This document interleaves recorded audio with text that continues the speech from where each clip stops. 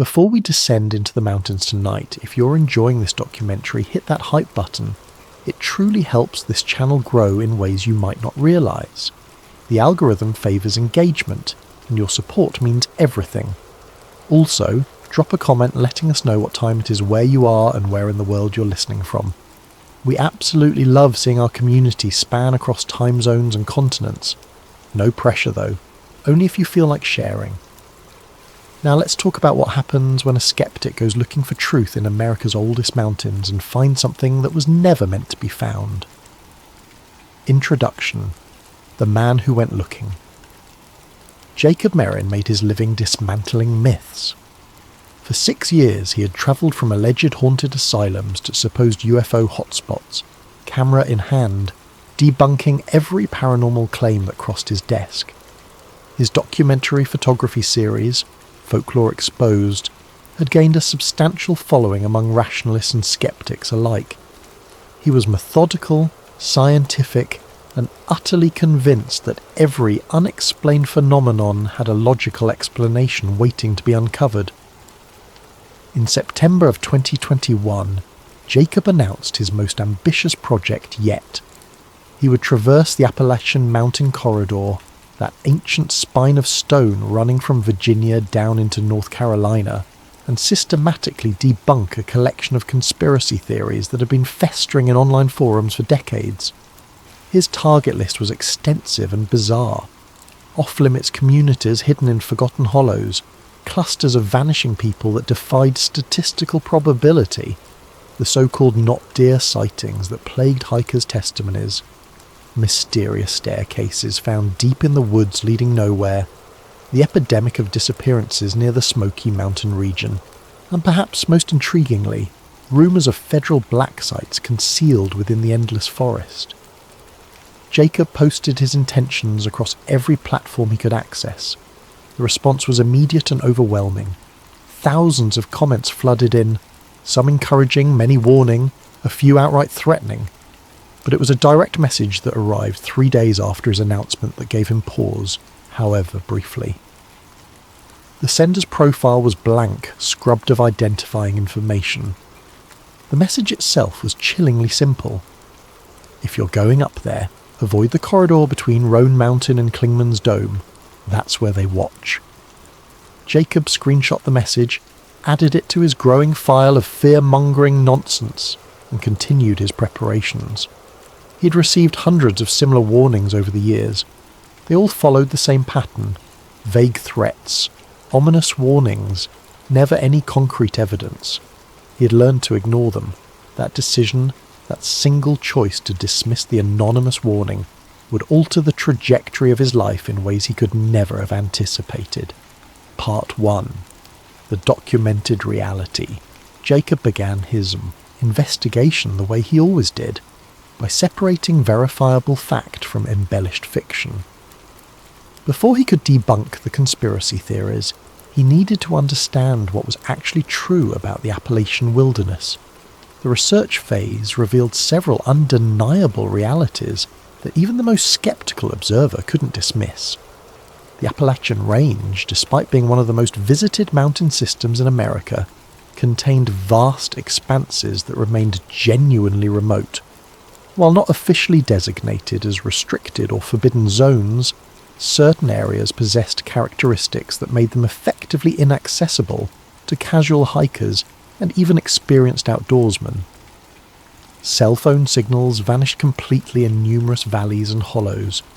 Jacob documented over 40 separate regions where communication technology simply ceased to function, creating blind spots in our otherwise connected world. Large tracts of land, some spanning several square miles, rarely if ever saw patrol by park rangers due to difficult terrain and limited resources. The official explanation cited budget constraints and prioritization of high-traffic areas, but the result was the same: regions of American wilderness that existed in a state of near-complete isolation. The cave systems presented another verified mystery. Geological surveys from the 1950s through the 1970s had documented extensive subterranean networks throughout the Appalachians, but many of these systems remained unmapped. The reasons given varied: unstable rock formations, dangerous underground rivers, the sheer complexity and scope of the tunnel networks. Whatever the cause, large portions of what existed beneath the mountains remained officially unknown. Then there were the sealed mining operations. Throughout the mid-20th century, particularly between the 1950s and 1970s, the federal government had closed numerous mining tunnels across the Appalachian range. The official record cited structural instability and environmental concerns. Heavy metal gates were installed, warning plaques mounted, and the sites were effectively abandoned. Jacob found documentation for dozens of these closures, but what struck him was the pattern. Many had been sealed suddenly, without the gradual wind-down typical of depleted mining operations. The missing persons statistics presented the most troubling verified data. Local search and rescue organisations maintained records of disappearances that revealed genuine clusters, concentrations of missing persons cases that exceeded normal statistical distribution. The National Park Service acknowledged these patterns, but attributed them to the inherent dangers of wilderness recreation. People got lost, fell from cliffs, succumbed to exposure. The mountains were unforgiving to the unprepared. Jacob compiled all of this verified information into a comprehensive report. These were the facts, the documented realities that conspiracy theorists used as the foundation for their more outlandish claims. He filmed himself presenting this data, his voice steady and professorial, explaining that while these elements were unusual, they didn't require supernatural or governmental conspiracy explanations. Remote wilderness areas naturally led to communication dead zones. Budget limitations naturally led to unpatrolled regions. Complex cave systems naturally remained unmapped due to danger and difficulty. Mining operations naturally closed due to economic and safety factors, and people naturally went missing in vast, dangerous wilderness. It was all perfectly logical, perfectly explainable, perfectly rational. He had no way of knowing how quickly that certainty would erode. Part 2. The Indigenous Perspective. Before entering the mountains, Jacob made a point of consulting with those who had known the land longest. He had learned from previous investigations that indigenous perspectives, while often dismissed by mainstream sources, frequently contained valuable historical context that could explain the origins of various myths and legends. He arranged a meeting with Thomas Whitehawk, a Cherokee historian and cultural preservation specialist based in Cherokee, North Carolina. The interview took place in a small office, cluttered with books, maps, and artifacts. Thomas was a man in his 60s, soft-spoken but with eyes that suggested he had seen more than he typically discussed. Jacob explained his project, his intention to explore the conspiracy theories surrounding the Appalachian corridor and provide rational explanations for the various claims. Thomas listened without interruption, his expression unreadable.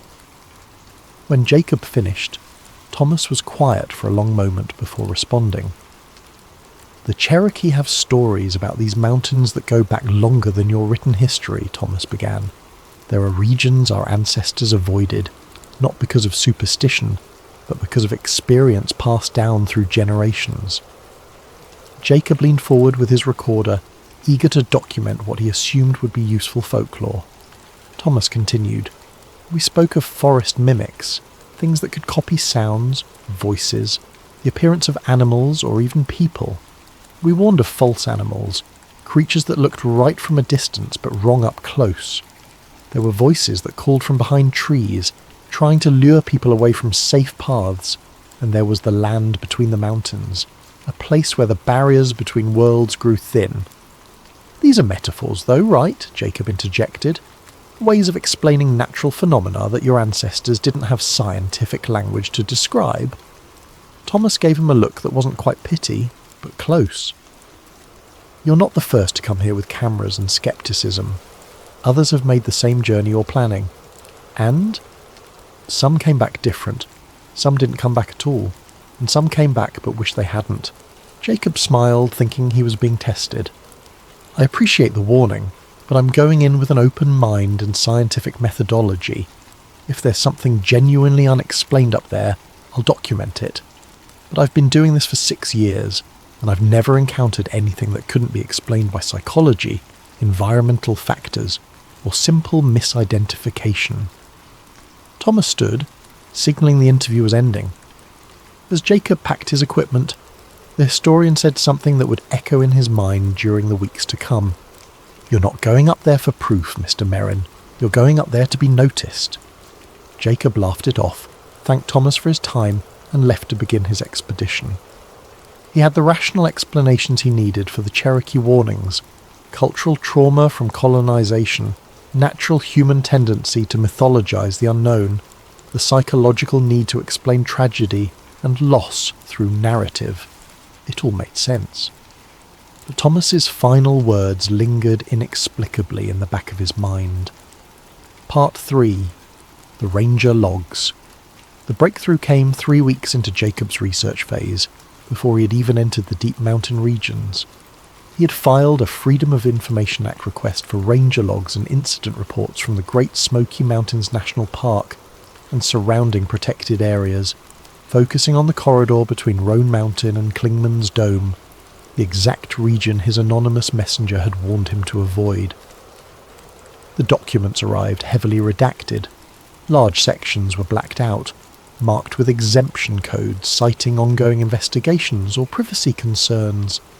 But what remained was fascinating enough.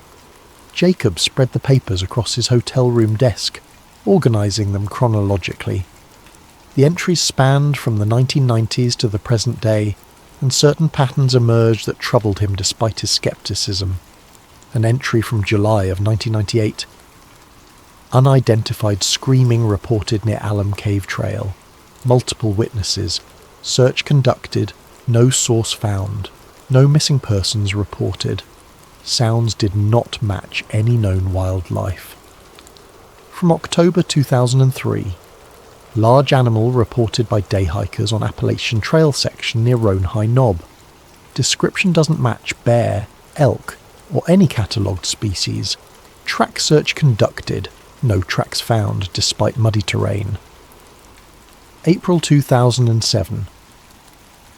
Patrol unit missing for 9 hours during routine sweep of Cataloochee area. Rangers eventually located at trailhead, confused and unable to explain timeline gap.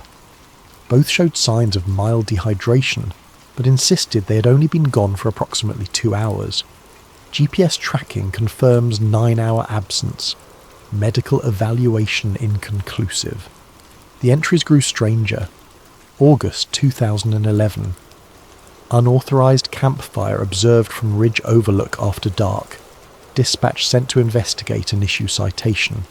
Upon arrival at location, no fire found, no evidence of recent fire, ground cold, no tracks or disturbed vegetation. December 2013.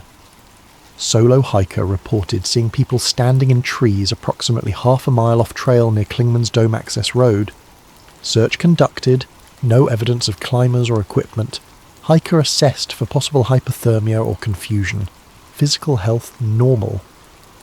But it was the final entry in the batch, dated March of 2015, that made Jacob pause. Unlike the clinical bureaucratic tone of the previous reports, this one read like a warning. To all patrol units, if approached by persons calling for help from off-trail locations, do not follow voices without visual confirmation of distressed individual. Do not engage in extended eye contact with any persons exhibiting unusual behaviour or physical characteristics. Report anything that appears human but produces uncanny valley response. Do not investigate alone. Maintain radio contact at all times. Jacob read it 3 times. The language was oddly specific. Uncanny valley response. That psychological term for the unsettling feeling produced by something almost human, but not quite right. Why would a park ranger report include such phrasing? He called the Park Service Administration office, asking about the origin of this particular protocol. After being transferred several times, he was eventually told that the document must be a prank or training exercise that had been accidentally filed with genuine reports. There was no such official protocol, but the document had an official header, an official file number, and sat among verified reports. Jacob added it to his unexplained folder, which was growing thicker than he found comfortable. Still, he reasoned, bureaucracies made mistakes. Rangers had senses of humour. There were rational explanations. He had to believe that. Part 4. Into the Mountains. Jacob entered the mountain corridor in the first week of October. The timing was deliberate. Past peak tourist season, but before winter weather made the high elevations dangerous. He would be alone, which was how he preferred to work. No crew to influence his observations, no other voices in his recordings. Just him, his cameras, and the wilderness. The first 3 days were uneventful, almost disappointingly so. He hiked well-travelled trails, documented beautiful autumn scenery, and encountered nothing more unusual than a black bear rummaging through a poorly secured trash bin. He recorded several conversational pieces to camera, explaining how conspiracy theories often arose from pattern-seeking behaviour and confirmation bias. He was in his element, confident and articulate. On the 4th day, he veered off the marked trails. He had studied topographical maps for weeks, identifying areas rarely visited by casual hikers. His target was a region northeast of Roan Mountain, in a valley that sat in a documented cell signal dead zone. If strange things were happening in the Appalachians, he reasoned they would be happening in places like this, isolated, unmonitored, genuinely remote. The descent into the valley took most of the morning. The forest was dense, the understory thick with rhododendron that forced him to move slowly. By noon, his phone had lost all signal, exactly as predicted. He was truly alone now, miles from the nearest trail, in terrain that probably saw fewer than a dozen visitors per year. That's when he saw the deer. It stood in a small clearing about 50 feet ahead, perfectly still. Too still. Deer were nervous creatures, constantly alert, ears twitching, tails flicking. This one could have been a statue. Jacob raised his camera, thinking he might capture some nice wildlife footage. Through the viewfinder he could see the animal more clearly. It was large, male, with a full rack of antlers. Its coat was the right colour, its proportions seemingly correct. Then it turned its head to look at him. The movement was wrong. The rotation was too smooth, too far, the neck bending at an angle that shouldn't have been anatomically possible. The head swiveled nearly 180 degrees while the body remained stationary, bringing the deer's face into full view. The eyes reflected white, like a nightshine effect, except it was the middle of the day. Jacob's finger froze on the camera's record button. Through the viewfinder, he watched as the creature took a step toward him. Not the bounding, nervous movement of a deer, but a deliberate forward step, like a human walking. Another step. Smooth, purposeful. The camera was recording. Jacob's rational mind screamed at him that this was just a deer, that he was seeing things, that the angle was creating an optical illusion. But some deeper, older part of his brain was screaming something else entirely. Run. The creature took a 3rd step. Its mouth opened slightly, and Jacob could see that the teeth were wrong. Too many of them. Too sharp. He lowered the camera from his eye, and the moment he did, the thing in the clearing bolted, but not like a deer. It moved in a sideways scuttle that reminded him of a crab, impossibly fast, vanishing into the forest in seconds. Jacob stood in the sudden silence, his heart hammering, his hands shaking. He looked down at his camera, praying the footage had captured what he'd just seen. He hit playback. The footage was there. The clearing. The creature that looked like a deer but moved wrong. But the image was corrupted, glitching every few seconds. Horizontal lines of static cutting across the screen. The audio was worse, a rhythmic clicking sound that definitely hadn't been present during the actual encounter.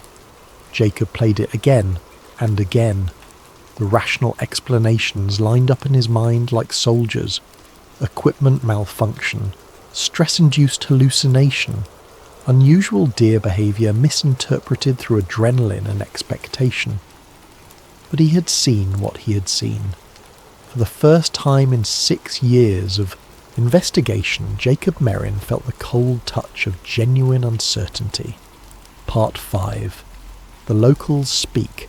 Jacob emerged from the mountains 2 days later, hiking back to civilization with his corrupted footage and shaken confidence. He needed to talk to people who actually lived in these regions, who dealt with the mountains daily rather than as occasional visitors. He found them in a small town outside Banner Elk, North Carolina, one of those places that existed more as a wide spot in the road than an actual municipality. A gas station, a general store, a post office, and a diner that probably hadn't updated its menu since the 1980s. Jacob started conversations carefully. He had learned that locals in isolated communities were often suspicious of outsiders, especially outsiders with cameras asking about strange occurrences. He presented himself as a nature photographer, interested in the history and folklore of the area. At first, no one would speak to him. Polite but distant, they answered his questions with non-committal grunts and changed the subject. It wasn't until his 3rd day in town, after he had become a familiar face at the diner, that someone finally opened up. His name was Earl Hutchins, a man in his 70s who had lived in these mountains his entire life. He worked as a hunting guide in his younger years, and now spent his retirement fixing small engines in a shed behind his house. They were sitting on Earl's porch, watching the sun set behind the ridgeline, when Jacob finally asked directly, "Have you ever seen anything up there that you couldn't explain?" Earl was quiet for a long time, so long that Jacob thought he wasn't going to answer. Then, without looking at Jacob, Earl spoke. "You shouldn't be up here alone. They take the ones who come looking." Jacob's recorder was running in his pocket. He kept his voice neutral. "Who are they?" Earl pointed at the tree line, dark now in the fading light. "The ones who live underneath." "Underneath what?" "The mountains. In the old mines, the caves, the tunnels that go deeper than any map shows." Earl finally looked at Jacob, his eyes serious. Government sealed most of them back in '68 after the collapses, but the collapses weren't accidents.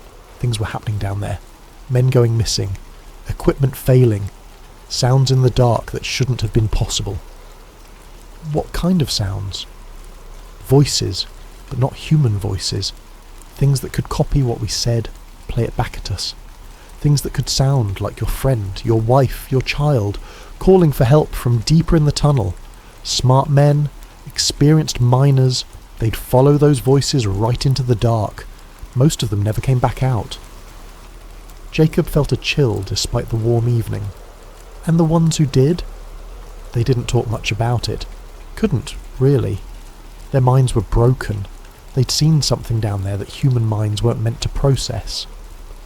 Earl stood, signalling the conversation was over. As Jacob gathered his things to leave, Earl added one more thing. "There's a woman in town, Arden Pike. Her husband worked on the geological surveys in the 70s, before they sealed everything up. She might talk to you, might not, but she's got maps." Part 6. The map. Arden Pike lived in a small house at the edge of town, its garden overgrown with herbs and wildflowers. She was in her late 80s, thin and sharp-eyed, with hands that trembled slightly as she poured tea into chipped mugs. Jacob had called ahead, explaining that Earl had sent him. That earned him an invitation, but not necessarily trust. "My husband Samuel worked for the Geological Survey," Arden said, settling into a chair by the window. "Back when the government was still interested in mapping what was under these mountains instead of just sealing it away." Earl mentioned he might have made maps of the area. Arden nodded slowly. "He did, and what he found down there haunted him until the day he died." She stood, moving to an old desk in the corner. From a locked drawer she produced a rolled piece of paper, yellowed with age. She spread it on the table between them. Jacob leaned forward, his pulse quickening. The map showed the mountain region between Roan Mountain and Clingman's Dome, exactly the corridor he'd been warned to avoid. But this wasn't a typical topographical map. This showed what lay beneath. Tunnels. Dozens of them, maybe hundreds, forming a network far more extensive than Jacob had imagined possible. They branched and connected, creating a subterranean maze that spanned miles. In the centre of the map, a region was circled in red ink. The circle encompassed an area of several square miles. Inside the circle, in Samuel's handwriting, were 2 words: the corridor. "What is the corridor?" Jacob asked. Arden's hand shook as she touched the map. Samuel said it was the main arterial. All the smaller tunnels, the natural caves, the mining shafts, they all connected back to this central system, and it went deep. Deeper than they had equipment to measure properly. Did he explore it? He tried. The government sent teams down in the early 70s trying to map the extent of the network. Samuel was part of the last survey team before they sealed everything. She paused, her eyes distant. He came home different, shaking, wouldn't eat for days, had nightmares for months. What did he see down there? He wouldn't tell me, not fully. But he said the tunnels weren't empty. There were things living down there, things that had been there long before humans started digging, and they didn't like being disturbed. She pointed to several notations on the map, small X marks scattered throughout the tunnel system. These are where they found evidence of habitation, not human habitation. Whatever lived down there built structures, used tools, had some kind of civilization, but it wasn't like anything recognized by anthropology or archaeology. Jacob's mind raced. This was either an elaborate hoax or evidence of something genuinely extraordinary. Did he take photos? Collect samples? Arden shook her head. Everything was confiscated. Once the government decided to seal the tunnels, all documentation was classified. Samuel was threatened with prosecution if he spoke about what he'd seen. This map, she tapped it gently, he drew from memory after they took the originals. He wanted someone to know the truth. Why show me? Because you're going to go down there anyway. I can see it in your eyes. You've already seen something that shook you, and now you need to know if it's real. She rolled up the map and handed it to him. Take it. Maybe you'll be smart enough to turn back, but I doubt it. People who go looking for the truth in these mountains rarely find what they expect. Jacob left Arden's house as darkness settled over the town. The map felt heavy in his backpack, weighted with more than just paper and ink. He knew what he had to do next. Part 7. The Corridor. Jacob spent the next week preparing. He studied the map obsessively, cross-referencing it with modern topographical surveys and satellite imagery. He located the likely position of the sealed mine entrance that Arden's husband had indicated as the primary access point to the corridor. His rational mind offered countless reasons not to pursue this. The mine would be sealed. It would be dangerous. He had no spelunking experience. He would be trespassing on federal land. But he had also seen the not deer. He had read the ranger logs. He had spoken to people who genuinely believed something lived beneath these mountains. And if there was any truth to it, any truth at all, he needed to document it. He found the mine entrance on the 13th day of October, exactly where Arden's map suggested it would be.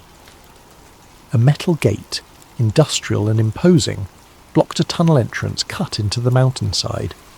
The gate was reinforced with heavy bolts, and a metal plaque warned in bold letters, "Dangerous, area unstable, entry prohibited." Jacob examined the gate closely. Despite the warning suggesting decades of abandonment, the bolts looked relatively new. The metal showed little rust. Someone had maintained this seal recently. He circled the site looking for alternative entry points. The tunnel mouth was large, probably 10 feet high and 12 feet wide, suggesting it had been a significant mining operation. Vegetation had grown up around the entrance, but not as much as he would expect for something sealed since the 1960s. Then he heard it. A sound from inside the tunnel. Faint, but distinct. Jacob froze, listening. It came again. A rhythmic sound, like metal scraping against stone, or something moving. He pulled out his audio recorder and pressed it against the metal gate. The sound was clearer now. Scraping. deliberate, following a pattern. Then it stopped. In the sudden silence, Jacob heard something else, something that made his hands go cold. Footsteps, his footsteps, the exact rhythm and cadence of his walking replayed from inside the tunnel. He jerked back from the gate, his heart racing. Whatever was inside was mimicking him, copying the sounds he made. Jacob should have left. Every instinct screamed at him to get away from this place, to hike back to civilization, to abandon this investigation entirely. Instead, he set up his camera, angled it at the gate, and pressed record. "This is the entrance to what locals call the corridor," he said, his voice steadier than he felt. "I'm documenting evidence of what appears to be acoustic anomalies, sounds emanating from inside a tunnel that's been sealed for over 50 years. He paused, listening. The mimicking had stopped. The tunnel was silent again. "I'm going to attempt to get a recording from inside the mine using extended audio equipment." Jacob had come prepared. From his pack he pulled a length of cable and a small waterproof microphone. The gate had a gap near the bottom, where erosion had created a space between metal and stone. The gap was narrow, maybe 3 inches, but wide enough for his microphone. He lowered the device through the gap, playing out 20 feet of cable. The microphone dangled somewhere in the darkness beyond the gate. He activated the recording device and waited. For 5 minutes, nothing but silence. Jacob checked the equipment, confirming it was functioning properly. Then the sounds began. Multiple voices, whispering. Not words exactly, but vocalization that suggested language, communication. The whispers overlapped, creating a dissonant choir. Beneath the voices, that metallic scraping again, rhythmic, purposeful. Then, cutting through the other sounds, something that made Jacob's skin crawl. A child laughing, clear, distinct, human. And finally, the sound of something large moving deeper in the tunnel. Not walking, dragging. The whispers suddenly coalesced into words, or something close to words. The voices said in perfect unison, "Come down!" Jacob yanked the cable, pulling the microphone back through the gap so fast he scraped his knuckles on the metal. He shut off the recording device with shaking hands. His skepticism, his 6 years of debunking, his scientific methodology, all of it crumbled in the face of what he'd just recorded. This wasn't psychological. It wasn't environmental factors. It wasn't misidentification. There was something inside that mountain. Something aware. Something that knew he was there. Something that wanted him to enter. Part 8. The Evidence. Jacob hiked 3 miles before he stopped, his hands still shaking. He found a relatively flat area off the trail, set up his camp and forced himself to review the audio recording. In the fading daylight through his headphones, the sounds were even more disturbing than they'd been in real time. The whispering voices, the scraping, the child's laughter that sounded wrong somehow, too precise, too perfect. And those final words, "Come down."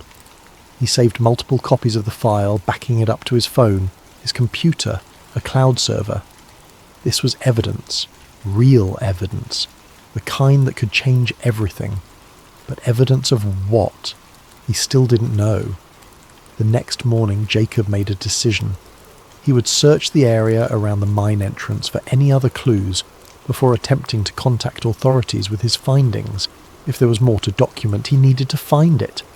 He worked methodically, spiraling outward from the sealed tunnel, documenting everything with his camera. Most of what he found was mundane. Typical forest detritus, animal burrows, weathered rock formations. Then, in a small ravine about 1/2 mile from the mine entrance, he found something that shouldn't have been there. A backpack. Old, weathered, the fabric degraded by years of exposure. But not decades. The synthetic material would have lasted longer if it had been there since the 60s. Jacob photographed it in situ before carefully opening it. Inside, a water bottle dated 1993. a mouldy trail map, a wallet with a driver's license. The face on the license was a young woman, smiling, full of life. The name read Jennifer Hastings. Jacob's hands trembled as he took out his phone and searched the name combined with missing person Appalachian. The results came immediately. Jennifer Hastings, age 24, disappeared while hiking the Appalachian Trail in June of 1993. Last seen near the Roan Mountain section. Never found.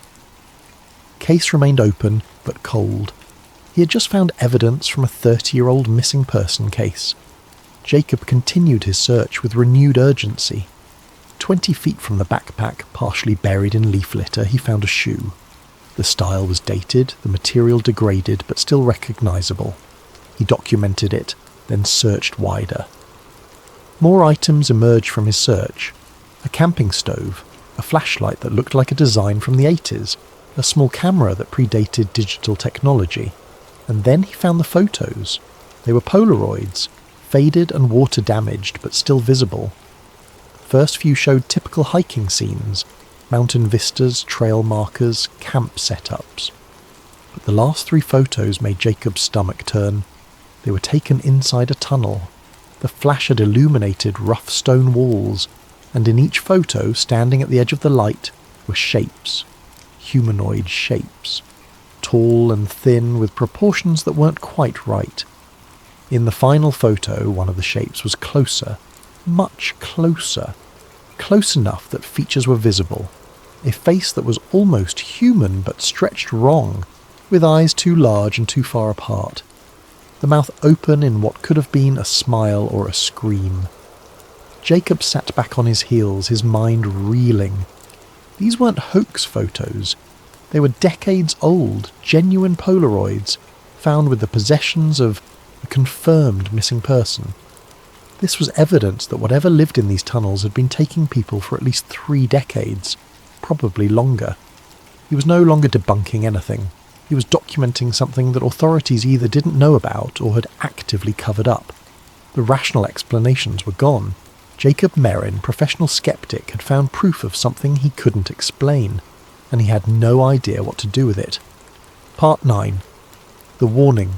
Jacob was hiking back towards civilization, his backpack heavy with evidence, when he encountered them. 2 men dressed in dark uniforms that lacked any identifying patches or insignia. They stepped onto the trail ahead of him, appearing so suddenly that Jacob stopped in his tracks. "Mr. Merrin," one of them said. Not a question. They knew who he was. "Who are you?" Jacob asked, his hand instinctively moving toward his camera. "That's not relevant," the second man said. "What's relevant is where you've been, and what you've seen. I'm hiking. I'm a nature photographer. I have permits for—" "Did you enter the restricted sectors?" the first man interrupted. "Did you see anything unusual?" Jacob's mind raced. These weren't park rangers. Their uniforms were wrong, their demeanour wrong. The way they spoke suggested military or intelligence training. "I don't know what you mean by restricted sectors," Jacob said carefully. "I've been on public trails." The second man stepped closer. "Mr. Merrin, we know about your investigation. We know you've been asking questions about the sealed mining operations. We know you found the entrance to the corridor. We're not here to arrest you," the first man said. "We're here to give you information that might keep you alive. If you keep walking into the corridor, you won't walk back out. People have been disappearing in this region for longer than you can imagine. The government knows why, and the government has made the decision that the risk of public knowledge outweighs the risk of continued disappearances." Jacob felt anger rising through his fear. "You're admitting there's a cover-up? That people have been dying and you've done nothing?" "We're admitting nothing," the second man said coldly. "We're offering you advice. Take your footage, take your notes, and leave. Publish nothing. Discuss nothing. Forget everything you think you've learned." "And if I don't?" The 2 men exchanged a glance. The first one spoke, his voice colder now. "Then you join the list of people who went looking for truth in these mountains. There's a reason the missing person rate is so high in this region. Not everyone who disappears does so accidentally." The threat was clear. Jacob's hand tightened on his camera strap. "You're threatening me." "We're warning you," the second man corrected. "There's a difference. We actually would prefer you survive this, but preference doesn't determine outcome." They stepped off the trail, melting back into the forest with disturbing efficiency. Within seconds, they were gone, leaving Jacob alone on the trail with his racing heart and evidence-laden backpack. He stood there for a long moment, processing what had just happened. Then he made a decision. He wasn't leaving. Not yet. If they were this desperate to scare him away, it meant his investigation had gotten close to something they wanted to keep hidden. And Jacob Merrin, for all his skepticism, had always been stubborn. He'd come to debunk conspiracy theories. Instead, he had found evidence of an actual conspiracy. He wasn't going to walk away now. Part 10. Return to the corridor. Jacob waited until evening before returning to the mine entrance. He approached carefully, watching for the uniformed men, but saw no one. The forest was quiet, almost too quiet. The sealed gate was different. When Jacob had left it that morning, the gate had been intact, solidly bolted. Now the metal was bent outward, the bolts sheared off or ripped from their moorings. The gap was wide enough for a person to enter, or for something to exit. Jacob's camera was already recording as he approached.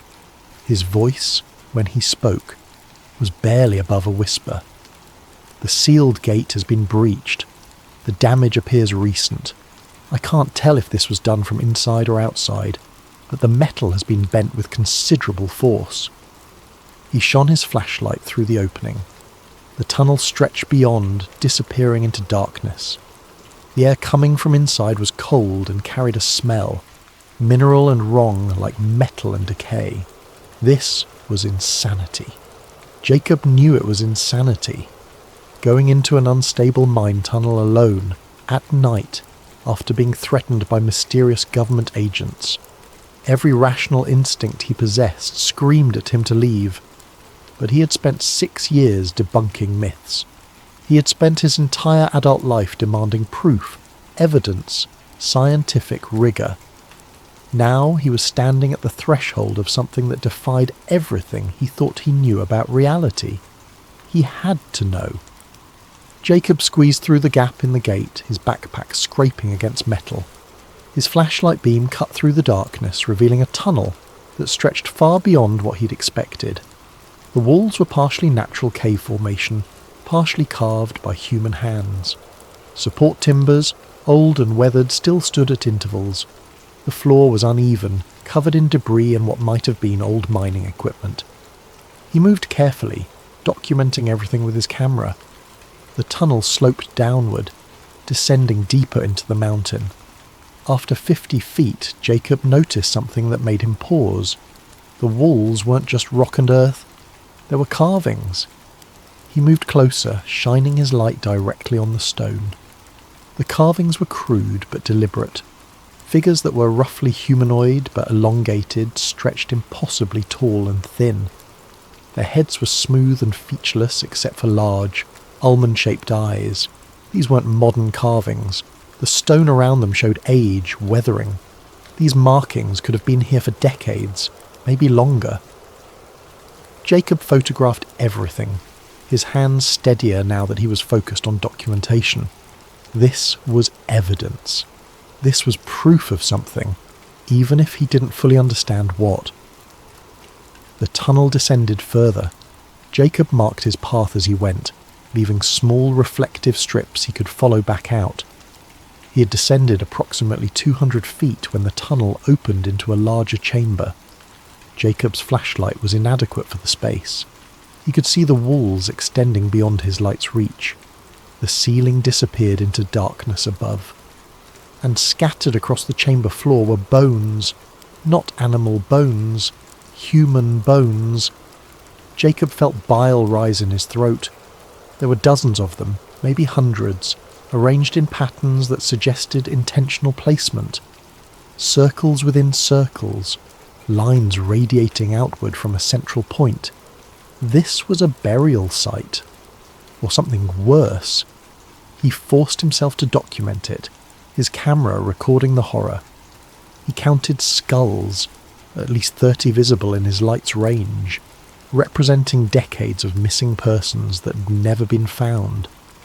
How many people had died down here?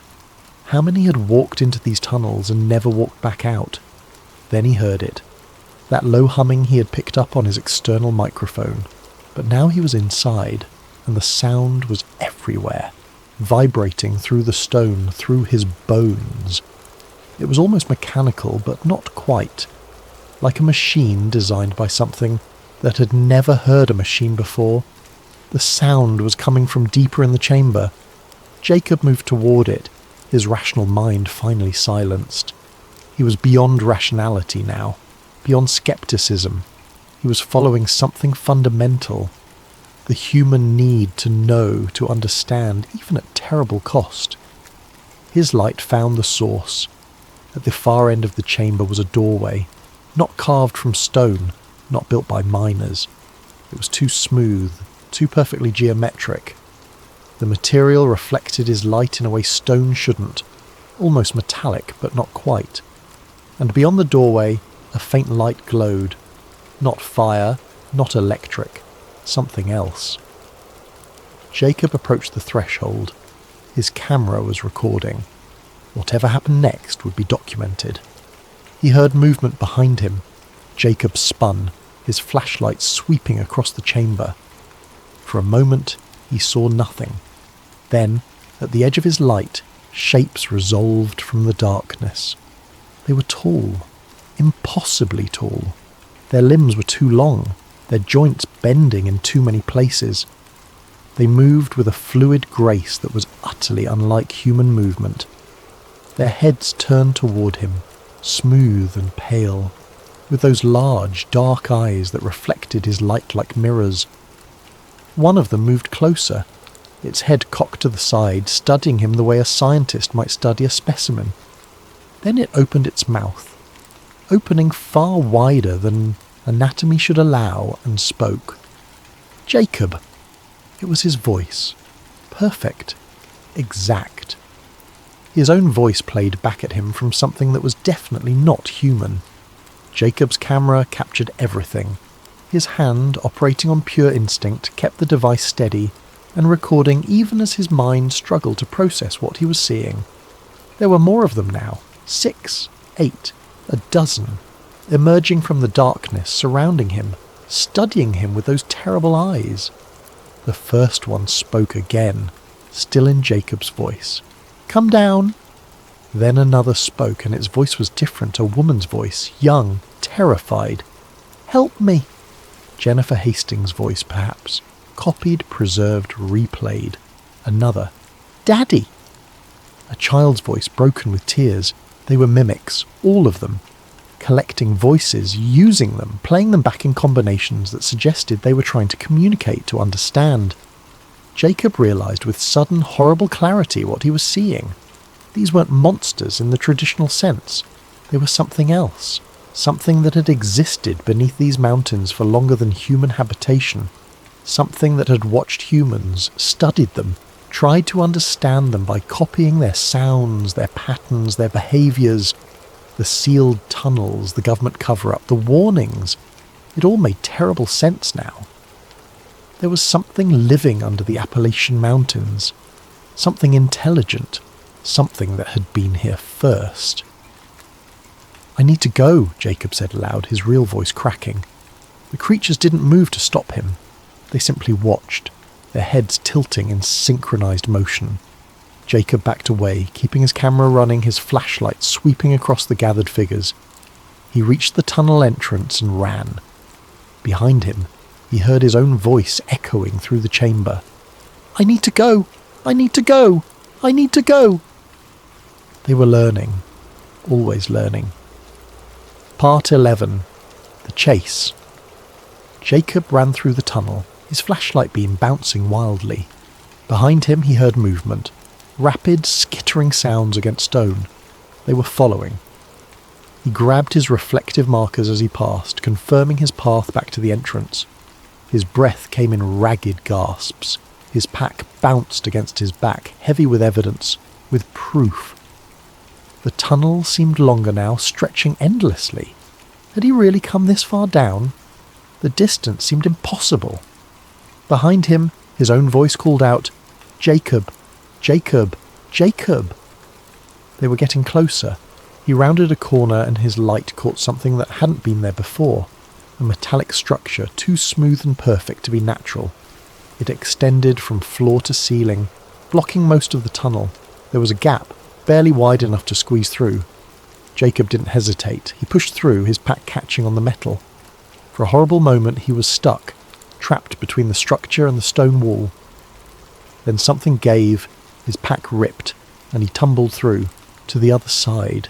He scrambled to his feet and ran. The entrance was ahead. He could see the night sky through the gap in the gate. Blessed darkness that meant freedom. Jacob burst through the opening, falling onto the rocky ground outside.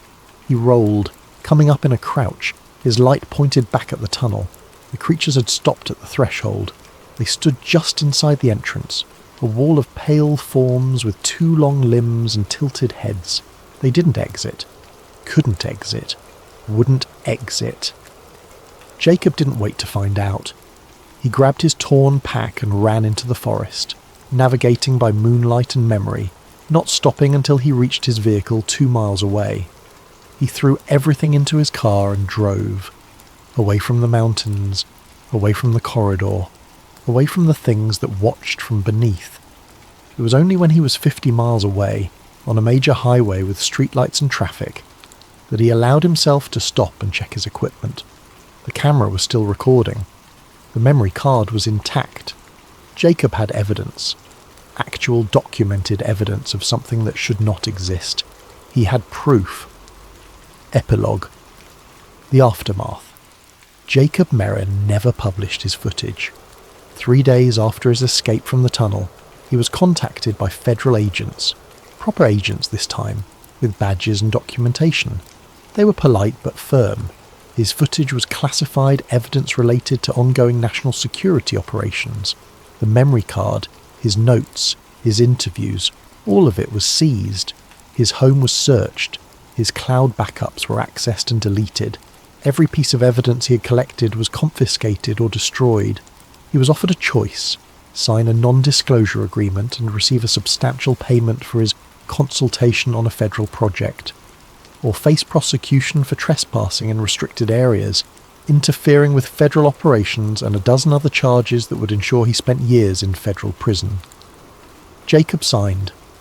The payment was enough to live comfortably for the rest of his life, provided he never spoke about what he'd found beneath the mountains. His social media accounts were deleted. His documentary series was removed from all platforms. Within a week, it was as if Jacob Merrin, professional skeptic and debunker, had never existed. He moved to a small apartment in a city far from any mountains. He didn't do photography anymore. He didn't investigate anything. He lived quietly, anonymously, trying to forget what he'd seen. But late at night, he would sometimes hear his own voice echoing in the darkness of his bedroom. Jacob, Jacob, Jacob. The mimics had learned his name. They would remember him, even if the world was forced to forget. As for what happened to the evidence, officially nothing happened. Officially there was no evidence. Officially Jacob Merrin had suffered a mental health crisis during a solo hiking trip and had been treated with compassion and discretion by concerned authorities. But 3 hikers, exploring off-trail areas near Roan Mountain the following spring, found something odd. An abandoned backpack containing a damaged camera and a memory card. They powered on the camera. They saw the footage. And before they could decide what to do with it, men in dark uniforms arrived at their homes. The footage was confiscated. The hikers were interviewed separately and strongly encouraged to forget what they'd seen. But one of them had been smart. Before the agents arrived, she had uploaded 30 seconds of footage to an obscure file-sharing site, posting it without comment or context. The video made its way through conspiracy forums and paranormal websites. Most dismissed it as obvious CGI. Some saw it as the best hoax they'd ever encountered.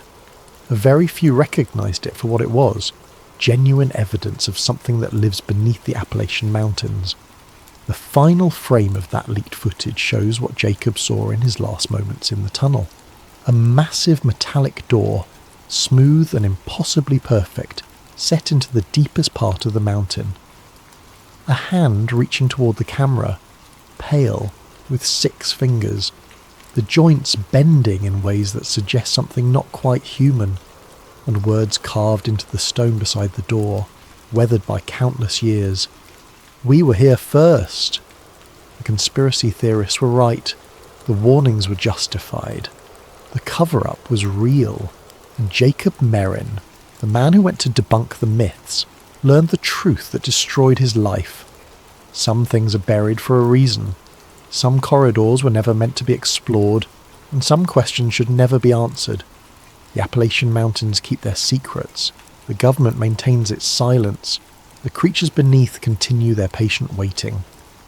And occasionally, someone else goes looking for truth in the oldest mountains in America. Most of them don't come back. The ones who do are never the same.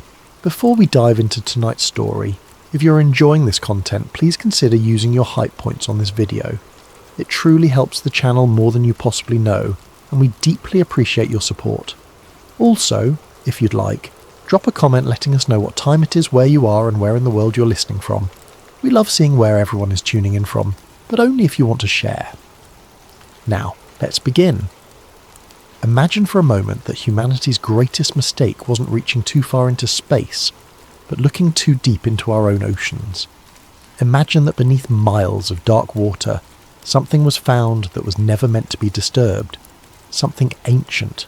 Something aware.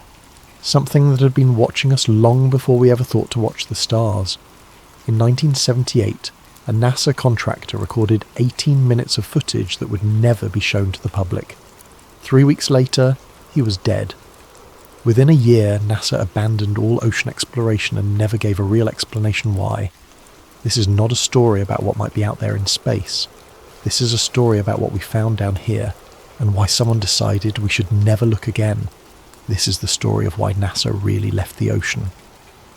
The Abyss Protocol, why NASA really left the ocean. July 1978. The Pacific Basin stretched endlessly in all directions, its surface calm under a blanket of stars.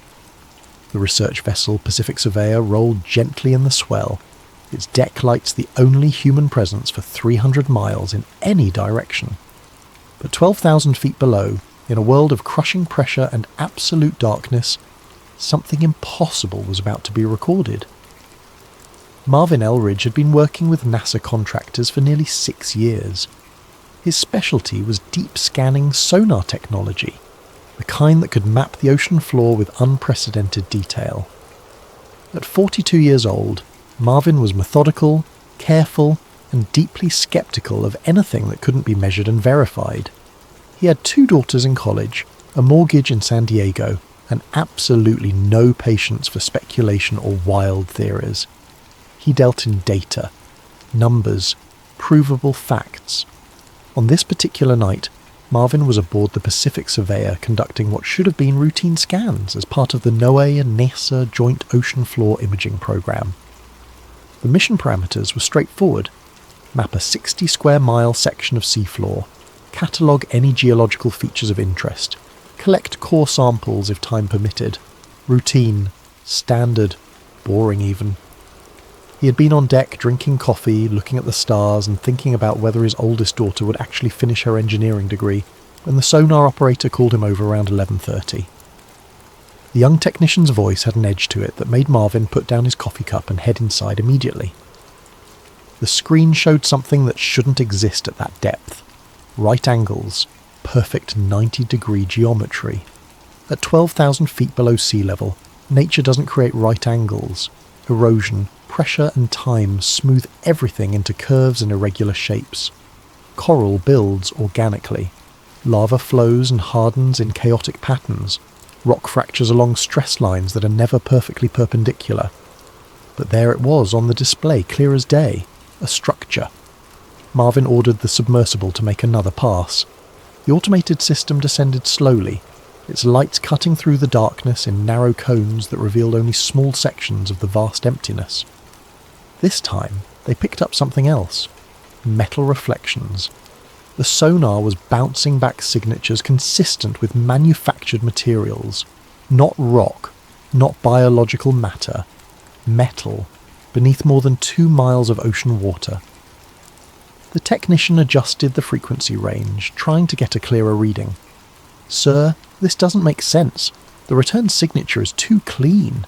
It's like scanning a building, not a geological formation." Marvin watched the screen, his engineering mind trying to find a rational explanation. A sunken ship, maybe. Except ships don't sink in geometric patterns. They don't end up perfectly aligned on the seafloor, and they don't extend for over half a mile in each direction. Then the readings went wild. Something massive was moving beneath the sediment, not swimming through the water above it, moving beneath it, displacing tons of seafloor material as it shifted position. The displacement calculations appeared on the secondary screen, and Marvin felt his mouth go dry.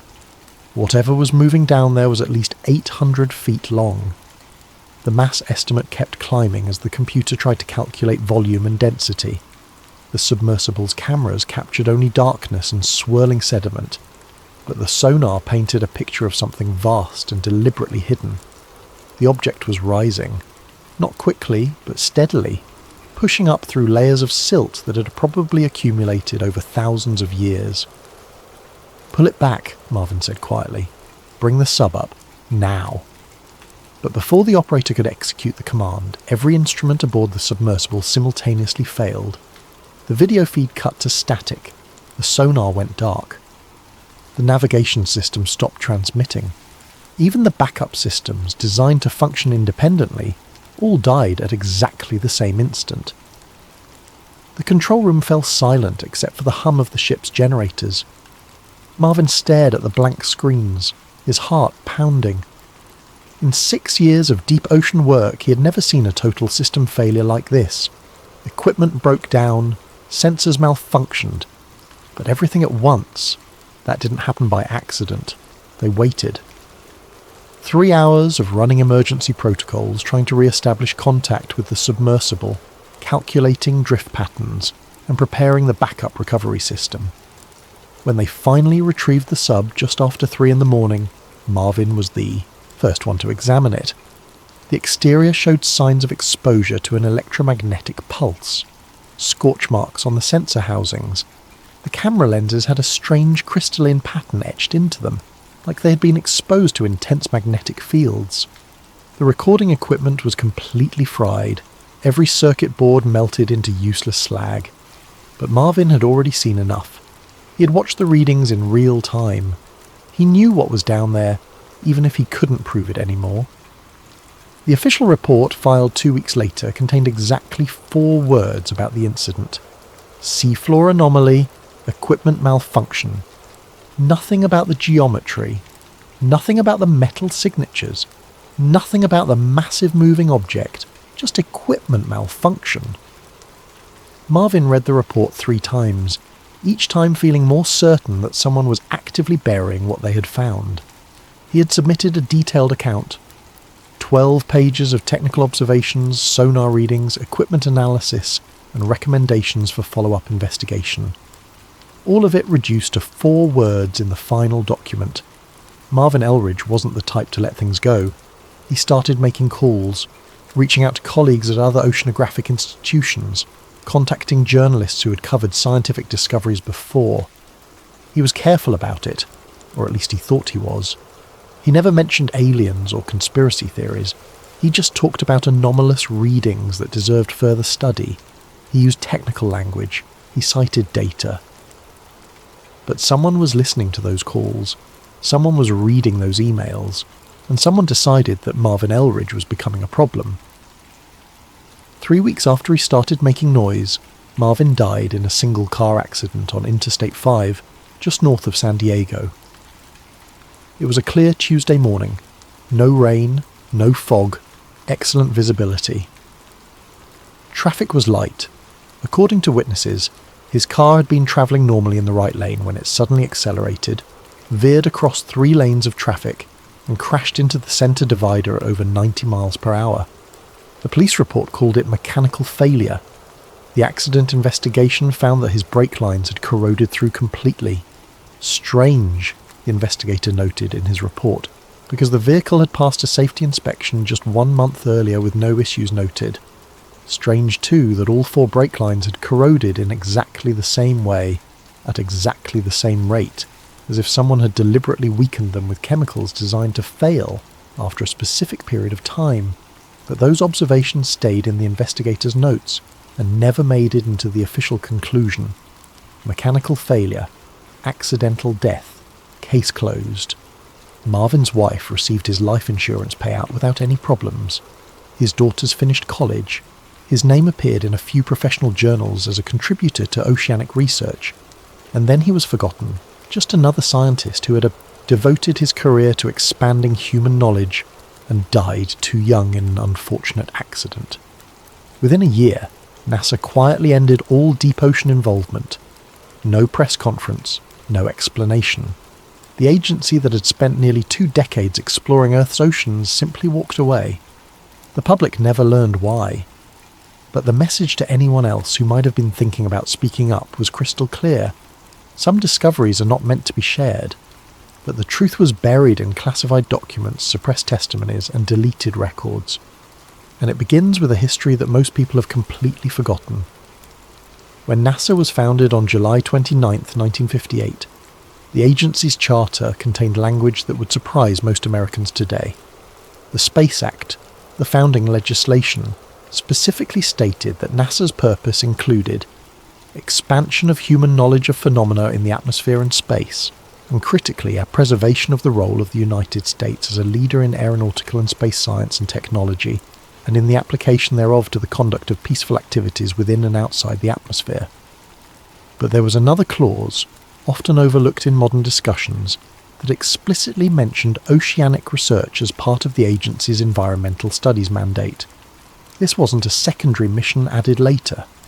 Ocean exploration was written directly into NASA's founding purpose, right alongside space exploration.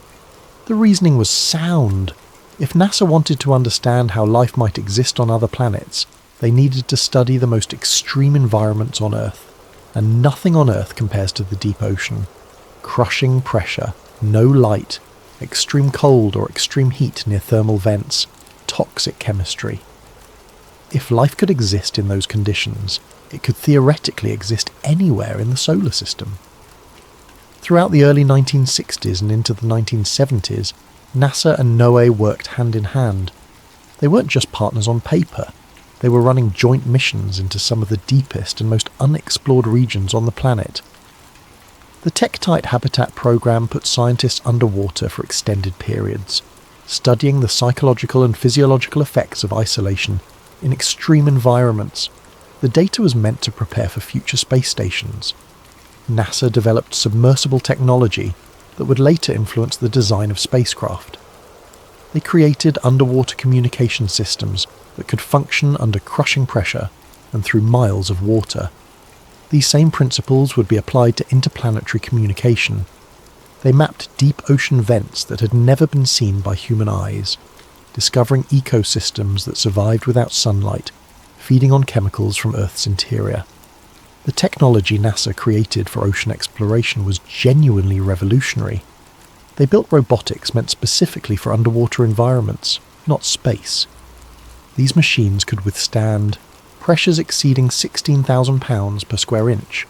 They could navigate in complete darkness using advanced sonar arrays that could map terrain in 3 dimensions, and they could go deeper than anyone had gone before. Project Famous, the French-American mid-ocean undersea study, put scientists in submersibles at depths of nearly 9,000 feet to directly observe seafloor spreading along the mid-Atlantic ridge. NASA scientists worked alongside French oceanographers, developing techniques that would later be used for remote planetary exploration. The missions were wildly successful. NASA's ocean programs were discovering new species almost weekly. They were mapping geological formations that changed our understanding of plate tectonics. They were proving that life could exist in conditions we'd previously thought impossible. The funding was solid. The science was groundbreaking. International partnerships were strong. There was every reason to continue and expand these programs. Then, seemingly overnight, everything stopped. By 1980, NASA's ocean projects had completely evaporated. Funding was eliminated across the board. Directives were sealed under classification protocols. Personnel were reassigned or let go. NASA's focus shifted entirely and exclusively to space. The official explanation given to the few people who asked was simple. Budget priorities changed. But that explanation never made sense. NASA's ocean missions were thriving. They were producing results. They were operating within budget. And yet someone, somewhere, made the decision to shut it all down immediately, not gradually, not through budget cuts over time, immediately. The timing was unusual for another reason. This was the same period when deep ocean exploration technology had finally advanced to the point where humanity could access the deepest trenches on Earth. The Mariana Trench, the Tonga Trench, the Puerto Rico Trench, places where the ocean floor drops more than 6 miles below the surface, places where the pressure is over 1,000 times greater than at sea level, places where, until the 1970s, humanity simply couldn't go. But now we could. And then, suddenly, we didn't. Someone forced NASA to abandon the ocean. Someone with enough authority to override the agency's founding mandate. Someone who had seen something in those classified reports that changed everything. Fast forward to 2022. A marine archivist named Lena Hart Boone was working at a federal records facility in Maryland. At 38 years old, Lena had spent her entire adult life around documents. She had a graduate degree in library science and a fascination with maritime history that had started in childhood, growing up in a fishing community on the Carolina coast. Her father had been a commercial fisherman who loved to tell stories about strange things seen far out at sea. Lights beneath the water, sounds that didn't match any known, marine animal, the ocean's mysteries. Most of Lena's colleagues found her job tedious. Endless boxes of faded papers, decades-old reports that nobody would ever read, budget documents and personnel files and meeting minutes from agencies that no longer existed. But Lena loved it. She loved the detective work of piecing together forgotten histories. She loved finding the human stories buried in bureaucratic language. Her job was relatively mundane, cataloguing and digitising old government documents related to maritime research. Boxes and boxes of forgotten papers, most of it routine bureaucratic material. She worked methodical hours in a climate-controlled room with fluorescent lights and no windows. She brought the same lunch every day, a turkey sandwich and an apple, which she ate while reading whatever document she was currently processing. Her co-workers thought she was quiet, maybe a little obsessive about details, but good at her work. Then, on a Thursday afternoon in March, she opened a box that had been misfiled for decades. It contained materials that should have been in NASA's archives, not buried in a maritime storage facility. The box had been labelled NOAA Personnel Records, 1970 to 1980, and was supposed to contain routine employment documents. But the contents didn't match the label. Inside were technical reports, mission logs, and equipment manifests all bearing NASA identification codes. And buried at the bottom, underneath routine paperwork about supply orders and maintenance schedules, was a handwritten logbook that would change Lena's life forever. The log was labelled Deep Dive 7, Tonga Trench, November 1976, Elridge Team. Lena recognised the name immediately. Marvin Elridge. Over the years, she had come across his name in footnotes and passing references while cataloguing other ocean exploration documents. He had died in a car accident in 1978. Some of the documents she'd seen suggested he had been trying to report unusual findings before his death, but the details were always vague, and most sources dismissed him as someone who had become obsessed with unlikely theories. She set her half-eaten sandwich aside and opened the logbook with the careful reverence she reserved for potentially significant documents. The entries were technical at first, depth readings and precise measurements, sonar configurations with frequency ranges and pulse intervals, equipment checks listing every system by designation number, standard operational material written in the shorthand of someone who had filled out these forms hundreds of times. Depth. 11,100 feet, water temperature 34 degrees, sonar functioning at optimal parameters, beginning survey grid Alpha 7. But as the dive progressed deeper, the tone changed. Marvin's handwriting became less neat, more hurried, the observations more urgent. The technical language gave way to something more immediate, more human. Metallic echo returns at depth 11,200 feet. Configuration suggests manufactured origin. No known geological explanation. Cross-referencing known shipwrecks in region. Negative for all matches. Requesting second pass for confirmation. Second pass complete. Returns identical. Adding thermal imaging. Thermal signature inconsistent with surrounding seafloor. Object retaining heat at depth, where ambient temperature should be stable. No volcanic activity in this region according to all geological surveys.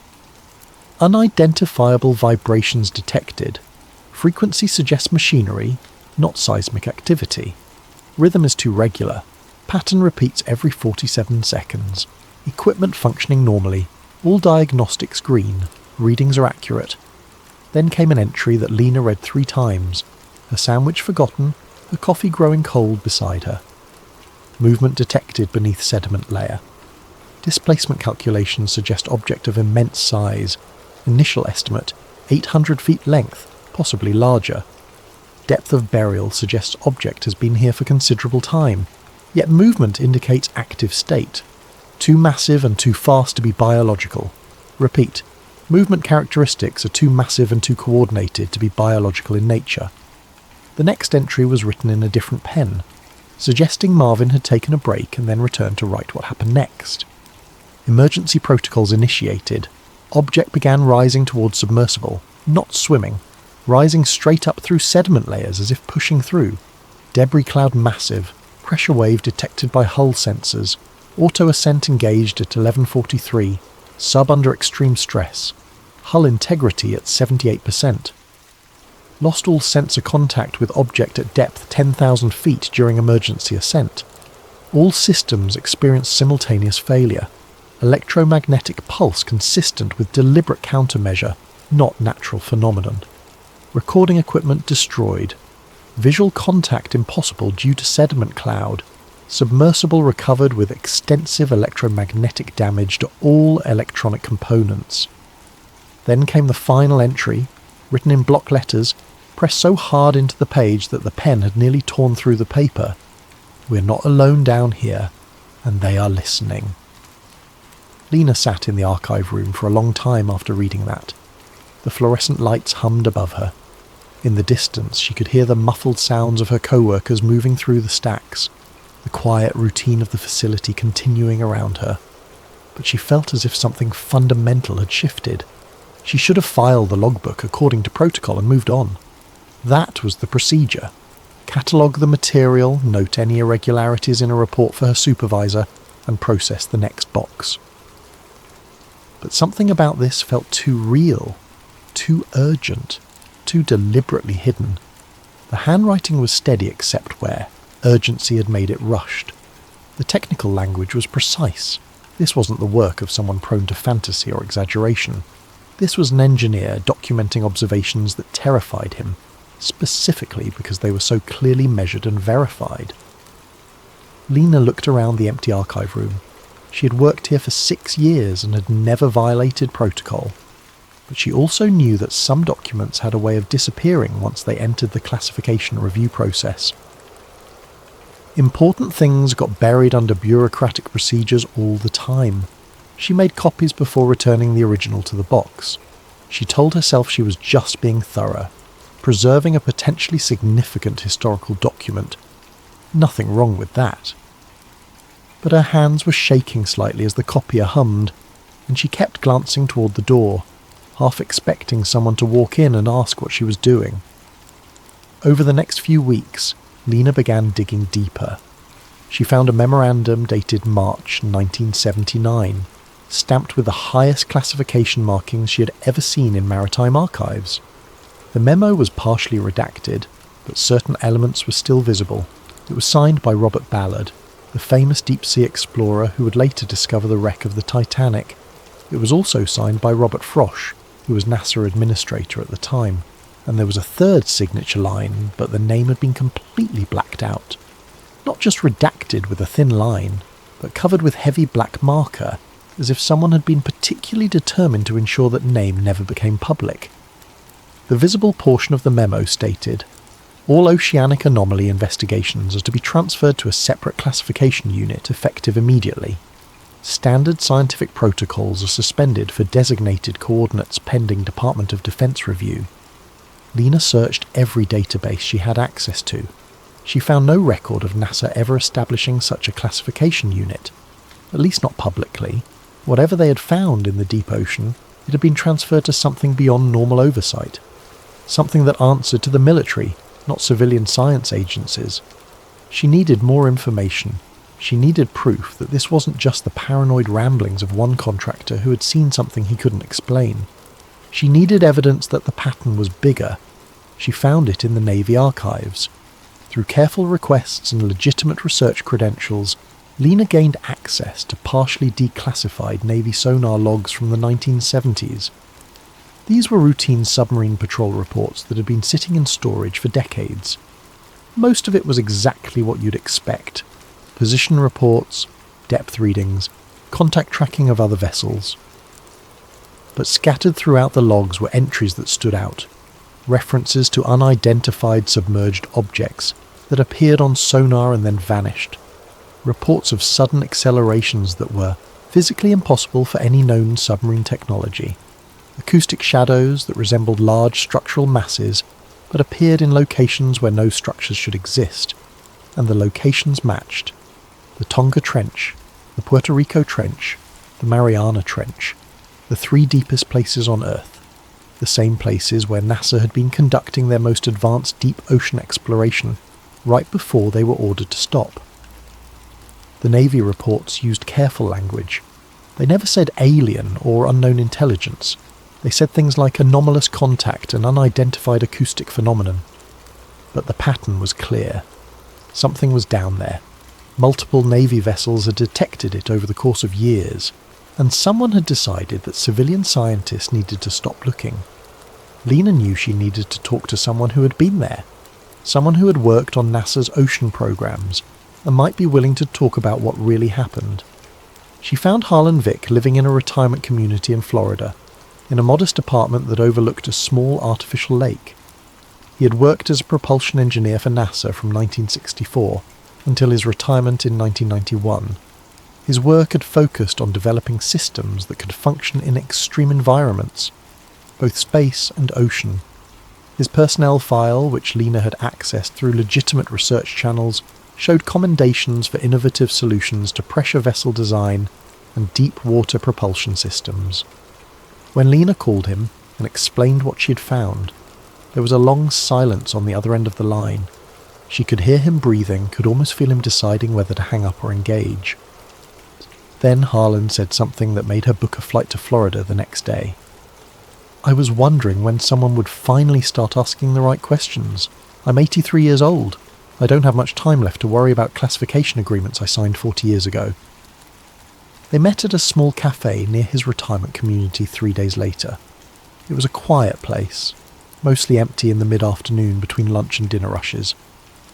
Harlan was waiting for her at a corner booth, a lean man with age spots on his hands and sharp, intelligent eyes behind wire-rimmed glasses. He wore a faded NASA polo shirt that had probably been sitting in his closet since the 90s. He ordered coffee and spent a moment organising his thoughts before speaking, his engineer's mind clearly arranging the information in logical sequence. NASA's interest in the oceans was never really about marine biology or geology, he began, his voice quiet but steady. Those were byproducts, benefits of the research certainly, but not the primary goal. What we were really doing was searching for analogue environments, places on Earth that resembled conditions we might find on other planets or moons.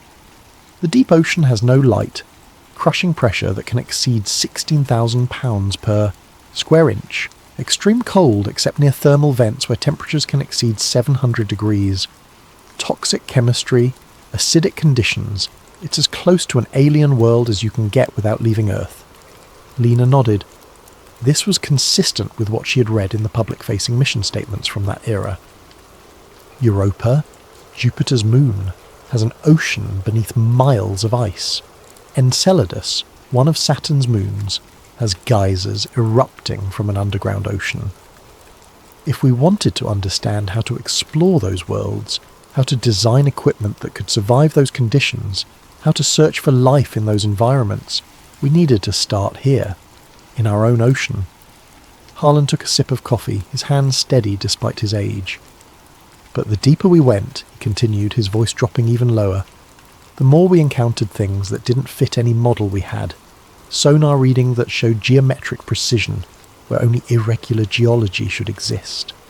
Electromagnetic disturbances with no natural source.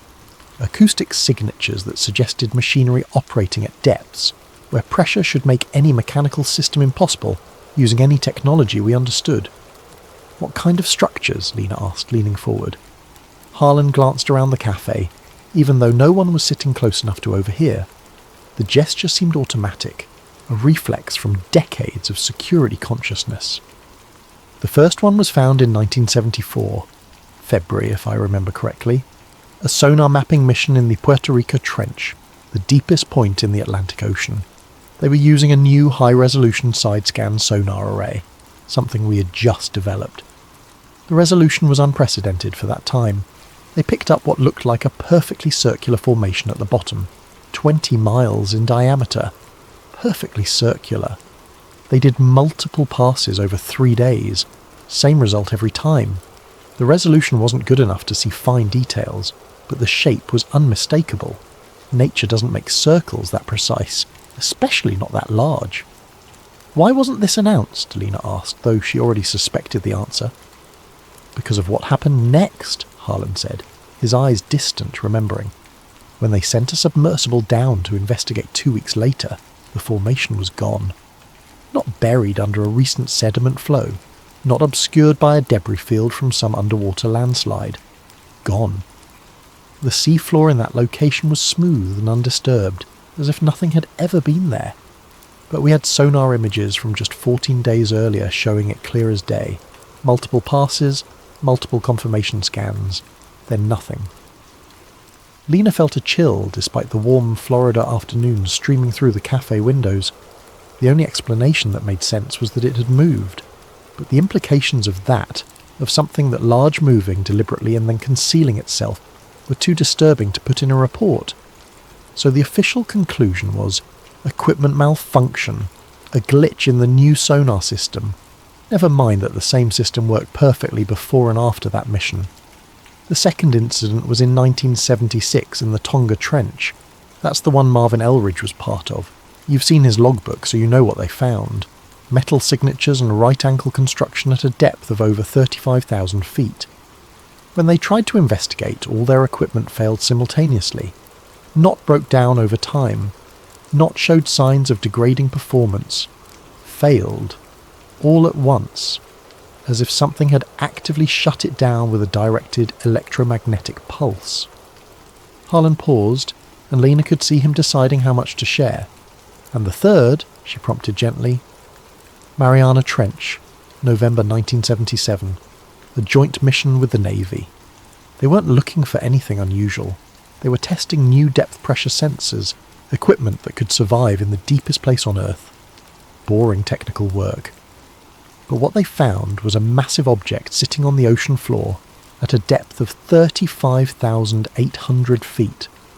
The sonar images showed what looked like a vessel or structure, except it was too large to be anything humanity has ever built. Length estimated at over 1/2 mile, width approximately 200 feet. Sitting at the deepest point on Earth, in a place where no human had ever been, where pressure should crush anything not specifically designed to withstand it. Harlan's coffee sat forgotten, cooling in front of him. After that mission, everything changed. People from the Department of Defense started showing up at our facilities, not consultants or liaisons. People with serious security clearances who didn't introduce themselves or explain why they were there. Scientists were pulled aside for private meetings. Documents were reclassified retroactively. And then, very quickly, all ocean programs were shut down. Money was reallocated to space programs, personnel were reassigned or encouraged to retire, and we were told, very clearly through official and unofficial channels, that we were to focus exclusively on space from that point forward. Did they ever tell you why? Lena asked. Harlan looked at her directly, his engineer's mind clearly deciding to trust her with something he had kept quiet for decades.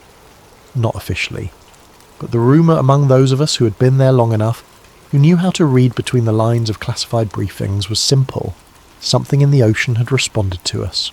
Our sonar pings, our submersibles, our equipment. We had been noticed, observed, scanned, evaluated, and someone at the highest levels of government decided that the appropriate response was to leave it alone, to stop probing, to stop investigating. NASA was told to redirect all resources to space and never come back to the deep ocean.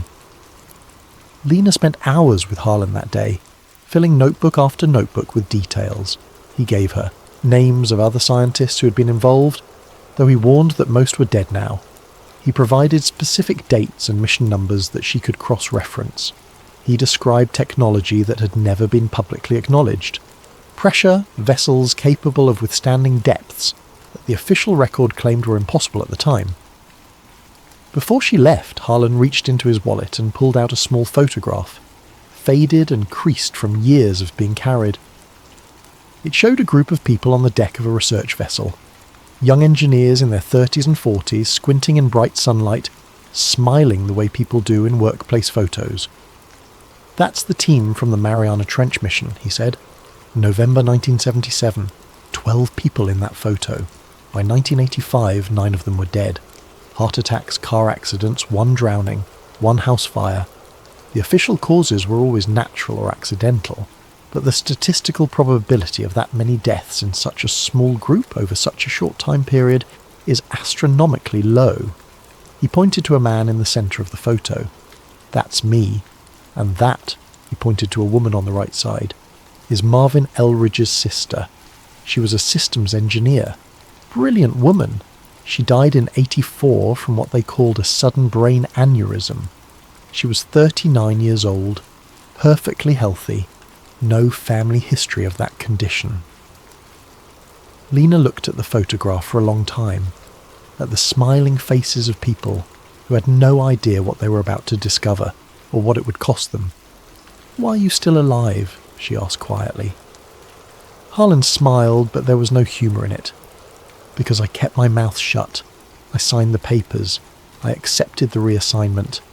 I never spoke to journalists or wrote about what we found. I made myself harmless, and apparently they decided I was worth more alive as an example of compliance than dead as a martyr." He paused. "But I'm 83 now. My wife died 2 years ago. My children rarely visit.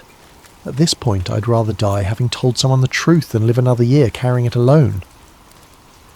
2 weeks later, Harlan Vick was found dead in his apartment by the facility's morning wellness check. The official cause of death was listed as heart failure, which wasn't particularly unusual for a man in his 80s with a documented history of cardiac issues. The facility's medical staff noted that he had seemed in good spirits the day before, had eaten a full dinner, and had been seen walking around the artificial lake that evening. But when Lena tried to contact the other names Harlan had given her, she found that 2 had also died in the past 5 years, both from natural causes according to official records. The other 3 names turned up no results at all, as if those people had never existed or had their identities completely scrubbed from all databases. Lena attended Harlan's funeral. It was small, poorly attended. His children were there but seemed uncomfortable, eager to complete the formalities and leave. She was the only person there who wasn't family. After the service, she stood by his grave for a while, looking at the temporary marker that would eventually be replaced with a permanent stone. She noticed a man in a dark suit standing near a tree about 50 yards away. He wasn't trying to hide, but he wasn't participating in the funeral either, just watching. When Lena made eye contact with him, he nodded slightly, then walked to a black sedan and drove away. The message was clear. They knew she had talked to Harlan, they knew what he had told her, and they wanted her to know that they knew. Lena knew she was onto something real now. something that people in power had worked very hard to keep quiet for over 4 decades. She became obsessed with finding more evidence, more proof that couldn't be dismissed or explained away. She spent months cross-referencing coordinates. The logbook from Marvin Elridge's mission had included precise latitude and longitude readings for each sonar anomaly they detected. Lena began plotting these on maps, using modern satellite data and bathymetric charts to see if any patterns emerged. What she found was extraordinary. The anomalies weren't random. They formed a geometric lattice pattern stretching across huge sections of the Pacific Ocean floor.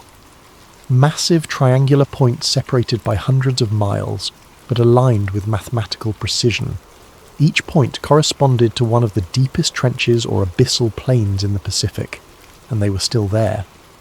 Modern sonar data, when examined carefully, showed the same unexplained signatures.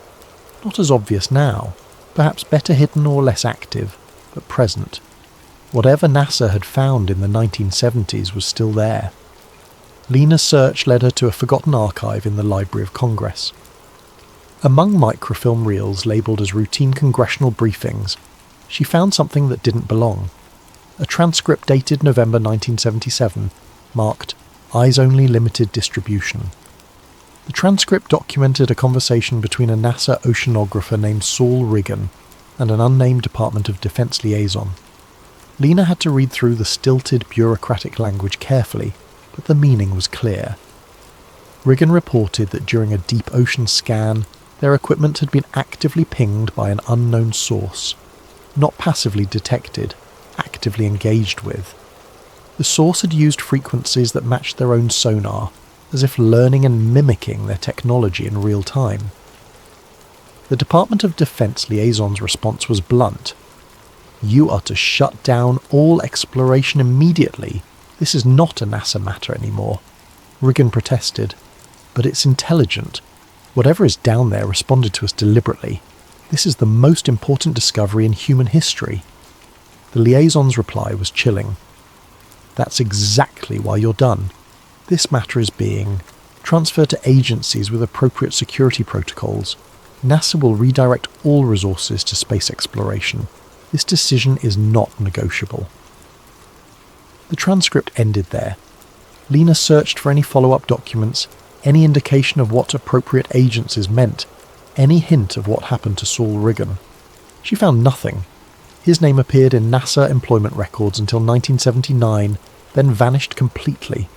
No retirement notice, no obituary, just gone. But Lena found one more document. It was filed incorrectly, labelled as a budget allocation memo, but the content was far more significant. ABVS Protocol, Level 6 security clearance required, initiated March 1979. The objective was stated in precise bureaucratic language. Transfer all deep ocean findings and related research to Classified Naval Special Projects Division.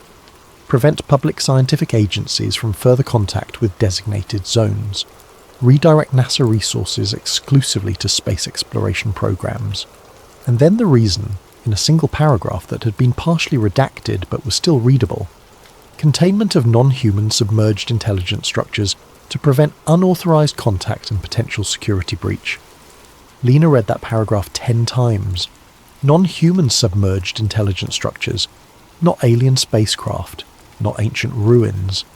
Intelligence structures currently active and requiring containment. Something alive, or at least functional, beneath the ocean. NASA didn't choose to abandon the ocean. They were ordered to. They were forced into space to avoid something that had been discovered in the deep. Something that someone in power had decided humanity wasn't ready to know about. Lena understood now why Marvin Elridge had died. Why Harlan Vick had waited so long to speak. Why every scientist involved had either gone silent or disappeared. This wasn't just classified information. This was something that powerful people wanted to remain buried deeper than the trenches themselves. She should have stopped there. She should have published what she had found and let others take the risk of digging deeper. But Lena couldn't let it go. She needed to see more. She needed proof that couldn't be denied. That's when she started noticing the surveillance. It began subtly. A car parked across the street from her apartment for hours at a time, engine off, windows tinted. The same vehicle appeared outside the archive where she worked. When she drove to meetings or interviews, the car was always 3 or 4 vehicles behind her in traffic. Her personal computer began acting strangely. Files would be in different folders than where she had left them. Her internet search history would be wiped clean each morning, even though she hadn't cleared it. Her backup drives disappeared from her apartment while she was at work, despite the door being locked and showing no signs of forced entry. Someone was watching her. Someone knew what she was researching, and they wanted her to know that they knew. A former NOAA technician reached out to her through an encrypted email service 2 months after Harlan's death. The message was brief. "I have something you need to see, something they didn't collect. Come alone. Tell no one." It included a date, time, and location. A parking garage in Baltimore at midnight. Every instinct told Lena this was dangerous. Meeting a stranger at midnight with something classified was exactly the kind of thing that ended badly in stories like this. But she'd gone too far to stop now. She drove to Baltimore, parked on a different level than specified, and walked down the concrete stairs to the designated meeting spot. The technician was waiting near a support pillar, a man in his 70s wearing a windbreaker and a baseball cap. He looked nervous, his eyes constantly scanning the garage. He didn't give his name, didn't shake her hand, didn't waste time with pleasantries. "I worked with Marvin Elridge in 1976 and 77, he said quietly. "I was the one who processed the film reels from the submersibles. Every mission, I'd develop the footage, catalogue it and send it up the chain. After the Tonga Trench incident, men in suits showed up and collected everything. Every reel, every photograph, every piece of paper. They went through our facility like it had been raided." He handed her a metal film canister, old and dented, with faded labels barely visible in the dim garage lighting. "This is from the Elridge mission. Dive 7. I made a copy before they collected the originals. I've kept it hidden for 46 years. I buried it in my backyard inside a waterproof container. I told myself I was keeping it for history, for proof, but really I think I was just too afraid to destroy it, and too afraid to show it to anyone. My wife died last year. My kids don't talk to me. I have cancer. The doctors say I have 6 months, maybe less. I don't know what to do with this anymore, but I know it shouldn't die with me. Maybe you'll know what to do with it." He turned to leave, then stopped and looked back at her. "They killed him, you know. Marvin. It wasn't an accident. He called me 3 days before he died. Said people were following him. Said his house had been searched while he was at work. Nothing taken, but everything subtly moved. Drawers not quite closed the way he left them. Papers in slightly different positions. He knew what was coming. He told me to destroy anything he had ever given me, to forget everything we had talked about. I wish I had listened." Then he walked away, his footsteps echoing in the empty garage, and was gone. Lena stood there for several minutes, holding the film canister, feeling its weight, understanding that she was now holding something that people had killed to keep hidden. She took the film to a professional restoration service in Virginia, driving 2 hours out of her way, paying cash, and claiming it was family footage from a deep-sea fishing trip in the 70s. The technicians were more interested in the technical challenge than the content. Film this old, stored in less than ideal conditions, required careful handling. They cleaned it, stabilized it, and digitized it over 3 days. When Lena finally watched the restored footage on her laptop in a motel room, sitting in the dark with headphones on, she understood why this had been classified, why people had died, why an entire federal agency had been redirected away from the ocean. The video showed the view from a submersible's external camera, the timestamp in the corner marking it as November 17th, 1976 at 22:43 hours. Depth reading, 11,280 feet. At first, there was only darkness, and the occasional particle drifting past the lens, caught in the submersible's powerful lights. The view swayed gently as the craft moved through the water. Then the lights illuminated something that made Lena pause the video, rewind, and watch again to confirm she wasn't seeing things. A massive curved surface, clearly metallic, extending beyond the reach of the lights in all directions. The texture was smooth, but not perfectly so. There were patterns etched or moulded into the surface, geometric designs too regular to be corrosion or damage. They looked deliberate, designed. The material itself had a strange quality to it, reflecting the lights in a way that seemed almost to absorb them, creating a darkness that was deeper than the surrounding water. The submersible moved along the surface, and the camera captured more details. What appeared to be seams where different sections met, too precise to be natural geological features. Structures that might have been protrusions, sensors, or ports of some kind. Curved indentations that could have been anything from decorative elements to functional openings. And then something that looked unmistakably like a window. A circular opening, about 15 feet in diameter, filled with what might have been transparent material, though it was impossible to tell in the murky water and dim light. The surface around it had additional geometric patterns, as if marking it as significant. The submersible's lights focused on the window, and Lena watched this section frame by frame, advancing through the video one image at a time. For 3 frames, barely a tenth of a second of real time, something appeared in the reflection of the glass or whatever material filled that circular opening. A shape. Definitely a shape. Not a trick of light or a distortion from the water. Something inside the structure, moving past the window. The resolution wasn't good enough to make out details. It could have been machinery. It could have been something else. But it was there, visible, real, captured on film. Then the lights failed. The video feed dissolved into static, but the recording continued, the timestamp still, advancing. The audio kept running, and Lena had to increase the volume to hear what came next. A low-frequency tone, deep and resonant, felt more than heard even through laptop speakers. Not the sound of machinery or water pressure or any mechanical system she recognized. The frequency was around 20 hertz, right at the edge of human hearing, kind of deep bass that you feel in your chest more than hear with your ears. But what made Lena's skin crawl was the pattern. The tone rose and fell in a sequence that repeated. Not random, not mechanical. It had rhythm. It had structure. It sounded almost like language, like something trying to communicate using sound in a frequency range that would travel through water effectively. She played it back multiple times, recording the audio on her phone, analysing the waveform. The pattern repeated every 11 seconds. Each repetition was identical in structure, but varied slightly in amplitude, as if the source was adjusting, testing, learning how to modulate the signal. Then, abruptly, it stopped. The audio went silent except for the quiet hiss of the recording equipment.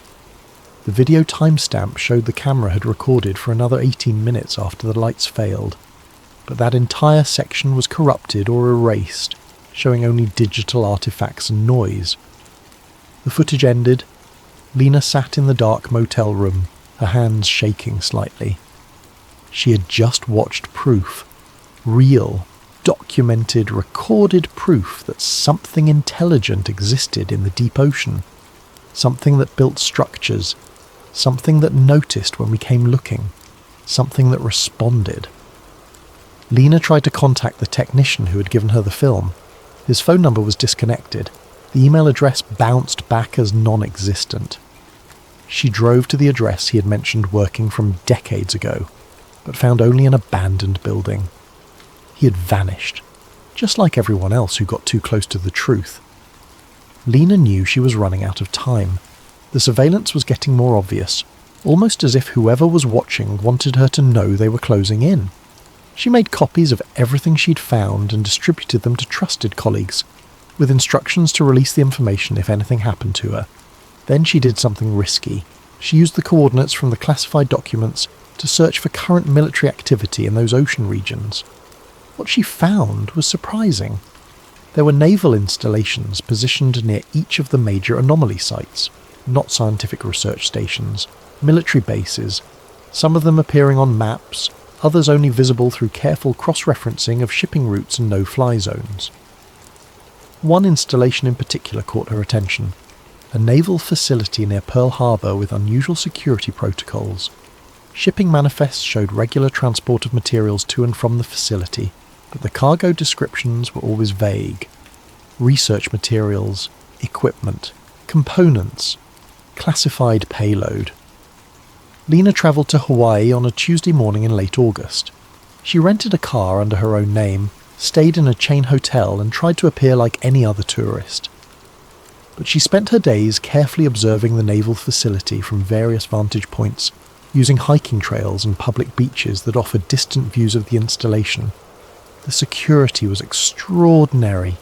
Multiple perimeter fences, each one taller than the last, guard towers with visible security personnel, sensor arrays that covered every approach, motion detectors, cameras, lights powerful enough to turn night into day. She watched security patrols follow precise patterns, vehicles checking the perimeter every 40 minutes like clockwork. But what interested her most was the shipping activity. Large trucks arrived multiple times per day, always with military police escorts. The containers they carried were standard military issue, but several had markings she could make out through her long lens camera. Abyss, non-terrestrial materials, level 6 clearance required, non-terrestrial materials. The same classification code from the 1979 protocol document. The same code that appeared in the classified memos she'd copied. They were still actively engaged with whatever had been found in the deep ocean. This wasn't ancient history being studied in some forgotten warehouse. This was ongoing, current, active. Lena spent 3 days photographing the facility, documenting the security procedures, noting the arrival and departure patterns. She was careful never to stay in one location too long, never to appear too interested, never to do anything that might flag her as surveillance. But on the third evening, as she sat in her rental car at a scenic overlook several miles from the facility, she noticed a black SUV parked 3 spaces down from her. It had been there when she arrived 30 minutes earlier, and it hadn't moved. The windows were tinted, but she could see the faint silhouette of someone inside. She started her car and drove back toward her hotel. The SUV followed, maintaining a consistent distance of 3 or 4 vehicles behind her, not trying to hide, making sure she knew they were there. Lena's heart rate increased, but she forced herself to drive normally. She pulled into a shopping centre, parked, and went into a grocery store. The SUV parked at the far end of the lot. When she came out 15 minutes later with a bag containing items she didn't need, the SUV was still there. The message was clear. We see you. We know what you're looking for, and we want you to know that we know. That night, Lena sat in her hotel room with all the documents, photos and recordings she had collected spread across the bed. She had enough. Documents proving NASA's sudden withdrawal from ocean exploration. Testimony from scientists who had been there. Film footage showing an underwater structure that couldn't be natural. Photographs of current military operations at coordinates matching the original anomaly sites. She began organising everything into a comprehensive report. She wrote through the night, knowing that once she released this information, there would be no going back. Her life would change irrevocably. She might face legal consequences. She might face worse. But the truth deserved to be known. Whatever was in the ocean, humanity had a right to know about it. Scientists had died trying to bring this information to light. Their deaths shouldn't be meaningless. At 3 a.m, she called a colleague she trusted, another archivist named Thomas Brennan who had worked with her for years, a man who understood the importance of preserving historical truth. The call went to voicemail. Lena's voice was steady but urgent. Thomas, it's Lena. I need you to listen carefully. NASA left the ocean in 1979 because they found something. Not ancient ruins, not crashed spacecraft. Something alive, something intelligent, living in structures beneath miles of water in the deepest trenches on Earth. They've been there longer than human civilization, probably longer than humans have existed at all. In 1976 and 77, multiple deep ocean missions encountered these structures. Every time we came close, every time we tried to investigate, the equipment failed, but not randomly, deliberately. These things, whatever they are, They responded to us. They noticed us. They actively prevented us from getting too close. And someone at the highest levels of government made a deal, or a decision, or maybe just realised that humanity wasn't ready to know we're not the first intelligent species on this planet. They ordered NASA to abandon all ocean research. They classified everything. They silenced everyone who tried to speak about it. I have proof, documents, testimony from scientists who were there, film footage showing one of these structures. It's all real, Thomas. Every conspiracy theory about NASA hiding ocean discoveries, it's all based on truth. They just got the reason wrong. We didn't find aliens from space. We found something that was already here. I'm going to release everything tomorrow morning. I've made multiple copies. I've distributed them to people I trust. If anything happens to me, make sure this gets out. Make sure people know. Humanity deserves to know we're not alone. We've never been alone. She hung up. Then she sent encrypted files to 3 other colleagues, academics who specialised in government transparency and scientific fraud. The files contained everything she had found: copies of the classified documents, Harlan Vick's testimony, the digitised film footage, photographs of the naval facility. At 6 in the morning she packed her laptop, her camera and the original documents into her bag. She checked out of the hotel and started driving toward Honolulu International Airport. Her flight wasn't until evening, but she wanted to be somewhere public, somewhere with security cameras and witnesses. She never made it to the airport. At 8:15 in the morning, a highway patrol officer found Lena's rental car abandoned on Highway 3, a relatively quiet stretch of road about 12 miles outside of Pearl Harbor. The engine was still running, the driver's door was open, her keys were in the ignition. Her phone was on the passenger seat, battery removed and placed carefully beside it. There was no sign of struggle, no blood, no evidence of an accident. The car showed no damage. There were no skid marks on the road. Her suitcase was still in the trunk. Her purse was still in the front seat, wallet and credit cards intact. Lena Hart Boone had simply vanished. Within 6 hours, federal agents arrived at the scene. They took the car, they took everything in it, and they issued orders to local police that this was now a federal matter. No press releases, no public statements. The investigation would be handled at a higher level. Within 12 hours, more federal agents raided Lena's apartment in Maryland. They arrived with a warrant so heavily redacted that the property manager couldn't even tell what specific items they were authorized to seize. They took her computer, her files, her backup drives, her notebooks. They took everything. They interviewed her colleagues at the archive facility. The interviews were polite but firm. They explained that Lena had been involved in unauthorized access of classified materials, that her recent behaviour suggested significant psychological stress, that anyone who had received documents from her should turn them over immediately and refrain from discussing her work with anyone, as doing so could result in serious legal consequences. The official statement from authorities was brief and carefully worded. Lena Hart Boone had been reported missing. Her vehicle had been found abandoned in Hawaii. There was no evidence of foul play. Given her recent behaviour and the stress she had been under, authorities believed she may have wandered away from her vehicle in a state of confusion or distress. Search efforts were underway. The public was asked to contact authorities if they had any information. No mention of classified documents. No mention of NASA or ocean exploration. No mention of what she'd been researching. Just a troubled woman who had disappeared, probably due to mental health issues. Nothing more to see here. Thomas Brennan received the voicemail that evening when he woke up for his night shift at the archive facility. He listened to it 3 times, his blood chilling more with each repetition. He immediately checked his encrypted email and found the files Lena had sent him. Everything she had mentioned. All the proof. For 2 days he debated what to do. Then 2 federal agents appeared at his home. They were polite, professional.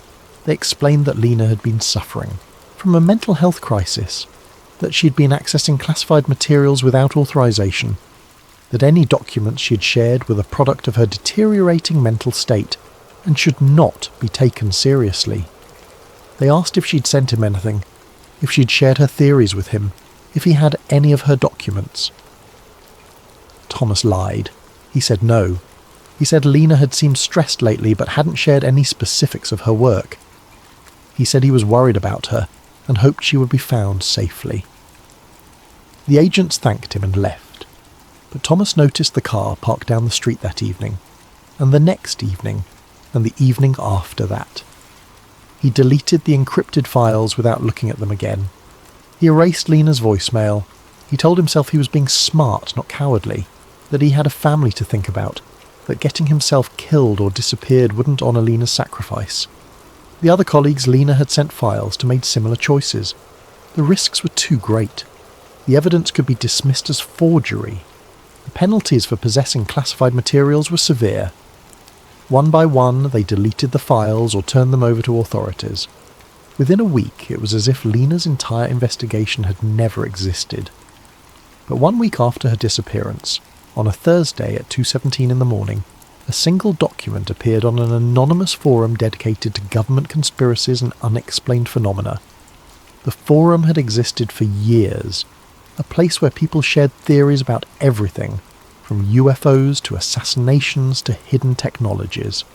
Most of it was speculation and wishful thinking. This post was different. It was uploaded from an untraceable account that had been created minutes before the post appeared. The routing data, analysed later by forum administrators and independent researchers, showed the post had bounced through 17 different countries, using VPN services and proxy servers to obscure its origin. Whoever posted it understood digital security in a way that suggested either professional training or serious paranoia. The post contained a comprehensive summary of everything Lena had discovered. The 1976 and 77 ocean missions, the classified documents showing NASA's sudden withdrawal, the testimony from deceased scientists, the description of structures found in the deepest trenches, the geometric lattice pattern connecting the anomaly sites across the Pacific, and it included a scanned page from what appeared to be a classified government memorandum, marked with security classifications that verified it as authentic to anyone who understood government document formatting. The memo was dated March 1979 and included partial text from what was clearly the Abyss Protocol. The post read, "We didn't stop exploring the ocean because we couldn't. We stopped because we were told not to disturb what's down there. They've been watching us for as long as we've been watching the stars. The Abyss Protocol isn't about preventing contact. It's about managing a relationship that began long before NASA was even founded. Someone made an agreement. We stay in the atmosphere and space. They stay in the deep ocean. As long as neither side violates the boundary, we coexist. But if we go back down there, if we start probing again with modern technology, the agreement ends, and nobody in power wants to know what happens then." The post was live for exactly 5 minutes. In that time, 47 people viewed it. 12 took screenshots. 3 downloaded the attached document. Then it was gone, deleted. The account that posted it vanished from the server logs as if it had never existed. The forum's administrators received an official government order within an hour, demanding they surrender all server logs, IP addresses, and any cached versions of the deleted content. The order came with specific federal statute citations and a warning that failure to comply would result in the forum being shut down and its operators facing criminal charges. The administrators complied. They turned over everything they had. But the technical analysis showed something the government didn't want to acknowledge. Whoever posted that information had skills that exceeded typical internet users. The routing was sophisticated. The security measures were professional grade. This wasn't some random conspiracy theorist. This was someone who knew what they were doing. Someone who had planned this carefully. The 12 people who had taken screenshots began sharing them on other platforms. Reddit, Twitter, obscure forums dedicated to ocean mysteries. For about 48 hours, the story gained traction. People debated whether the documents were real. Amateur analysts examined the formatting and concluded the memo appeared authentic. Researchers dug into NASA's history and confirmed that the agency had indeed abandoned ocean programs in the late 1970s with minimal explanation. Then the systematic suppression began. Posts were removed from major platforms, sometimes within minutes of being uploaded. Accounts were suspended for spreading misinformation. Fact-checking organisations issued statements saying the documents had been examined and deemed false, though they never explained who examined them or what specific evidence proved them fraudulent. Within a week, the story had been effectively scrubbed from mainstream internet platforms. It remained only in the darker corners of the web, on encrypted forums and conspiracy sites where it blended in with hundreds of other unverifiable claims about government secrets. The official narrative became fixed. Lena Hart Boone had experienced a mental health crisis. She had developed paranoid delusions about government cover-ups. She had fabricated or altered documents to support her theories. Her disappearance was tragic, but likely the result of her deteriorating mental state. The documents she supposedly found were either forgeries or legitimate materials taken wildly out of context. Researchers who looked into the story found nothing solid to grasp. Lena's disappearance was real and documented, but the content of her research was impossible to verify. The documents she supposedly found had vanished. The people she interviewed were dead or refused to speak. The footage no longer existed in any archive, public or private. Even the forum post couldn't be verified since the original had been deleted, and the screenshots could have been fabricated. For a few weeks, the story circulated among communities interested in government conspiracies and hidden knowledge. Then it faded, replaced by newer theories and more recent mysteries. Lena Hart Boone became another name on a long list of people who claimed to have found something significant, and then disappeared. Another unsolved mystery. Another story that couldn't be proven or disproven. But in late October 2023, on a Saturday morning when most of America was sleeping in or having breakfast with their families, something happened that brought the whole story roaring back. A satellite image appeared on an anonymous image-sharing platform. Not one of the major social media sites, but a smaller platform used primarily by researchers and scientists to share large technical files. The image was uploaded at 6:32 in the morning Eastern Time from an account with no history, no profile information, and a username that was just a random string of numbers and letters. The metadata had been carefully stripped from the image file, making it impossible to determine when or by what satellite it had been captured. But analysis of the photograph itself, conducted later by independent researchers with expertise in satellite imaging, suggested it came from a commercial constellation that provided high-resolution ocean imagery for scientific research. The specific characteristics of the image, the angle, the resolution, and the wavelength sensitivity all matched known specifications of satellites operated by a European space agency that sold data commercially. The image showed a section of the Mariana Trench, the deepest point on Earth, Challenger Deep, nearly 7 miles below the ocean surface, over 35,000 feet down, a place where pressure exceeds 16,000 pounds per square inch, a place where humans have visited only 4 times in all of history. The last visit had been 2 years earlier. The resolution was extraordinary.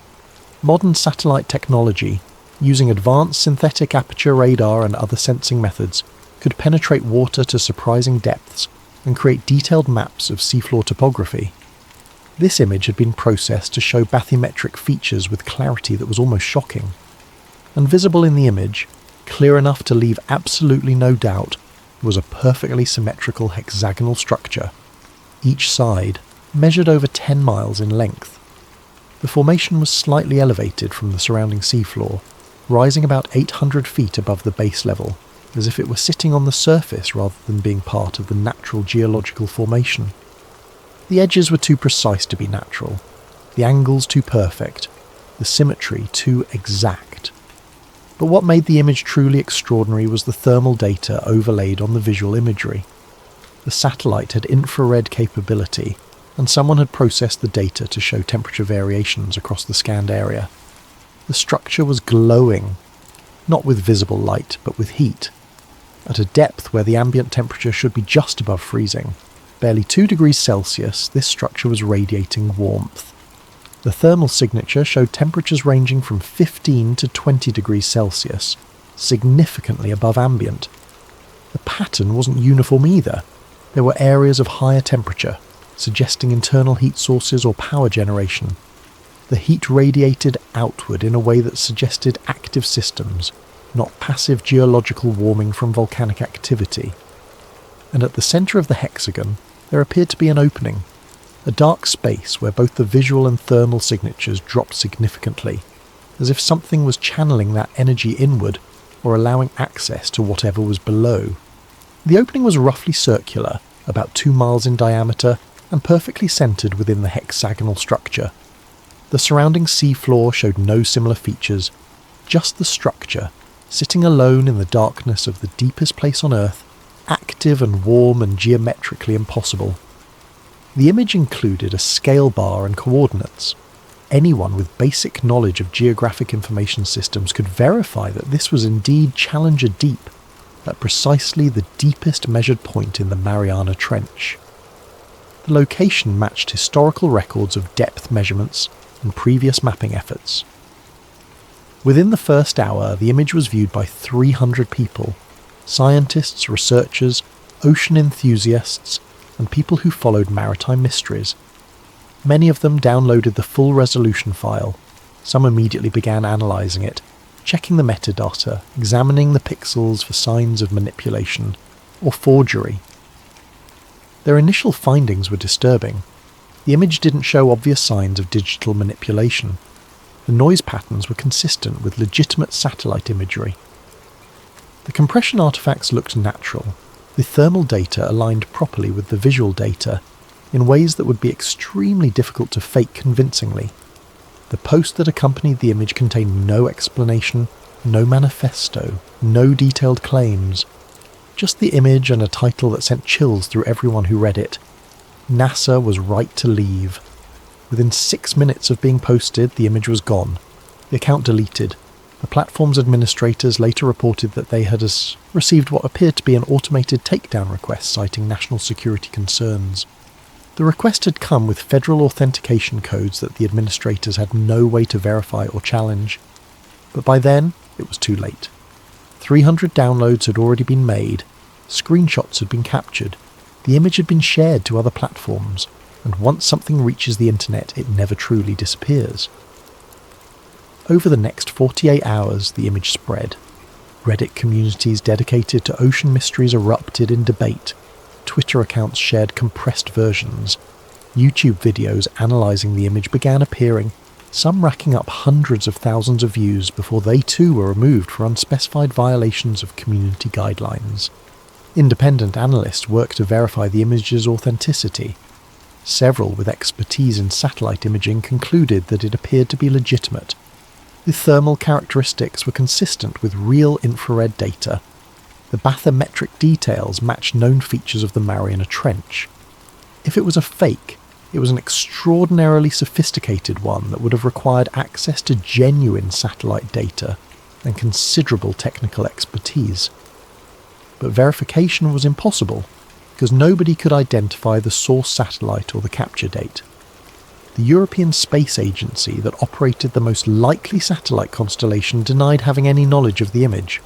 When pressed for their own imagery of that location, they stated that their satellites didn't routinely image Challenger Deep due to limited commercial interest, and any existing imagery was restricted for purchase by licensed researchers only. Governments refused to comment. NASA issued a carefully worded statement saying they had no current ocean exploration programs and couldn't verify the authenticity of any images being circulated on social media. They encouraged people to be skeptical of unverified information from unknown sources. The Navy simply declined to respond to inquiries from journalists. The National Oceanic and Atmospheric Administration released a statement explaining that seafloor features could sometimes appear geometric due to natural geological processes, and that thermal anomalies near trenches were often caused by volcanic activity or unique pressure conditions. They made no specific reference to the image in question, and didn't address why this particular formation was so perfectly hexagonal, or why it was located at a point with no known volcanic activity. But researchers who knew where to look found something interesting that couldn't be easily dismissed or explained away. In the weeks following the leaked image, there was a significant and measurable increase in military ship activity near the Mariana Trench. data from commercial ship tracking services, which monitor vessel movements using AS transponders, showed unusual patterns. Naval vessels that official records claimed were conducting routine exercises in other parts of the Pacific had their transponders go dark for extended periods. When they reappeared, their position suggested they had been operating near the Mariana Trench during those dark periods. Submarine activity, which is harder to track but can be inferred from support vessel movements, and military communication patterns also increased. Attack submarines require surface support ships for long-range operations. The movement of these support vessels suggested increased submarine presence in the region. Scientific research vessels that had been scheduled to work in that region suddenly had their permits revoked without explanation. Applications for new research permits were denied or indefinitely delayed. Independent researchers who tried to book commercial deep-sea exploration found that the coordinates they requested were unavailable due to unspecified military operations.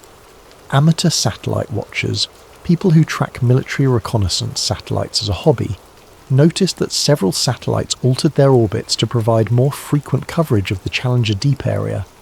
The orbital changes were small but measurable, suggesting someone wanted more regular imaging of that specific location. Commercial fishing vessels reported increased military presence. Boats that had been working in international waters for decades suddenly found themselves being approached by Navy ships and asked to relocate. The requests were polite but firm. The explanations were vague. Ongoing operations, safety concerns, routine exercises.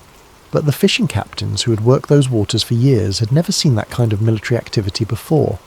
Radio operators who monitor military frequencies reported increased encrypted communications on channels known to be used for submarine operations. The volume of traffic suggested significant coordination efforts, the kind that would accompany major operational deployment, not routine exercises. None of this information appeared in mainstream news. Individual pieces of it showed up on specialized forums, maritime industry publications, and military tracking websites. But nobody connected all the pieces into a comprehensive picture. Or if they did, they didn't publish it. The pattern was clear to anyone paying attention. Something was happening in the Mariana Trench.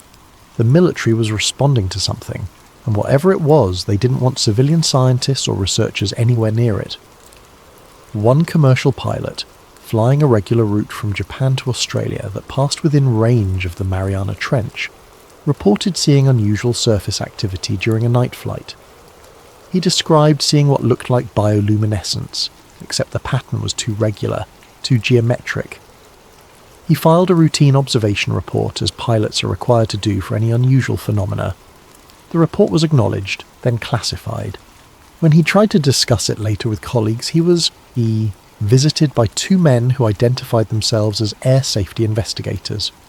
They explained that his observation had been determined to be a misidentification of fishing vessel lights, and that further discussion of the matter could impact his pilot certification.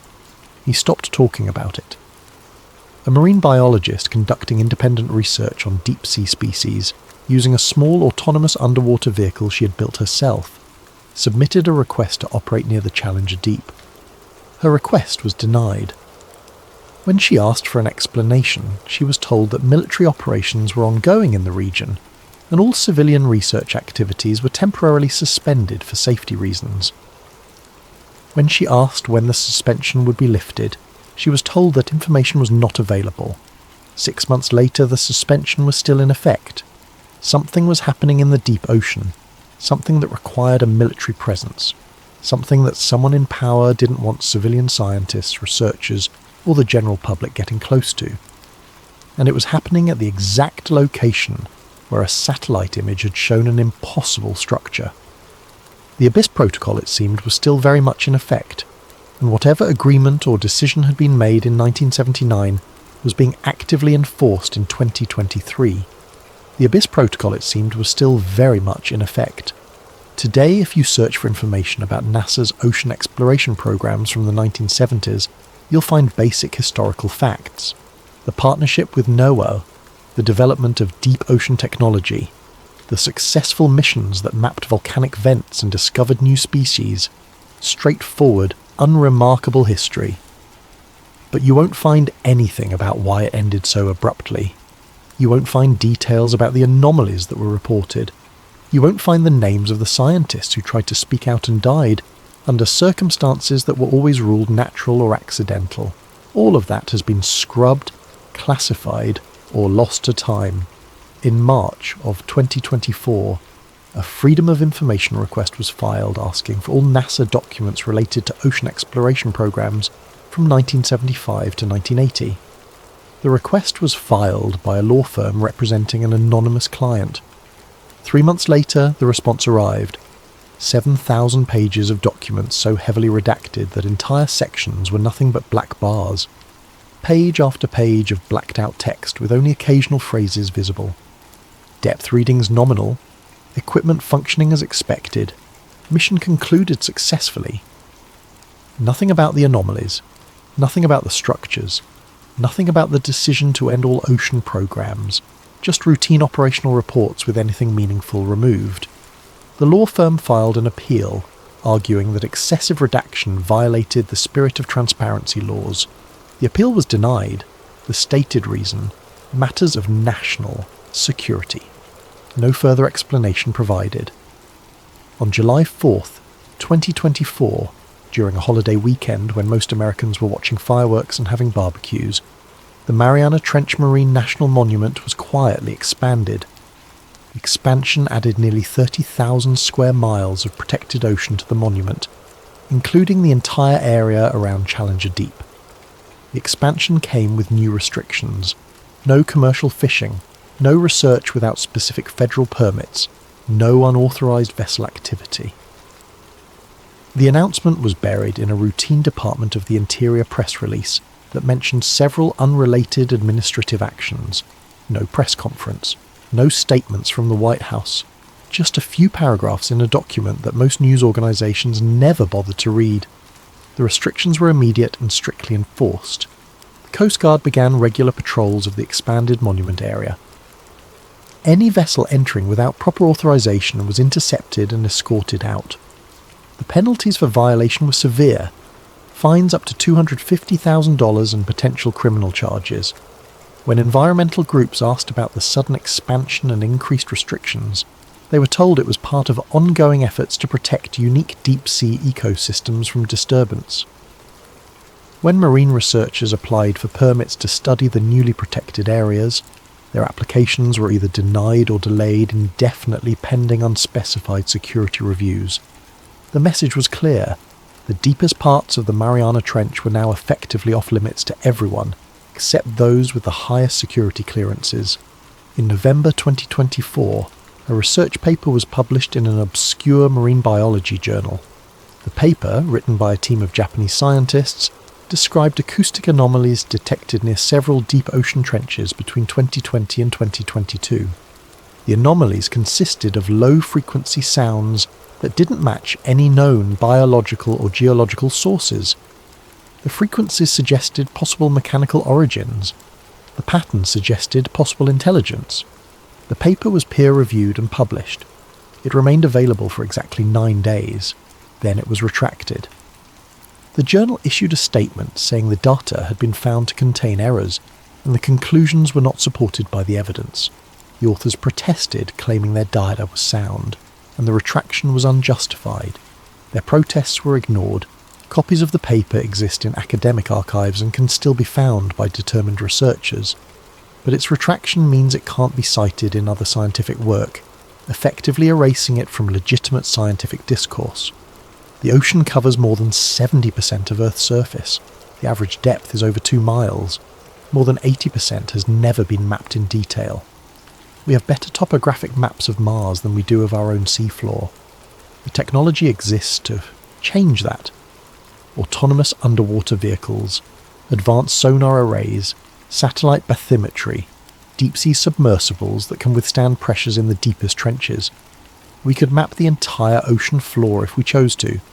We could explore every trench, every abyssal plain, every underwater mountain range. The cost would be substantial, but not prohibitive. Less than what we spend on space exploration in a single year. The scientific value would be immense. New species, new geological knowledge, better understanding of ocean currents and climate systems, potential resources, but we don't do it. Year after year, the deep ocean remains largely unexplored. Research funding goes to space programs instead. Mars rovers and Jupiter probes and telescopes looking at distant galaxies. We search for life on other planets while leaving most of our own planet unexplored. The official explanations make sense on the surface. The ocean is difficult to explore. The pressure is crushing. The darkness is absolute. The equipment required is expensive and specialized. Space captures public imagination in ways the ocean doesn't. Funding decisions are complex and based on multiple factors. All of that is true. But it doesn't explain the classified documents. It doesn't explain why scientists who asked too many questions ended up dead. It doesn't explain why certain coordinates are now off limits to civilian research. It doesn't explain the Abyss Protocol. There are places on Earth where humans are not permitted to go. Military installations, nuclear facilities, government research centres. We accept these restrictions as necessary for security. We understand that some things need to be kept secret for legitimate reasons. But the deep ocean isn't a military base or a nuclear facility. It's a natural part of our planet. It was here billions of years before humans existed. Restricting access to it, controlling who can explore it, hiding what's been found there. These actions suggest something more than routine security concerns. They suggest something was discovered that changed the fundamental understanding of who we are and whether we're alone. Something that people in power decided we're not ready to know. Something that has been kept secret for 50 years through classification, suppression, and when necessary, elimination of anyone who came too close to the truth. Marvin Eldridge died in 1978. Harlan Vick died in 2022. Lena Hart Boone disappeared in 2023. These are just the names we know. How many others were silenced? How many scientists, researchers, technicians, and engineers took secrets to their graves? How many chose silence over the risk of speaking out? The Abyss Protocol wasn't about preventing contact with something unknown. It was about managing information, controlling what humanity knows about its own planet, maintaining a narrative that humans are the only intelligent species on Earth, even in the face of evidence to the contrary. Someone, somewhere, made the decision that this secret was worth keeping, that whatever exists in the deep ocean should remain there, undisturbed and unknown, that NASA should explore space instead, that the public should believe we stopped exploring the oceans simply because space was more interesting. And for 50 years that decision has held, through changes in presidential administrations, through shifts in public opinion, through advances in technology that would make discovery easier. The secret has been maintained. Documents remain classified. Witnesses remain silent or dead. Research remains restricted. The satellite image from 2023 showed something that should not exist in nature. A hexagonal structure over 60 miles in perimeter, sitting at the deepest point on Earth, radiating heat, with an opening at its centre. It existed for 6 minutes on the internet before being scrubbed. But those who saw it remember. The structure is still there. The thermal signature hasn't changed. Military vessels continue to patrol the area. Permits continue to be denied. And somewhere in classified facilities, people monitor those depths, watching for changes, for activity, for signs that whatever agreement or understanding exists might be breaking down. The ocean keeps its secrets well, and in the crushing darkness of the deepest trenches, at pressures that would instantly kill any human, beneath miles of water where no light has ever reached, something exists. Something with geometric precision. Something that radiates heat. Something that noticed when we came looking in the 1970s and responded by shutting down our equipment. Something that may have been here long before humans walked the Earth. Something that built structures in the deep ocean for purposes we can't begin to understand. Something that someone in power encountered and then decided humanity was better off not knowing about. NASA didn't choose space over ocean. They were pushed into space, ordered to look up instead of down, told to search for life on distant planets while ignoring the evidence of non-human intelligence right here on Earth. The choice was made.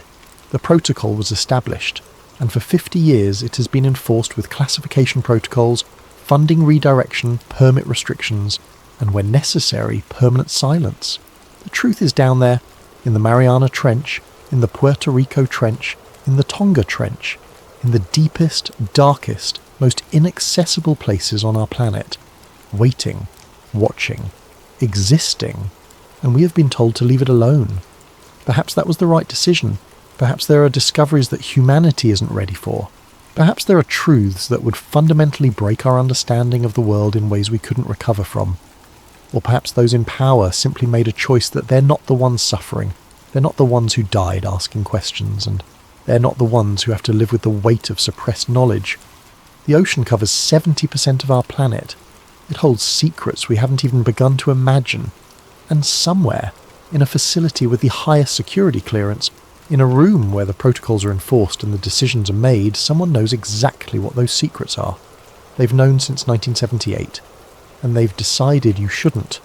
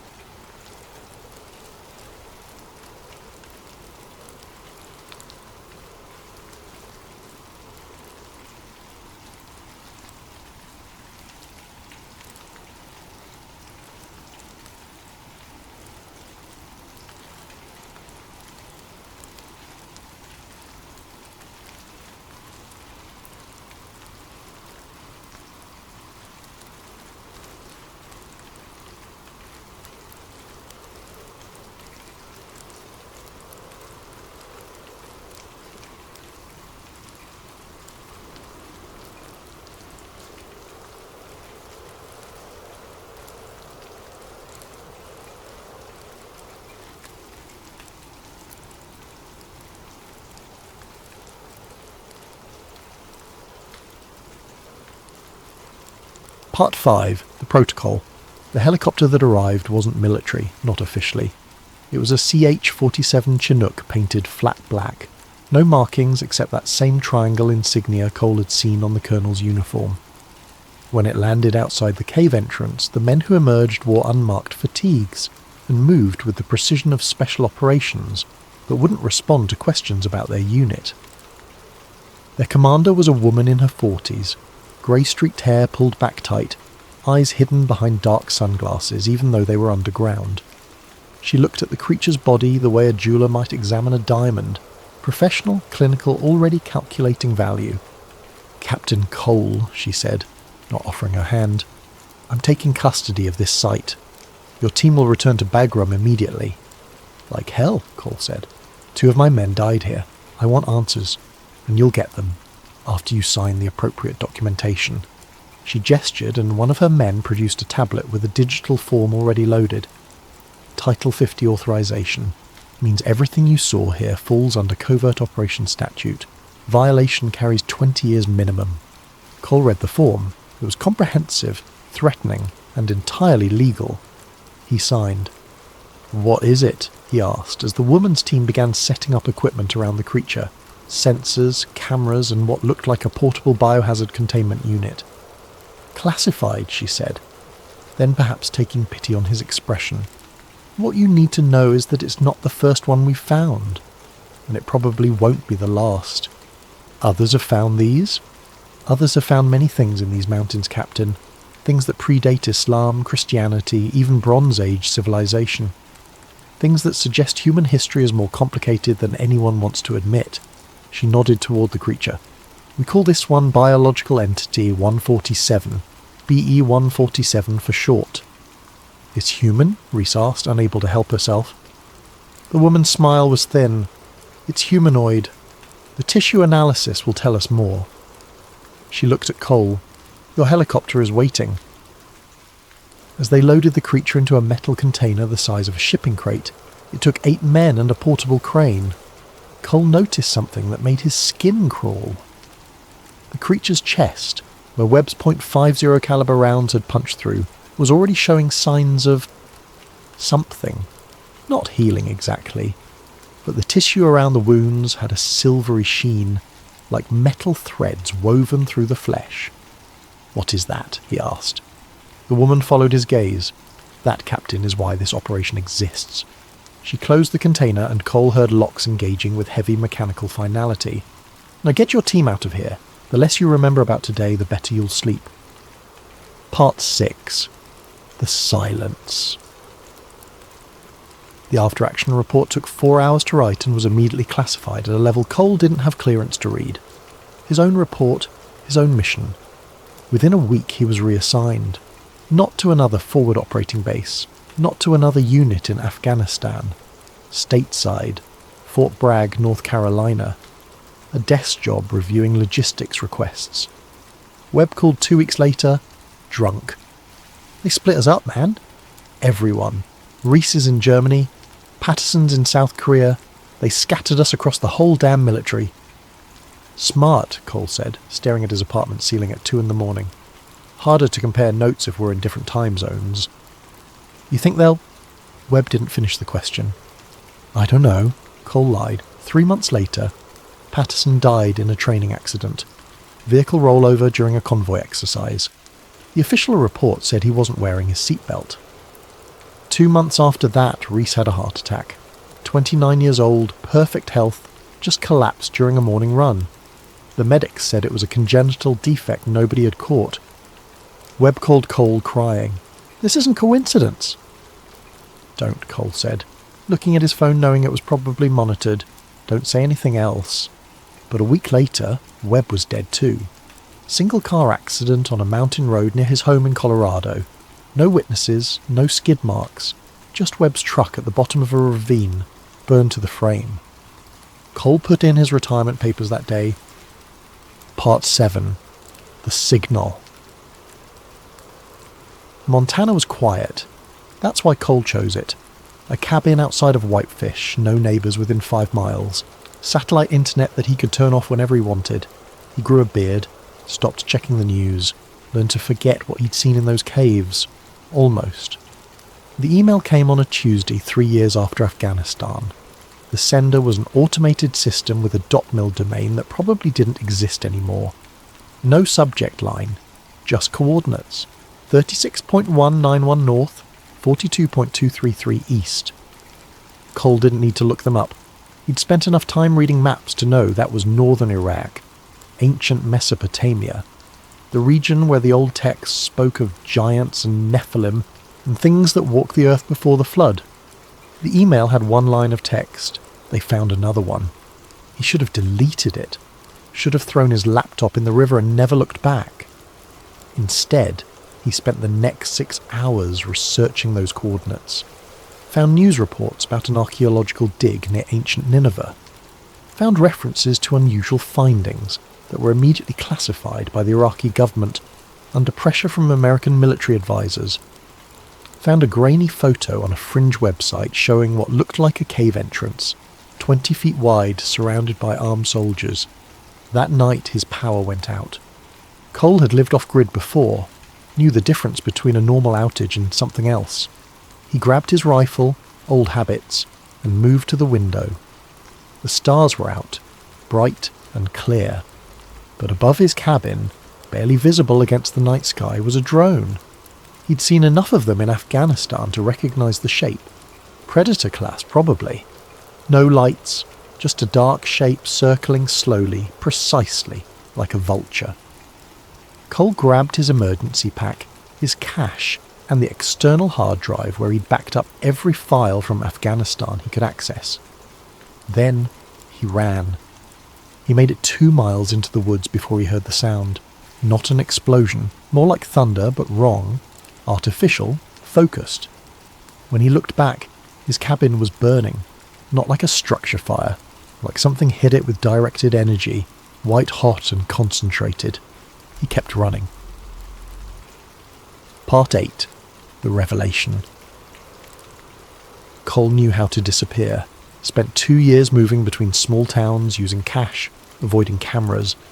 He'd seen enough action movies to know how cliché it was, but the clichés existed for a reason. Eventually he ended up in northern Canada working at a fishing lodge under a name that wasn't his. The hard drive haunted him. He'd plugged it in once in an internet cafe in Montana before he fled, and found files he didn't remember downloading. Classified documents, memos, email chains between Pentagon officials and private contractors. One memo made his hands shake. Subject: BE-147 Status Report. Classification: Omega. Specimen retrieved from Kandahar site remains in containment at Site 19. Tissue analysis confirms non-terrestrial metal compounds integrated at cellular level. Subject displays accelerated regeneration. Wounds sustained during capture have completely healed within 96 hours. Neural activity scans suggest consciousness levels consistent with human cognition. Subject has made attempts to communicate, though language is unknown. Linguistic analysis ongoing. Recommendation: continue sedation protocols, increase containment measures, project continuation approved under Black Eagle expansion. Note: DNA analysis reveals 94% genetic similarity to Homo sapiens. The remaining 6% contains sequences not found in any terrestrial genome database. The implications are clear. BE-147 represents either an unknown branch of human evolution or evidence of genetic modification far beyond current technological capability. Cole closed the laptop, sat in the cafe's bathroom stall and tried not to vomit. They hadn't killed it. The creature was alive, and worse, it was smart enough to try to communicate. Part 9. The Leak. The video appeared on a military forum 3 years later. Cole found it by accident, searching for news about former members of his unit, a habit he couldn't break despite knowing it was dangerous. The footage was grainy, shot from a distance with a handheld camera. It showed a floodlit area at night surrounded by military vehicles. In the centre, being loaded into a CH-47 Chinook by a portable crane, was a shipping container identical to the one they'd used for BE-147. But that wasn't the disturbing part. The container was shaking, not vibrating from the crane, shaking. Something inside was moving, and whatever it was had enough strength to make 5 tons of reinforced metal rock on its chains. The video quality was poor, but Cole could hear voices over the helicopter noise. Sedation isn't holding. Double the dose. We need... Neural activity is off the charts. It's like it's... The video cut off. Cole watched it 17 times before the post was deleted. 20 minutes later, the entire thread disappeared. By morning, the forum itself was offline, replaced by a government seizure notice. He knew he should stop digging. Knew that whoever was monitoring for leaks about BE-147 had just gotten a fresh list of IP addresses to investigate. But he couldn't stop thinking about that shaking container, about the thing inside, sedated but not unconscious, aware but trapped. He thought about the carvings in the cave, those humanoid figures standing over prostrate humans. What if it wasn't conquest they were depicting? What if it was something else? What if it was history? Part 10. The Awakening. The final document Cole found was dated 6 months ago, leaked on an encrypted message board by someone claiming to be a whistleblower from the Defense Intelligence Agency. Urgent. B-147 containment breach alert. At 03:47 hours, subject BE-147 achieved full consciousness despite maximum sedation protocols. Subject demonstrated previously unobserved capabilities dash electromagnetic field generation sufficient to disable monitoring equipment dash verbal communication in what appears to be Proto-Sumerian dialect dash recognition of research personnel by name despite no prior verbal interaction. translation of subject's repeated statement, "The others are waking." Containment was restored after 27 minutes. 3 personnel injured, none critically. Sedation increased to lethal levels for human subject. B-147 remains conscious. Recommendation: terminate subject immediately. Risk assessment indicates catastrophic security implications. Update: termination request denied by Oversight Committee. Project continuation approved. Subject transferred to secondary facility. Location classified. Recommend increased monitoring of global archaeological sites, particularly Nineveh, Iraq, Baalbek, Lebanon, Cusco, Peru, various Siberian cave systems. All sites share characteristics with original Kandahar location. Cole sat in his borrowed cabin in northern Canada, staring at his laptop screen as snow fell outside. The implications were staggering. Multiple sites, multiple entities, a global pattern that suggested these creatures weren't anomalies, they were remnants of something much larger. And they were waking up. His satellite phone buzzed. Unknown number. He almost didn't answer. "Captain Cole," said a woman's voice, calm, professional, familiar. "You've been reading things you shouldn't." The woman from Afghanistan. The one with the triangle insignia. "I thought you'd come for me eventually," Cole said. "We've been watching you for years, Captain." The question was whether you'd stay quiet or become a problem. A pause. "You've become a problem." Cole looked out the window. No drones yet, but they'd be coming. "What are they?" "That's classified." "I'll be dead in an hour anyway." "What difference does it make?" Another pause, longer this time, then, "Honestly, we don't know. The DNA suggests they're related to us, but the timeline doesn't work. They predate modern humans by thousands of years, maybe tens of thousands. Every major ancient civilization has stories about giants, and we keep finding evidence that those stories were true. What does it want? BE-147 ? To go home, probably. To find its kind. To wake them up." The woman's voice dropped. "The world's not ready for that conversation, Captain. Imagine the chaos. Every religious text, every origin story, every assumption about human history, all of it questioned. Wars have started over less. So you keep it locked up? Keep them all locked up?" "We keep humanity safe," she said, and there was steel in her voice now. "These things are strong enough to tear through reinforced steel. Fast enough to dodge bullets. Smart enough to speak languages dead for millennia. And there might be dozens of them, Captain. Maybe hundreds, buried in caves around the world, waiting." "Waiting for what?" "That's what terrifies us," she said. "We don't know." There was a long silence, then the woman said something unexpected. "Captain Cole, I'm not calling to threaten you. I'm calling because we need your help." Cole's hand tightened on the phone. "What?" "B-147 escaped containment 6 hours ago. We lost 23 personnel in the breach. It's heading north, toward the archaeological sites in Siberia. We believe it's trying to reach others of its kind." Her voice was tense now, controlled panic barely restrained. "You're the only person who's faced one of these things and survived. We need you to help us find it before it reaches those caves." "You want me to help you cage something that might be more human than we are?" "I want you to help prevent a catastrophe," she snapped. "Whatever these things are, they're not peaceful.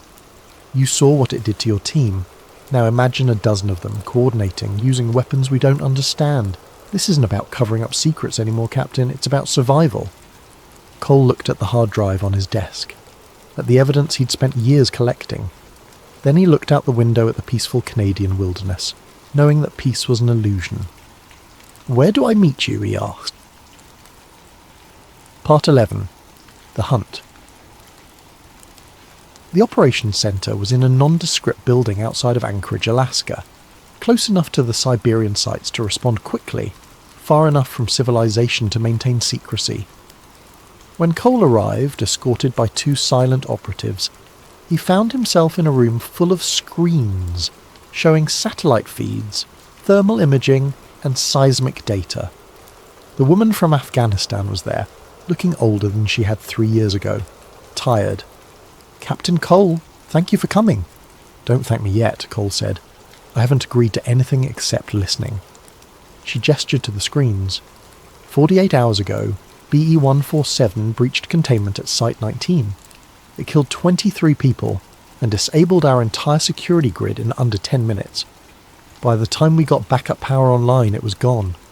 One screen showed security footage, grainy, strobing with electrical interference, but clear enough.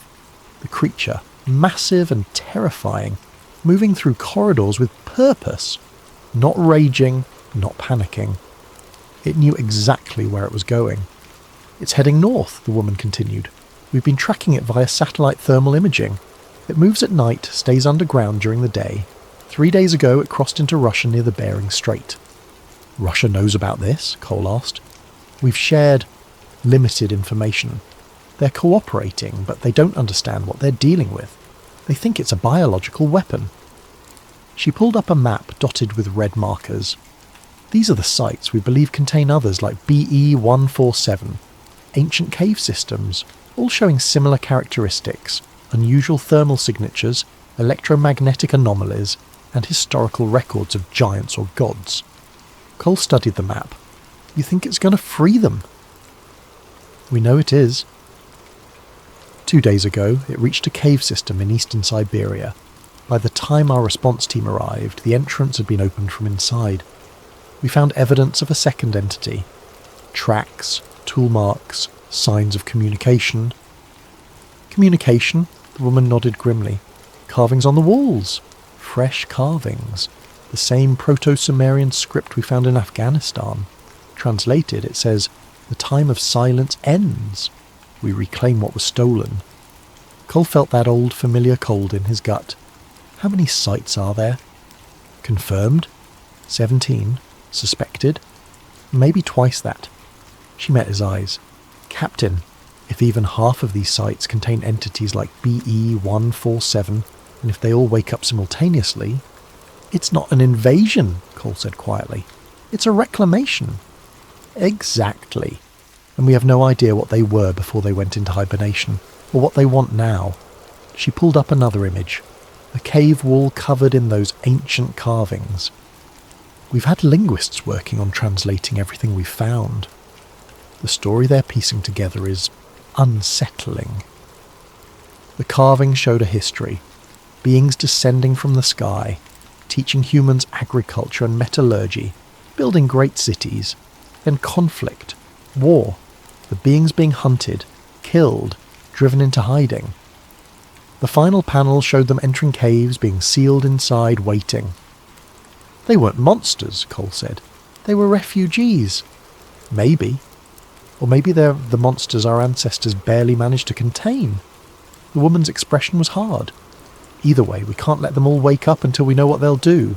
We need time to prepare, to negotiate if possible. But BE-147 is moving fast, and every day it's free, it gets closer to the next site. What do you want me to do? Lead a team? Track it? If possible, communicate with it. Find out what it wants. She paused. And if communication fails, stop it by any means necessary. Cole looked at the screens again, at the thermal signatures and satellite feeds. Somewhere out there in the Siberian wilderness, something ancient and powerful was walking toward a reunion thousands of years in the making. I'll need full autonomy, he said. No oversight, no political interference. If I'm doing this, I do it my way. The woman smiled for the first time since he'd arrived. That's why we called you, Captain. Welcome back to the war. Part 12. The Expedition. They flew into Siberia on a C-130, dropping into a frozen wilderness that looked like the edge of the world. Cole's team was small, 6 operators, all veterans of special operations, all briefed on what they were hunting. None of them liked the mission, but they were professionals. They'd do what needed to be done. The tracking data led them to a cave system in the Sakha Republic, a region so remote that the nearest human settlement was 200 miles away. The temperature was 40 below zero, the wind cutting through tactical gear like knives. Thermals showing heat signatures inside, said Lieutenant Sarah Chen, their tech specialist monitoring portable sensors. Cole winced internally at her name, but pushed the thought aside. Multiple sources could be our target. Wait, he'd specifically been told no Sarah Chen in the story, but she was already written in. He'd have to work with it or find another approach. Actually, he needed to change this. The user had specifically said no Sarah Chen. Lieutenant Maria Torres, their tech specialist, was monitoring portable sensors. Multiple sources could be our target and whatever it woke up. Cole led them into the cave, weapons ready, night vision painting everything green and ghostly. The walls here showed the same carvings as Afghanistan, those towering figures, the history written in stone. But these carvings were different, more recent, and more explicit. They showed humans worshipping the giants, building temples, offering sacrifices, and in the final panels, betrayal. Humans with weapons, giants being driven into caves, stones sealing the entrances. They were gods, Torres whispered. To ancient people, they were literally gods. Or they let people think they were gods, Cole said. Makes ruling easier. They found BE 147 in the deepest chamber and Cole's breath stopped. It wasn't alone. 4 other entities stood in the chamber, all similar in size and build to BE 147, all awake and aware. They stood in a circle around something on the ground, more carvings, but these looked like a map of the world, with dozens of points marked. B-147 turned when Cole's team entered, and for a moment there was absolute silence. The creature's amber eyes studied them with an intelligence that was undeniable, assessing threat levels, calculating options. Then it spoke. The language was ancient, guttural but structured. Cole recognised some of the phonemes from the linguistic briefings. Proto-Sumerian mixed with something older, something that predated written language entirely. Torres had a translation device, cobbled together from the linguistic database they'd compiled. It processed the sounds, struggling, then produced a rough translation that appeared on her tablet screen. "You return, the hunter who brought sleep." Cole stepped forward slowly, weapon lowered but ready. "We don't want to fight. We want to understand." B-147 tilted its head, and Cole realised it understood English. Maybe not from experience, but from observation during its captivity. It gestured to the other entities, then spoke again. The translation appeared. "You caged me, studied me like an animal, cut my flesh, stole my knowledge. Now you speak of understanding." "You killed my soldiers," Cole said, keeping his voice steady. "You killed them first. They invaded our tomb. They came with fire and metal." B-147's massive hand gestured to the cave walls. "We were sleeping, waiting, as we were commanded." "Commanded by who?" B-147 was silent for a long moment. Then it pointed to the carvings, specifically to the panels showing the beings descending from above. "The architects, those who made us to bridge the gap. We were to teach, to guide, to help the small ones grow." Its amber eyes held something that might have been sadness. "But the small ones feared us, hated us, hunted us. So we were commanded to sleep until the time of understanding." Torres was recording everything, her hand shaking slightly. "You're saying you were created? By who? Aliens? Gods?" B-147 made a sound that might have been laughter. "You use words that mean nothing. The architects were not gods. They were travellers. They came to this world and found potential. They created us to nurture that potential. But they did not understand fear. They did not understand that you small ones would rather destroy than accept what you cannot comprehend." "How long have you been asleep?" Cole asked. "The ice has come and gone 14 times since we entered the sleep. Your people count time differently. You would say 12,000 years. The number hit like a physical blow. 12,000 years before Sumer, before Egypt, before recorded history began. "Why wake up now?" Cole asked. B-147 gestured to the map carved into the stone. The signal came. After 12,000 years of silence, the architects sent the signal, "Awaken. The time of understanding has come," or ... quote. It paused, and Cole heard something almost like resignation in its voice, or the time of ending. Ending? If you small ones have not learned, if you still choose fear over understanding, then the architects will know this world failed, and they will start again, somewhere else, some other world. Cole felt the weight of those words. "You're saying humanity is being tested. We are all being tested, BE-147 corrected. My kind, your kind. The architects left us both here, to succeed together or fail separately. It looked at the other entities, then back at Cole. I have been in your cage. I have heard your people speak. I have seen your wars, your weapons, your hate. I am not certain you have learned.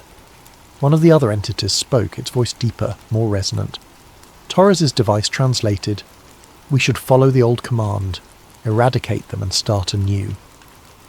"No," BE-147 said firmly. "That is the old way. The way that led to 12,000 years of darkness.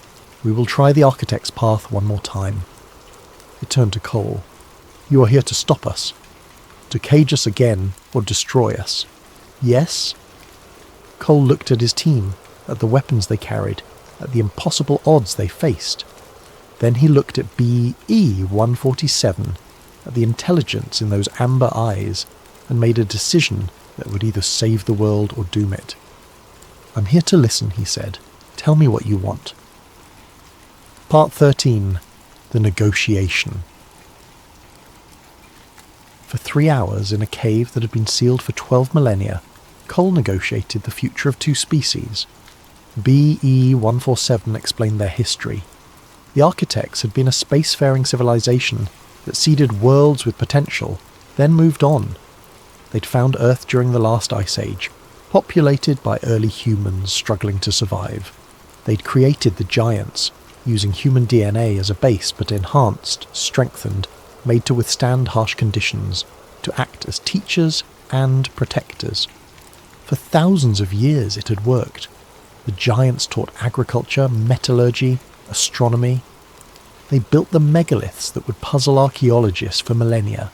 Göbekli Tepe, Baalbek, structures that seemed impossible for primitive humans to construct. But fear grew. The giants were too strong, too different. Religious leaders declared them demons. Kings saw them as threats to power. Wars began. The giants, for all their strength, were vastly outnumbered. They retreated to remote places, to caves and mountains. Then the architects sent a final message. Sleep. Wait. Let humanity grow. Let time pass. If humanity matured, learned to accept differences, learned to reach for the stars themselves, then the giants could wake and the two species could finally work together as intended. But if humanity remained violent, remained fearful, remained trapped by hate and tribalism, then the experiment had failed. The signal came, BE-147 said. We woke, and I found myself in a cage, being cut apart by scientists who looked at me with the same fear I saw 12,000 years ago. He gestured to Cole. But you are different. You fear, but you listen. That is new. Cole was thinking fast, aware that everything he said here could determine the course of human history. If you all wake up, if all 17 sites activate at once, people will panic. Governments will respond with force. It'll be a war nobody can win. Then what do you propose? Slow contact. Controlled revelation. We bring in scientists, linguists, diplomats, people who can explain what you are without causing mass panic. We release information gradually, archaeological findings, DNA evidence, historical records. We prepare humanity for the truth. One of the other entities spoke. More delays, more lies. We have waited 12,000 years. You've waited this long, Cole counted. What's another year? Another 5 years? If we do this right, you can walk free, live openly, share your knowledge. But if we rush it, if we force revelation on a world that's not ready, we'll have another war, and this time we have nuclear weapons. That gave them pause. B-147 spoke with the others in their ancient language, a discussion Cole couldn't follow. Finally it turned back. We will agree to this, but with conditions. We will not return to cages. We will not be experimented on. And we will be part of the process, not subjects of it. Agreed, Cole said. Then, how many of you are there? Total? Across all the sites? Perhaps 200. Some died in their sleep. Some were killed before they could enter hibernation. 200 survivors from a people who once numbered thousands. 200 against 7 billion humans. Cole felt the tragedy of it. An entire subspecies nearly erased, waiting in darkness for a second chance. "There's something else," BO-147 said. "Something you need to understand." The architect's signal contained information. A warning. Its amber eyes fixed on Cole. "This world is changing. Your weapons, your pollution, your climate. The architects are watching. They will return in 100 of your years, and they will judge what they find." Judge? Whether this world succeeded, whether humanity and my kind learned to coexist, whether you reached for the stars or destroyed yourselves. B-147's voice was quiet but firm. "We are not your enemy's small one, we are your last chance." Torres spoke up, her voice shaking slightly. "And if we fail? If we can't coexist? What happens in 100 years when they return?" B-147 looked at her, and in its expression Cole saw something ancient and sad. "Then they will do what they have done to 13 other worlds that failed. They will cleanse it and start again. A sterile world ready for the next experiment." The weight of that hung in the frozen air. Humanity wasn't just facing first contact with another intelligent species. They were facing Judgment Day, with a century to prove they deserved to survive. Part 14. The Return. The extraction from Siberia was complicated. Cole had to coordinate with Russian authorities who were understandably skeptical about everything he told them. He had to manage his own chain of command, convincing generals and politicians that bullets and bombs wouldn't solve this problem. Most importantly, he had to keep BE-147 and the others safe while they worked out the details of the Revelation plan. They established a secure facility in northern Canada, not a prison but a research station. The giants stayed voluntarily, working with linguists and scientists to translate their history, to share their knowledge, to prepare for the day when the world would learn the truth. Cole became the liaison, the bridge between two species that had been enemies for 12,000 years. It wasn't easy. There were hardliners in the military who wanted to neutralize the threat. There were conspiracy theorists who got hold of leaked information and spread panic online. There were religious fundamentalists who declared the giants were demons, proof of the end times. But slowly, carefully, Cole and his team built the foundation for Revelation. They started with academic papers, anonymous sources providing archaeological evidence of prehistoric giants, DNA studies showing anomalous genetic sequences in ancient bone samples, linguistic research on Proto-Sumerian texts that suggested advanced knowledge. The media picked it up, scientists debated it, the public started asking questions. Then came the controlled leaks. Grainy photos of the Siberian cave system, government documents with heavy redactions, testimony from military personnel who'd encountered something unusual in Afghanistan. The woman with the triangle insignia, Cole learned her name was Director Elizabeth Reeves, managed the information flow with precision. "We're not lying," she told him. "We're just controlling the narrative. When we finally reveal the truth, people will already be halfway to accepting it." 6 months after the Siberian encounter, they released the first video, BE-147, sitting in a comfortable room in the Canadian facility, speaking through a translator. Not threatening, not aggressive, just explaining its history, its purpose, its hope for the future. The video went viral, 20 million views in the first hour, 100 million by the end of the day. The world's reaction was mixed. Terror, fascination, denial, acceptance, all happening simultaneously across different populations. The United Nations called an emergency session. Religious leaders issued statements ranging from proof of divine creation to demonic deception. Scientists demanded access, governments demanded control, and regular people just demanded answers. Cole watched it all from the Canadian facility, standing beside BE-147 as they monitored the global response on multiple screens. "Your people are loud," BE-147 observed, "louder than they were 12,000 years ago." "We have better technology for spreading panic," Cole said with dark humour, "but also better technology for spreading understanding." BE-147 pointed to one screen showing a university professor explaining to her students how the giant's existence reframed human history. "Some of you are ready. That is more than we had before. Over the next year, more facilities opened. More giants woke from their hibernation, carefully, one group at a time. Scientists worked with them to understand their advanced metallurgy, their astronomical knowledge, their sophisticated understanding of genetics that had created their hybrid nature. The giants shared something else too, the architect's technology. Not weapons. They destroyed those long ago, forbidden by the architect's final command, but tools for clean energy, for healing, for sustainable agriculture. Knowledge that could help humanity reach the stars before the architects returned. "Why give this to us?" Cole asked BE-147 one evening, watching the sun set through the facility's windows. "After everything we did to you, why help?" "Because the alternative is extinction," BE-147 said simply, "for both our kinds. The architects do not tolerate failure. If they return and find this world still divided, still destroying itself, they will remove us all. They will plant new seeds and wait another 1,000,000 years. That's a hell of a motivation. It is the only motivation that matters." BE-147 looked at him with those amber eyes. "You small ones spend so much time fighting each other over borders, religions, resources. You do not see the larger truth. You are all one tribe, on one small world, facing a test that will determine if you survive. We failed that test once.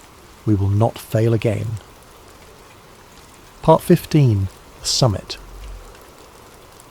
2 years after the Siberian encounter, they held the First Contact Summit in Geneva.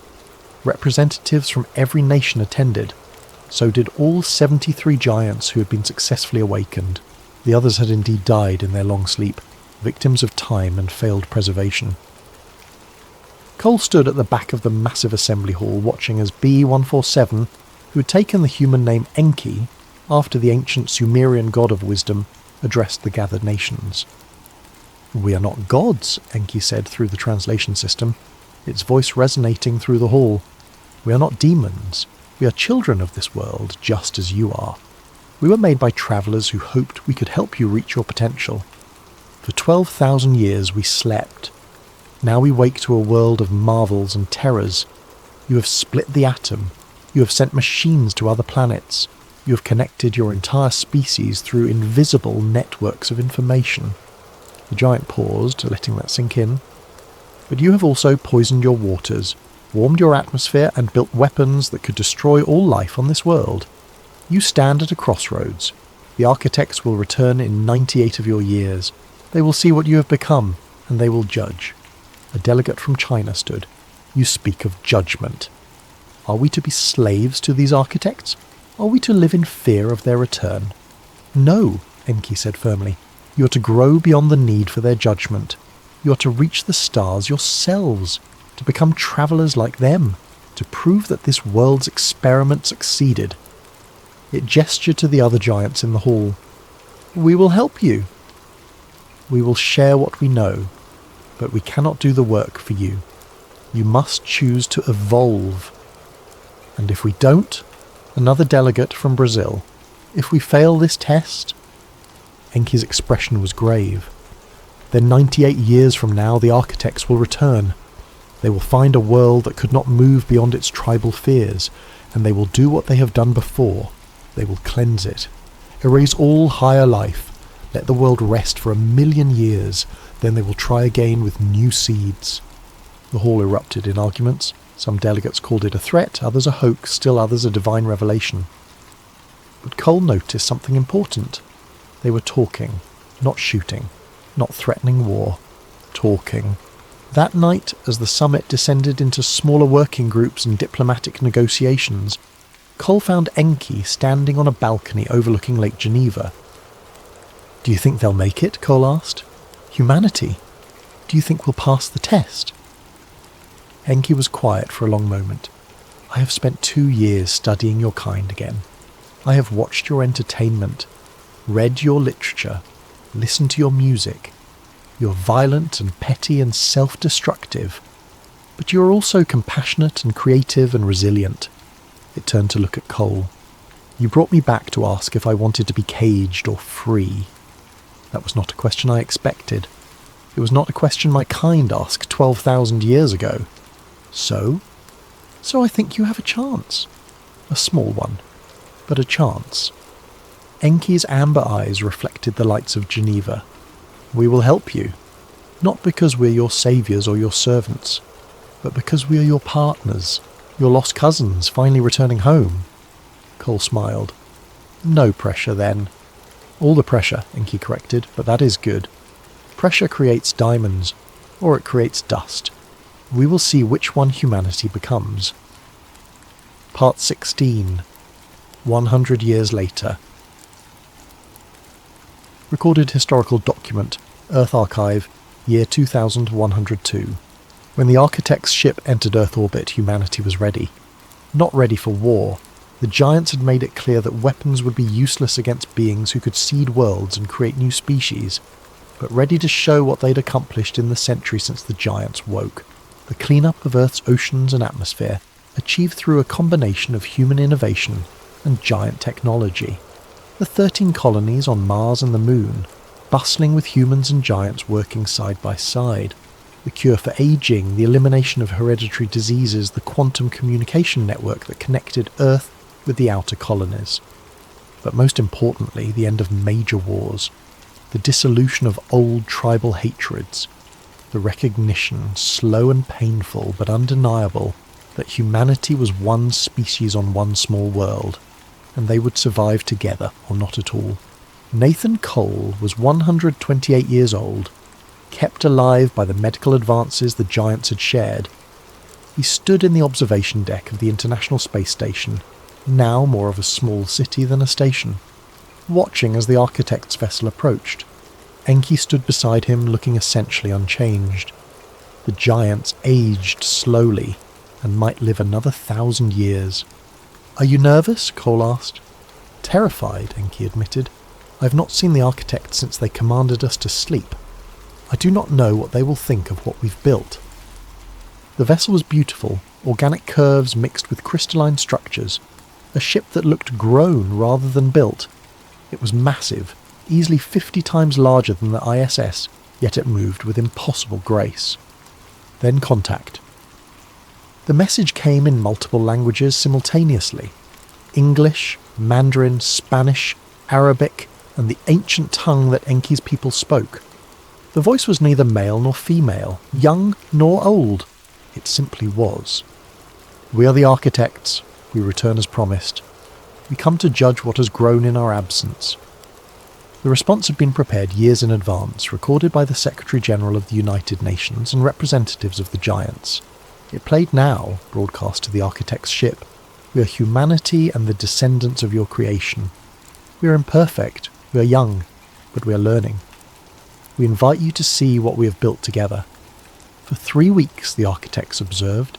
They sent probes to Earth, to Mars, to the colonies. They reviewed humanity's history, the wars and the peace treaties, the genocides and the humanitarian efforts, the destruction and the healing. Then they sent a delegation down to Earth itself. Cole was there in Geneva when they arrived. 3 beings that looked almost human but weren't. Their eyes too large, their skin with a faint luminescence, their movements suggesting they experienced time differently than other species. The lead architect spoke, and though its mouth moved, Cole heard the words directly in his mind. "You have surprised us. When we left, your predecessor species hunted our teaching caste to extinction. We expected to return to a dead world or a primitive one. Instead, we find cooperation, growth, the beginnings of a starfaring civilization." "We had help," the Secretary-General said, gesturing to Enki and the other giants present. "Indeed. The teaching caste fulfilled their purpose after all, though later than intended." The architect's gaze swept across the assembled humans and giants. "You asked to be judged. Here is our judgment. You have passed, barely, by the smallest of margins. But you have passed." Cole felt something release in his chest, tension he'd been carrying for decades. "Your world will be entered into the collective," the architect continued. "The community of worlds that have learned to look beyond themselves. You will be given access to our knowledge, our networks, our support. In time, you will seed worlds yourselves. You will become architects of your own. What does that mean for us? Someone asked. For Earth? It means you're no longer alone in the universe. It means you have allies, trading partners, and yes, obligations. Other worlds will need teachers. Other species will need guidance. The architect looked directly at Enki. Your kind has earned rest. You need not serve as teachers any longer if you choose. Enki bowed its head. We will serve as we are needed. It is what we were made for, but this time we serve as equals, not as masters. As it should be, the architect agreed. The meeting lasted for hours, covering treaties and technology transfers, cultural exchanges and defensive protocols. But Cole remembered one moment most clearly, when one of the architects pulled him aside privately.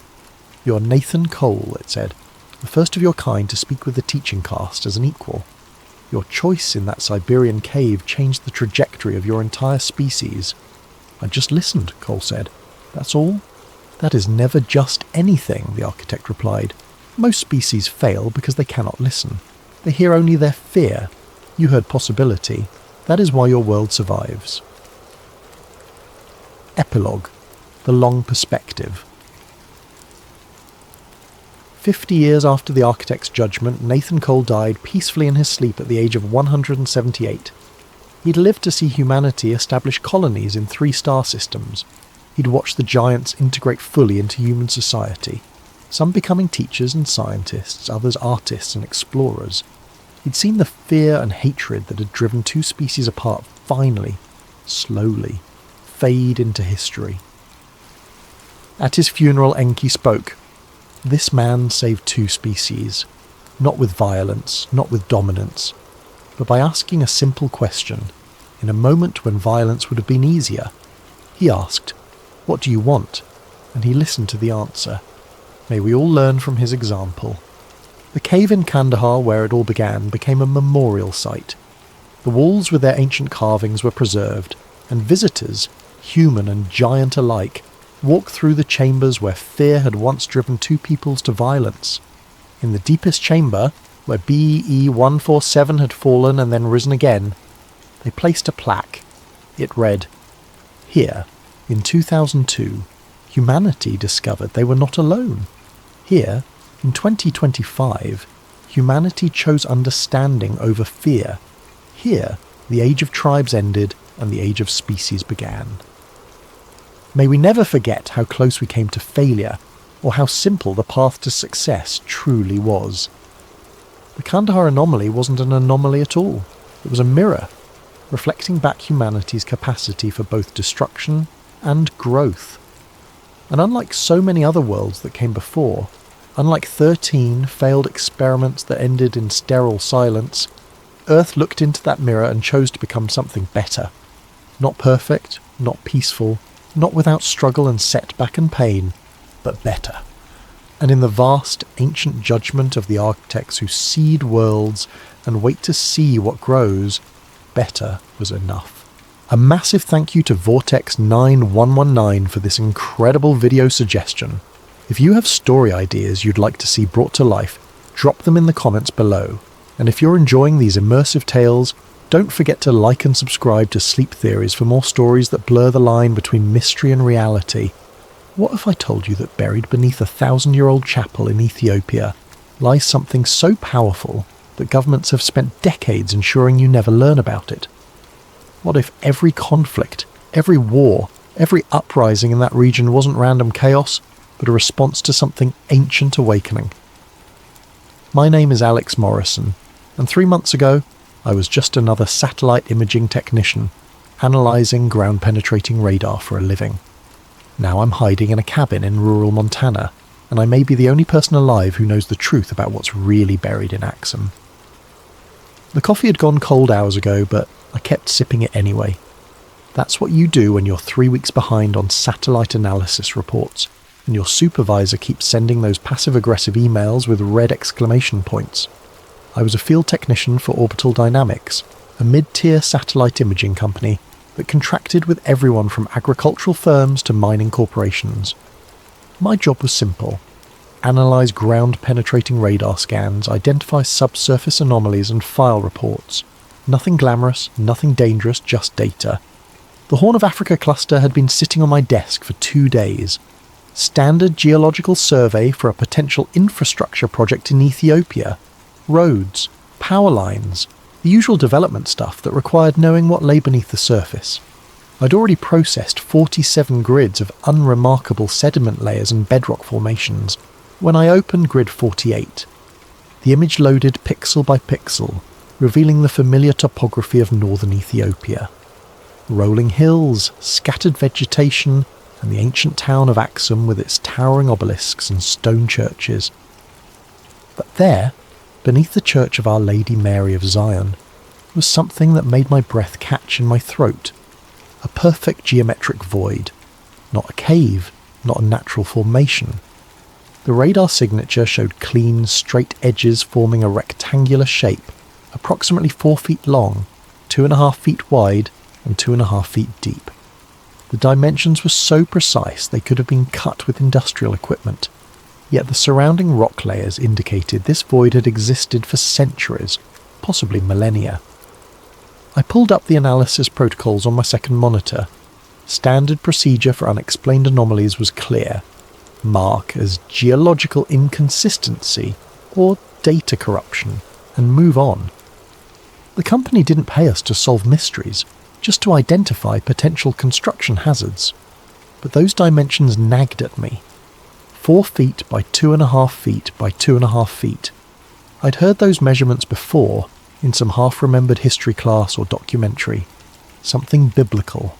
I saved the image to my personal drive before marking the official report as data corruption. Recommend resurvey. My supervisor would approve it without a second glance, and the client would order new scans of the area that would somehow never quite capture that same perfect void again. As I prepared to move on to the next grid, I noticed something else in the metadata. The thermal overlay showed heat signatures throughout the scan area, solar absorption on the surface, geothermal activity deeper down, all normal patterns, except for the void. The void was 3 degrees warmer than the surrounding rock despite being completely enclosed. Dead objects don't generate heat. I stared at the screen until my eyes burned, but no amount of analysis could explain what I was looking at. Finally, I closed the file and went home, but the image followed me. Those perfect dimensions, that impossible heat signature, the way it sat directly beneath one of Christianity's most sacred sites. 4 feet by 2.5 feet by 2.5 feet. The traditional dimensions of the Ark of the Covenant. That night, I dreamed of golden cherubim with wings spread wide, and a voice that spoke from between them with the sound of rushing water. In the dream, I was standing in a stone chamber, lit by a light that cast no shadows, reaching toward a box that hummed with power. The moment my fingers touched the gold, I woke with a gasp, my heart hammering against my ribs. It was just a dream, I told myself. Just my imagination running wild after a long day staring at radar scans. But when I checked my phone, I found I'd been unconsciously searching for information about Axum, about the Church of Our Lady Mary of Zion, about ancient artifacts hidden beneath holy ground. The next morning I couldn't focus on anything else. I pulled up the scan again, studying every pixel, every thermal gradient, every impossible detail of that buried void. This wasn't data corruption. This was something real, something significant, something that had been deliberately hidden from the world. Something that was waiting. 3 weeks later, I was on a plane to Ethiopia. I'd convinced my supervisor that the Axum anomaly required ground truthing, a field verification to ensure our radar systems were functioning correctly. The company approved the trip because it sounded technical and responsible, not because I'd spent every spare moment researching the legend of the Ark's journey from Jerusalem to Ethiopia. According to tradition, the Queen of Sheba took the Ark back to Ethiopia after her visit to King Solomon. Her son, Menelik I, founded the Ethiopian Empire and established Axum as its capital. For 3,000 years, Ethiopian Orthodox Christians had claimed the true Ark of the Covenant rested in the Church of Our Lady Mary of Zion, guarded by a single monk who could never leave the sacred precinct. Tourist nonsense, I'd always assumed. Every culture claimed to have some piece of biblical history hidden in their backyard. But now I had radar evidence of something buried exactly where the legend said it would be. Something that matched the Ark's traditional dimensions and somehow generated heat despite being entombed in solid rock. I landed in Addis Ababa on a Tuesday morning and caught a domestic flight to Axum the same day. The town was smaller than I'd expected, a collection of low buildings scattered around the famous obelisk park and the twin churches that claimed to house the world's greatest religious relic. Tourists wandered between the ancient stone monuments, taking selfies with 3,000-year-old carved pillars, while guides recited well-practiced speeches about Queen Sheba and King Solomon. I hired a local guide named Dawit, a middle-aged man with intelligent eyes and careful English who specialised in the historical sites. We spent the first day touring the obelisk park and the ruins of ancient palaces, but I was really just getting a feel for the area, trying to match the topography to my radar scans. Tomorrow we visit the churches, Dawit said as we walked back to my hotel. The old church and the new church. Very sacred places. Can tourists go inside both churches? I asked, trying to sound casual. The new church, yes. Beautiful paintings, ancient books, many treasures. But the old church... He paused, glancing around as if checking for eavesdroppers. The old church is different. Only priests allowed inside and the guardian. The guardian? One monk, chosen for life. He watches over the... Dawit lowered his voice. Over what is kept there. He can never leave the church grounds. Never. He stays until he dies. Then another is chosen. We'd reached my hotel, but I wasn't ready to end the conversation. What exactly is he guarding? Dawit looked uncomfortable. Christians say it is the Tablet, the Ark of Moses. Others say it is just tradition, just stories. But I have lived in Axum all my life, and I tell you this, the guardian is real.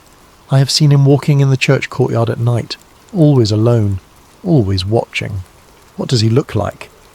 Old, but not in years. Old in ...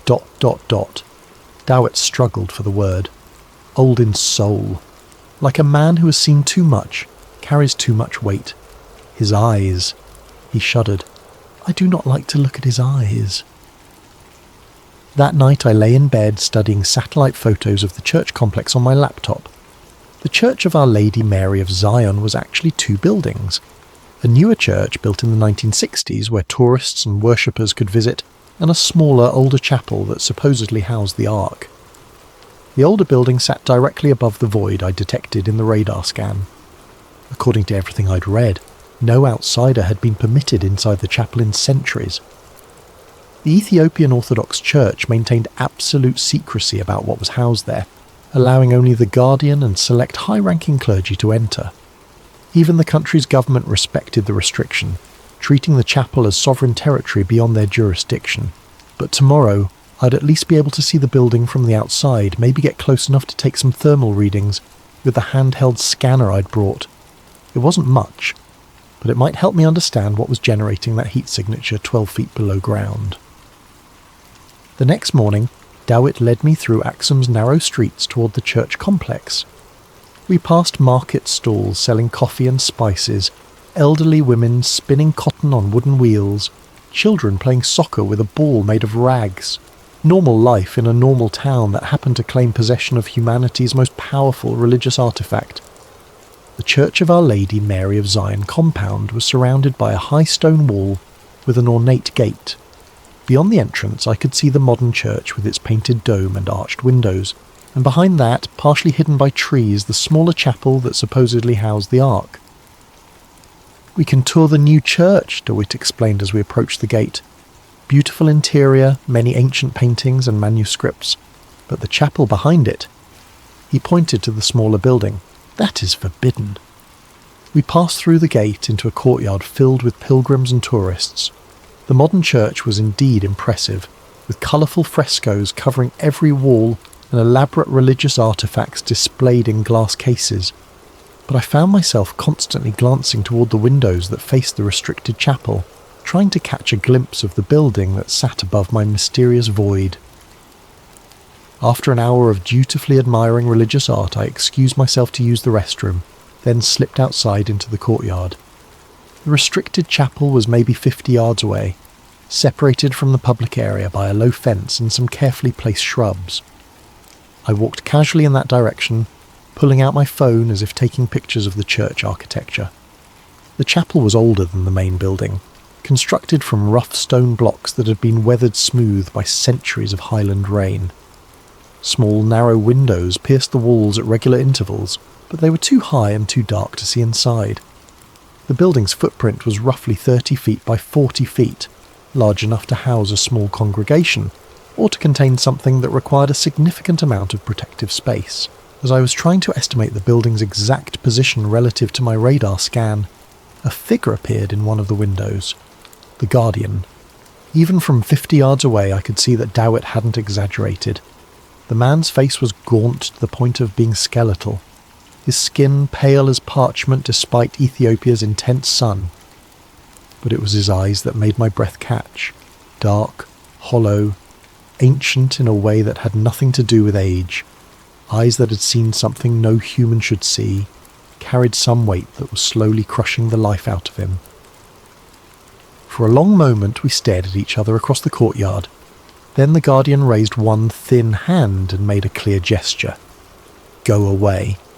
Not a casual dismissal, but an urgent warning, the kind of motion you'd make to stop someone from stepping into traffic. As I watched, his lips moved, forming words I couldn't hear but somehow understood. You don't want what's inside. Then he disappeared from the window, leaving me standing in the courtyard with my heart hammering and my thermal scanner forgotten in my pocket.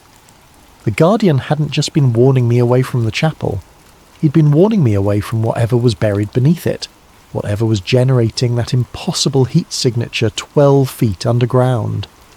Whatever had been slowly killing him with its proximity for however many years he'd been trapped in that building. I found Dowett waiting by the main church entrance, looking concerned. You saw him, he said. It wasn't a question. Yeah. Then you understand why I do not like to look at his eyes. Come, we should go. There are other sights to see, happier places. But as we left the church compound, I couldn't stop thinking about that desperate gesture, that silent warning. The Guardian knew something was down there, something that had been affecting him for years, possibly decades, something that pulsed with heat and waited in the darkness beneath ancient stone. That night I called my supervisor and extended my stay in Ethiopia by a week. Back in my hotel room, I spread out printed satellite photos across the bed and fired up my laptop. The thermal scanner I'd brought was designed for surface readings, useless for penetrating 12 feet of stone and earth, but I had access to something better. Orbital Dynamics' complete archive of satellite data for the region. If the object beneath the chapel was generating heat, that heat had to go somewhere. And if I was right about what was down there, the heat generation might not be constant. I started with our company's historical scans of Axum, going back 15 years to when we first began regular coverage of the Horn of Africa. The early images showed the same thermal patterns I'd seen in the recent scan. Solar absorption, geothermal activity, normal ground temperatures, but the void beneath the chapel was already 3 degrees warmer than its surroundings, even in the oldest images. 15 years of continuous heat generation. Whatever was down there wasn't running on batteries. I pulled up the metadata for each scan, looking for variations in the thermal signature over time. For the first few years, the readings were remarkably consistent. 3 degrees above ambient, no significant fluctuation. Then, starting in 2010, the pattern began to change. Small spikes at first, maybe half a degree increases that lasted for a few days before returning to baseline. But as I worked forward through the data, the spikes became more frequent and more intense.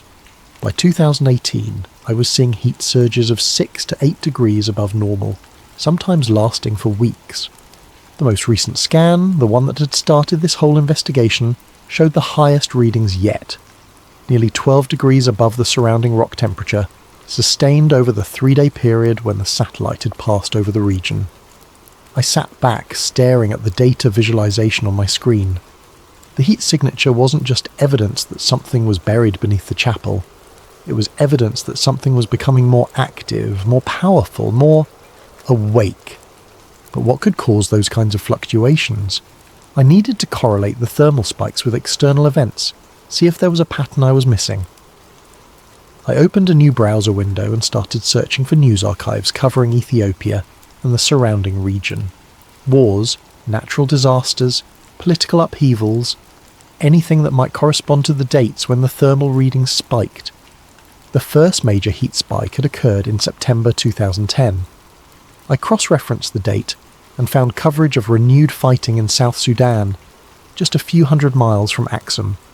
Border clashes, civilian casualties, the usual litany of African conflict. The heat signature had jumped to 6 degrees above normal and stayed there for 2 weeks. December 2014, another spike, this one lasting almost a month.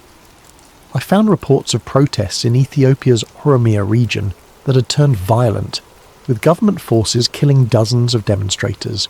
The thermal readings had peaked at 8 degrees above normal. March 2019, the biggest spike yet, nearly 10 degrees above ambient temperature. Major fighting had erupted between Ethiopia and Eritrea along their shared border, the worst violence in years between the two countries.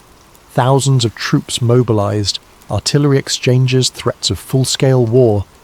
The pattern was undeniable. Every time conflict erupted in the region, the object beneath the chapel became more active. Not just reactive, but almost anticipatory. Some of the thermal spikes had begun days or even weeks before the first news reports of violence. I leaned back in the hotel room's uncomfortable chair, trying to process what the data was telling me. If the Ark of the Covenant was really buried beneath that chapel, and if it was somehow responding to regional conflicts, what did that mean? According to biblical accounts, the Ark had been a weapon used by the Israelites to destroy their enemies and part the Jordan River. But those were just stories, weren't they? Ancient myths to explain natural phenomena or military victories. Except now I had 15 years of satellite data suggesting those stories might have been more literal than anyone imagined. I opened a new search window and typed in Ark of the Covenant biblical powers. The results were a mixture of scholarly articles, religious websites, and conspiracy theories, but certain themes appeared consistently. The Ark as a communication device between God and Moses. The Ark as a weapon capable of destroying armies. The Ark as a source of divine power that killed anyone who touched it improperly. One academic paper caught my attention. Electromagnetic Anomalies in Biblical Texts, a technical analysis of the Ark narrative. The author, a physicist from MIT, had attempted to explain the Ark's described effects in terms of advanced technology rather than divine intervention. According to his analysis, the biblical descriptions were consistent with some kind of high-energy, electromagnetic device, possibly using principles that modern science was only beginning to understand. The paper was 8 years old and had been largely ignored by mainstream academia, but its conclusions were fascinating. If the Ark contained technology rather than divine presence, technology based on electromagnetic manipulation of space-time, then its effects on local conflicts might be measurable, predictable, even controllable. I glanced at the clock. It was nearly midnight, but I wasn't tired. I had 15 years of data to analyse, patterns to uncover, connections to make. If I was right about what was happening, the implications went far beyond archaeological discovery. This was about a weapon that had been influencing regional conflicts for decades, maybe centuries, sitting 12 feet beneath a chapel in northern Ethiopia, a weapon that was becoming more active. I pulled up the most recent thermal readings again, studying the heat signature that had triggered this entire investigation. 12 degrees above ambient temperature, the highest reading yet. And according to the news feeds I'd been monitoring, tensions were rising again along the Ethiopia-Eritrea border. Troop movements, diplomatic protests, the same warning signs that had preceded every previous spike in the thermal data. If the pattern held, the heat signature beneath the chapel would spike again within days, and somewhere in the Horn of Africa, people would start dying. I saved all my analysis to an encrypted drive and uploaded backup copies to 3 different cloud storage services. Whatever was happening in Axum, I was probably the only person outside the Ethiopian Orthodox Church who understood the connection between the buried object and regional violence. The only person who could prove that the Ark of the Covenant wasn't just a religious relic, but an active weapon that had been shaping the history of East Africa for 3 millennia. The only person who might be able to stop it. I had a contact at the Vatican archives, someone I'd met at a conference on satellite archaeology 3 years earlier. Elena Rossi was a researcher specialising in the historical verification of biblical sites, and she had access to documents that most scholars could only dream of seeing. If anyone could tell me what the Catholic Church knew about the Ethiopian claims regarding the Ark, it would be her. I drafted a carefully worded email describing my satellite findings in technical terms, without mentioning my theories about the thermal correlations with regional conflicts. I presented it as an archaeological question. Had the Vatican ever investigated the Ethiopian Orthodox claims about possessing the Ark of the Covenant? Elena's response came within 6 hours, which surprised me. Her replies usually took days, given the bureaucratic nature of Vatican communications. Alex, your inquiry has been noted and forwarded to the appropriate department. However, I must inform you that materials related to your specific request are currently under protocol relic restrictions. I cannot provide further information at this time. I would advise against pursuing this research direction. E. Rossi, Protocol Relic. I'd never heard the term before, and a quick internet search turned up nothing. No academic papers, no government documents, no casual references in religious forums.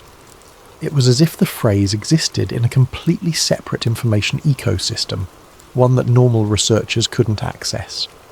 That afternoon, my hotel room phone rang. The caller ID showed only international with no number. Mr. Morrison. The voice was American, middle-aged, with the kind of neutral accent that comes from years of diplomatic training. Yes, my name is Cardinal Michael Toretti, Vatican Secretariat of State. I understand you've been making inquiries about certain historical artifacts currently held by our Ethiopian Orthodox colleagues. A cardinal calling me directly. In 31 years of life, I'd never been important enough to warrant attention from anyone higher than a district manager, and now I had a Vatican cardinal on the line. I'm a satellite imaging technician, I said carefully. I analyse ground-penetrating radar for geological surveys. Yes, we're aware of your professional background. We're also aware of your recent travel to Axum and your communication with Dr. Rossi. Mr. Morrison, I'm calling to advise you that you've stumbled into an area of inquiry that falls under Vatican security protocols. For your own safety, I strongly recommend that you discontinue this research and return to the United States immediately. My own safety? There are historical artifacts that were never meant to be disturbed, Mr. Morrison. Some knowledge carries a price that few are prepared to pay. The Ethiopian Orthodox Church has maintained certain guardianship responsibilities for nearly 3 millennia. That arrangement exists for the protection of all concerned parties. I could feel my heart racing, but I tried to keep my voice steady. What is Protocol Relic? There was a long pause. You're not cleared for that information, nor do you want to be. Take my advice, Mr. Morrison. Book the next flight home and forget whatever you think you've discovered in Axum. Some mysteries are better left unsolved. The line went dead. I sat in my hotel room for a long time after that call, staring at the phone and trying to process what had just happened. A cardinal in the Vatican Secretariat of State, essentially the Catholic Church's Secretary of State, had called me personally to warn me away from my research. Not a local church official, not even a regional administrator, but someone at the very highest levels of Vatican hierarchy. Which meant the Catholic Church not only knew about the Ethiopian claims regarding the Ark, they were actively monitoring anyone who showed too much interest in investigating those claims. They had files on researchers, protocols for managing inquiries, and enough influence to track down a satellite technician in an Ethiopian hotel within hours of his asking the wrong questions. I thought about the Guardian's hollow eyes and his desperate warning, "You don't want what's inside." Maybe he wasn't just protecting the Ark from the world. Maybe he was protecting the world from the Ark. My laptop chimed with a new email notification. The sender was listed as E. Rossi, but the message was clearly not from Elena. Mr. Morrison, this will be my final communication on this matter. Protocol Relic is a Vatican security classification established in 1962 following certain discoveries made during the Second Vatican Council's review of sealed archives. Materials under this classification are restricted to a maximum of 12 individuals worldwide, all of whom hold positions equivalent to cardinal or higher within the Catholic hierarchy. The Ethiopian Orthodox Church has maintained custody of the artifact in question under a formal agreement dating to 1965. This agreement recognises Ethiopian sovereignty over the artifact in exchange for adherence to specific containment protocols established by a joint Vatican-Ethiopian commission.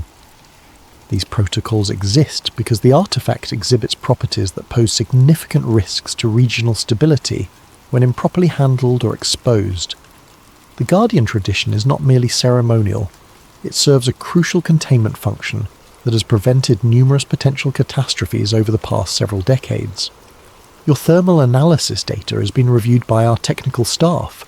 We are aware of the correlations you have identified. We are also aware of the artifact's increasing activity levels over the past 5 years. A joint Vatican-Ethiopian assessment team is currently evaluating options for enhanced containment measures. This communication will self-delete in 60 seconds. Do not attempt to copy or save this message. Return to the United States immediately and discontinue all research related to this matter. You have been warned twice. There will not be a third warning. I watched the message count down from 60 seconds, trying to memorize every word. When it reached 0, the email disappeared from my inbox as if it had never existed. But I'd learned what I needed to know. The Vatican knew about the thermal correlations with regional conflicts. They'd known for years, possibly decades. And they were worried enough about increasing activity levels to consider enhanced containment measures. The Ark of the Covenant was real, it was buried beneath the chapel in Axum, and it was becoming more dangerous. I needed to get that thermal data to someone who could do something about it. Someone outside the Vatican's sphere of influence. But first, I needed to understand exactly what I was dealing with. I opened my laptop and began typing up a detailed summary of everything I'd discovered. The satellite data, the thermal correlations with regional conflicts, the Vatican security protocols, the Guardian's warning. If something happened to me, I wanted there to be a record of what I'd found. Outside my hotel window, the ancient obelisks of Axum stood silhouetted against the Ethiopian night sky. Monuments to a civilization that had claimed to possess God's greatest gift to humanity. 12 feet below, a simple stone chapel. Something waited in the darkness, growing stronger, growing more active, preparing for something that would make the regional conflicts of the past 15 years look like minor skirmishes. And I was probably the only person outside the Vatican and the Ethiopian Orthodox Church who understood what was coming. The next morning, I made a decision that would change everything. Instead of booking a flight home like the Vatican had demanded, I drove the rental car to a cybercafe in Addis Ababa and uploaded a carefully edited version of my satellite data to Reddit. I chose the r/conspiracy subreddit because I knew it would get attention without being taken seriously by any official monitoring systems. The post was titled "Weird Thermal Anomaly Under Ethiopian Church." Anyone know what this could be? I included 3 of the clearer thermal images showing the heat signature beneath the Church of Our Lady Mary of Zion, along with GPS coordinates and a brief description of the geometric void. I deliberately left out any mention of the Ark, the Vatican communications, or the correlations with regional conflicts.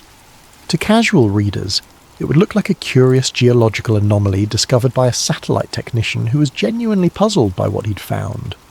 The post got 17 comments in the first hour.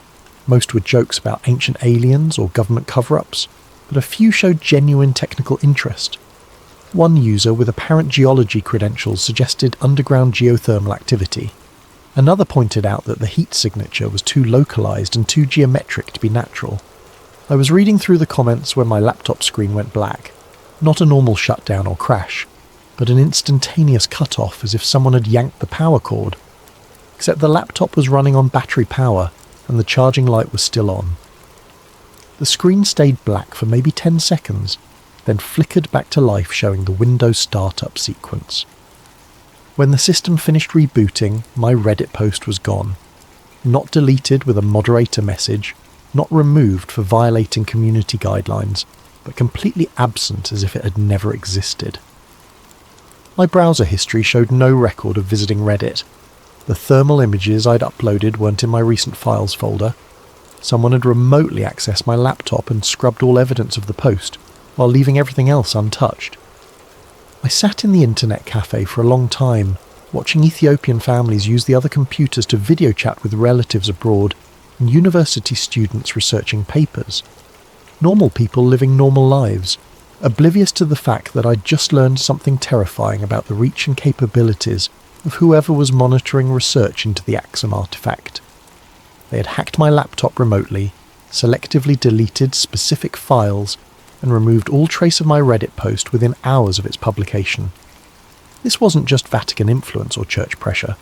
This was signals intelligence, cyber warfare capabilities, the kind of resources that only major governments or international intelligence agencies could deploy. I paid for my computer time and walked back to the rental car, feeling like I was being watched even though the street looked perfectly normal. Addis Ababa traffic flowed around me with its usual chaotic energy, buses packed with passengers, merchants pushing handcarts loaded with goods, children selling bottled water at red lights. But someone in that crowd could be monitoring me. Someone with access to satellite feeds and facial recognition software, and the authority to scrub information from major social media platforms in real time. That night, back in my hotel room in Axum, I made backup copies of all my remaining data and hid them in 3 different locations around the town. One encrypted drive taped under a restaurant table where I'd eaten dinner, another hidden in the base of an ancient obelisk in the archaeological park, the third buried in a plastic bag near a tree outside the Church of Our Lady Mary of Zion, as close to the chapel as I could get without being seen. If they could hack my devices remotely, I needed analog backups they couldn't access digitally. The next morning I woke to find my hotel room door unlocked. I always used the deadbolt and chain lock, habits from years of business travel. But both were disengaged, and there was no sign of forced entry. My luggage had been searched with professional thoroughness. Everything returned to almost exactly its original position, but with tiny variations that proved someone had been through my belongings. My laptop was still there, apparently untouched. My cameras and field equipment were undisturbed, but the encrypted drive where I'd stored copies of the satellite data was missing from the hidden compartment in my suitcase. They'd taken only what they needed and left everything else to maintain the illusion that nothing had happened. Except they'd made one mistake. They'd unlocked the door when they left, probably to avoid the sound of manipulating the locks from inside. I was no longer just being monitored, I was being actively managed. I packed quickly and checked out of the hotel, telling the desk clerk I had a family emergency back in the United States. But instead of heading to the airport, I drove to the archaeological park and retrieved the data drive I'd hidden at the base of the obelisk. Sitting in the rental car with ancient stone monuments all around me, I made one final attempt to get the information out. I logged into an anonymous email account I'd created years earlier and composed a message to every major news organisation I could think of: CNN, BBC, Reuters, AP, the New York Times. The subject line was simple: evidence of active electromagnetic anomaly at claimed Ark of Covenant site in Ethiopia. In the body of the message I laid out everything: the satellite thermal data, the correlations with regional conflicts, the Vatican's protocol relic warnings, the cyber intrusion and hotel room search. I attached the clearest thermal images and GPS coordinates, along with a detailed timeline showing how the heat signature had intensified over 15 years. I hit send and watched the message appear in my outbox, then immediately start moving to the sent folder. Except it never arrived. I tried again with a different email service, then a third. Same result every time. The messages showed as sent from my end, but never reached their destinations. Someone was intercepting my communications at the internet service provider level, identifying and blocking any transmission that contained my satellite data or references to the Axum thermal anomaly. I was completely isolated, cut off from any normal channels of communication, surrounded by an electronic net that prevented me from sharing what I'd discovered. But I still had the physical drive hidden near the church, and I still had one option they couldn't control remotely. That afternoon, I walked to the Church of Our Lady Mary of Zion compound and found a spot where I could observe the restricted chapel from a distance.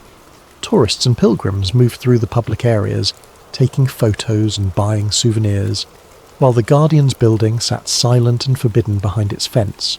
I waited until late afternoon, when the crowds thinned and the light was beginning to fade. Then I walked casually toward the area where I'd buried the encrypted drive, as if I were just another tourist admiring the ancient architecture. The drive was gone. The plastic bag was still there, exactly where I'd buried it, but empty. They'd found my backup, extracted the data, and left the bag as a message. We know where you've been. We know what you've hidden. We can reach anything you think is secure. As I stood there staring at the empty bag, a shadow fell across the ground beside me. I looked up to see the Guardian standing at one of the chapel windows, his hollow eyes fixed on my face. But this time, he wasn't warning me away. He was nodding, almost imperceptibly, as if he approved of what I'd been trying to do. Then he pointed downward, toward the ground beneath my feet, and mouthed a single word I could read clearly even at 50 yards distance. Soon! I flew back to the United States the next day, but I never made it to my apartment in Denver. 2 men in dark suits were waiting for me at baggage claim, holding a sign with my name and looking like the kind of federal agents you see in movies. "Mr. Morrison, we're with the Department of Homeland Security. We need to speak with you about your recent travel activities." They escorted me to a windowless room in the airport security section, where a third man was waiting with a thick folder and a digital recorder. "I'm Agent Phillips," the older man said. "We understand you've been conducting unauthorized intelligence gathering in Ethiopia, specifically related to sites of religious significance to our Ethiopian government partners. I'm a satellite imaging technician. I analyze geological data for mining and construction companies. We're aware of your professional background, Mr. Morrison. We're also aware that you've been making inquiries about classified materials with Vatican contacts, posting sensitive imagery to social media platforms, and attempting to contact media organizations with what you claim is evidence of electromagnetic anomalies at Ethiopian Orthodox Church sites. They knew everything. Not just my activities in Ethiopia, but my attempts to share the data, my communications with Elena Rossi, even my failed Reddit post. The thermal imagery you captured falls under the jurisdiction of several international agreements regarding the protection of cultural and religious sites," Phillips continued. "Specifically, it relates to a joint Vatican-Ethiopian cultural preservation protocol that supersedes normal academic or journalistic access. Cultural preservation protocol? The Ethiopian Orthodox Church has requested that certain sites be protected from unauthorized analysis or exposure that might damage their religious significance or cultural integrity.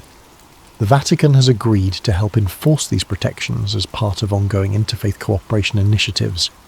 It was a lie, of course. They weren't protecting cultural sites. They were suppressing evidence of something that posed a much more serious threat. But I was sitting in a windowless room at the Denver airport with 3 federal agents, and my laptop had already demonstrated that normal channels of communication were compromised. "We're prepared to offer you a choice, Mr. Morrison," Phillips said.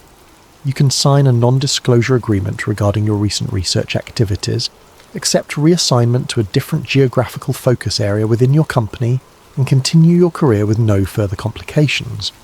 Or we can discuss this matter with your employer, your security clearance sponsors, and potentially with federal prosecutors, who take a very dim view of unauthorized intelligence activities in sensitive foreign locations." I stared at the folder on the table between us, thinking about the Guardian's hollow eyes and his final gesture toward the ground beneath the chapel. Thinking about 15 years of thermal data showing an ancient weapon growing stronger, more active, more dangerous. What happens if I sign? You return to your normal work assignments. You avoid any further research related to Ethiopian archaeological sites. You don't discuss your recent findings with colleagues, media contacts, or internet forums. In exchange, we ensure that your employer receives a positive assessment of your professionalism and discretion during this culturally sensitive assignment. And if I don't sign? Phillips opened the folder and showed me the first page. It was a letter from Orbital Dynamics' Human Resources Department, dated that morning, informing me that my employment had been terminated due to misuse of company resources for unauthorized personal research projects. Your security clearance will be revoked, he continued. Your access to government contracting databases will be permanently blocked, and we'll be sharing our assessment of your activities with other satellite imaging companies, geological survey firms, and any future employers who request background information. They were offering to destroy my career or let me pretend none of this had ever happened, but either way, the information I'd gathered would never reach anyone who could act on it. I thought about Cardinal Toretti's warning on the phone. Some knowledge carries a price that few are prepared to pay. Maybe this was the price. Professional destruction, isolation, the slow erasure of everything I'd worked to build over the past decade. I need time to think about it. You have until we finish processing your luggage, 20 minutes, maybe 30. 20 minutes to decide whether to sacrifice my career for information that no one would believe, no one could verify, and no one was allowed to investigate. I signed the non-disclosure agreement.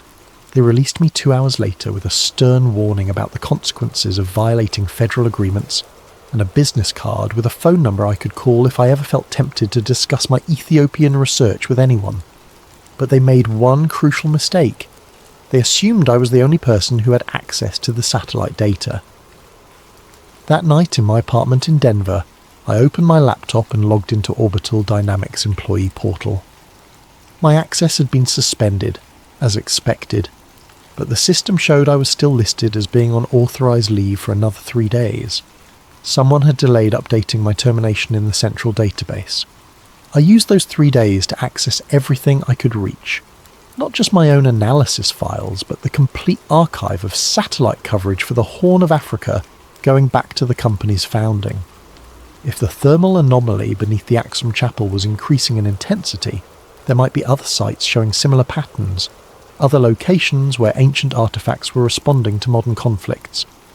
What I found was worse than I'd imagined. The Ark wasn't unique, it was part of a network. Thermal anomalies appeared at 17 different locations across the Middle East and North Africa, all buried beneath religious sites, all generating heat signatures that correlated with regional violence. A geometric void beneath the Dome of the Rock in Jerusalem. Another under the Great Mosque of Mecca. Heat sources beneath Christian monasteries in Syria, Coptic churches in Egypt, ancient temples in Iraq. Every major conflict of the past 2 decades, the Iraq War, the Syrian Civil War, the Arab Spring, the ongoing violence in Yemen and Libya, correlated with intensified thermal activity at multiple sites, as if the artifacts were communicating with each other, coordinating their responses to human warfare. I copied everything I could access onto encrypted drives and mailed them to safety deposit boxes in 3 different states. Then I submitted my resignation from Orbital Dynamics, citing personal reasons, and disappeared. For 3 weeks I lived in cheap motels and paid for everything with cash, moving from city to city while I tried to figure out what to do with what I'd learned.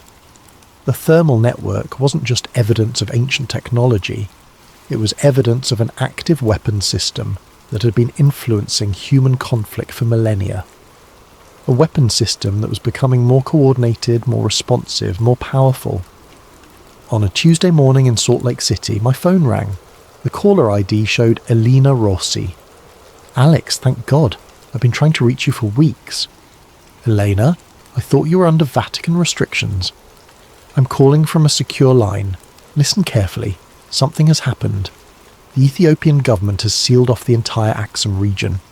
No flights in or out, no ground access, complete media blackout.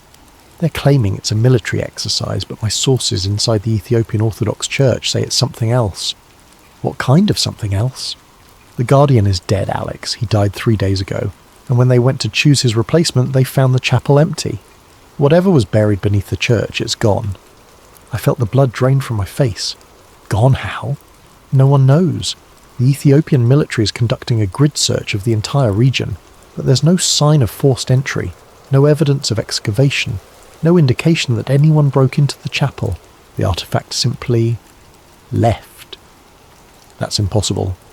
Satellite thermal imaging shows massive energy spikes at 17 locations across the Middle East and North Africa, all occurring within a 6-hour window starting with the Guardian's death. The Vatican has activated something called the Omega Protocol, and they're requesting immediate assistance from the United States, Russia and China. The Omega Protocol. I'd never heard the term before, but I could guess what it meant. The final contingency, the last resort when all other containment measures had failed. Eleanor, where are you calling from? I'm at a monastery in Switzerland. The Vatican has evacuated all protocol relic personnel to secure locations. They're expecting the worst. What's the worst? According to the sealed archives, the last time the artifacts were fully active was during the Crusades. The entire geopolitical structure of 3 continents collapsed within a century. Empires fell, entire populations migrated, technological development stalled for 500 years. I thought about the thermal data I'd collected, the correlations between artifact activity and regional violence. If the Ark and its companion devices were no longer contained, no longer isolated in buried chambers beneath ancient churches, what would happen to the world? Alex, are you still there?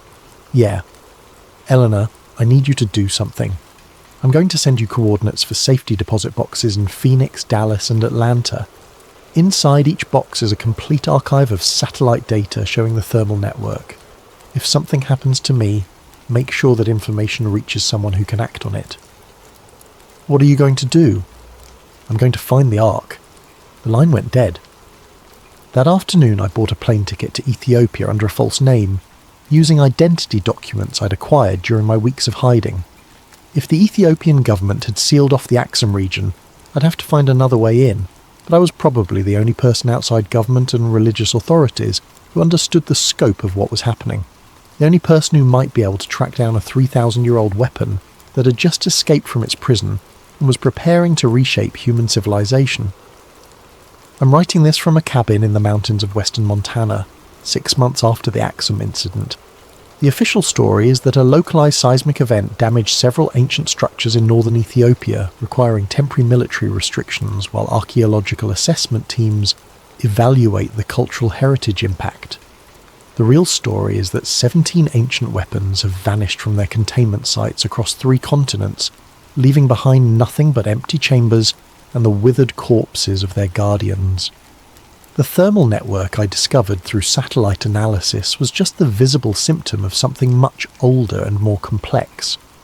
For 3 millennia, objects of immense power had been sleeping beneath humanity's most sacred sites, occasionally stirring in response to nearby conflicts, but generally remaining dormant under the watch of religious orders that had forgotten why they were really guarding empty rooms.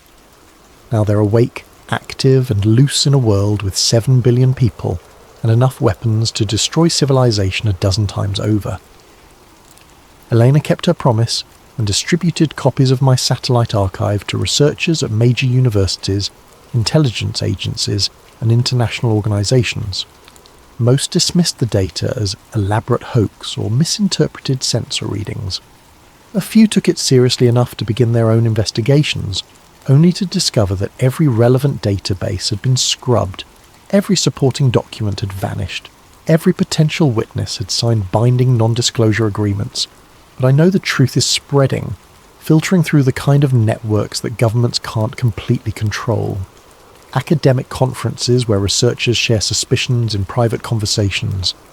Intelligence analysts who notice patterns their superiors don't want them to report.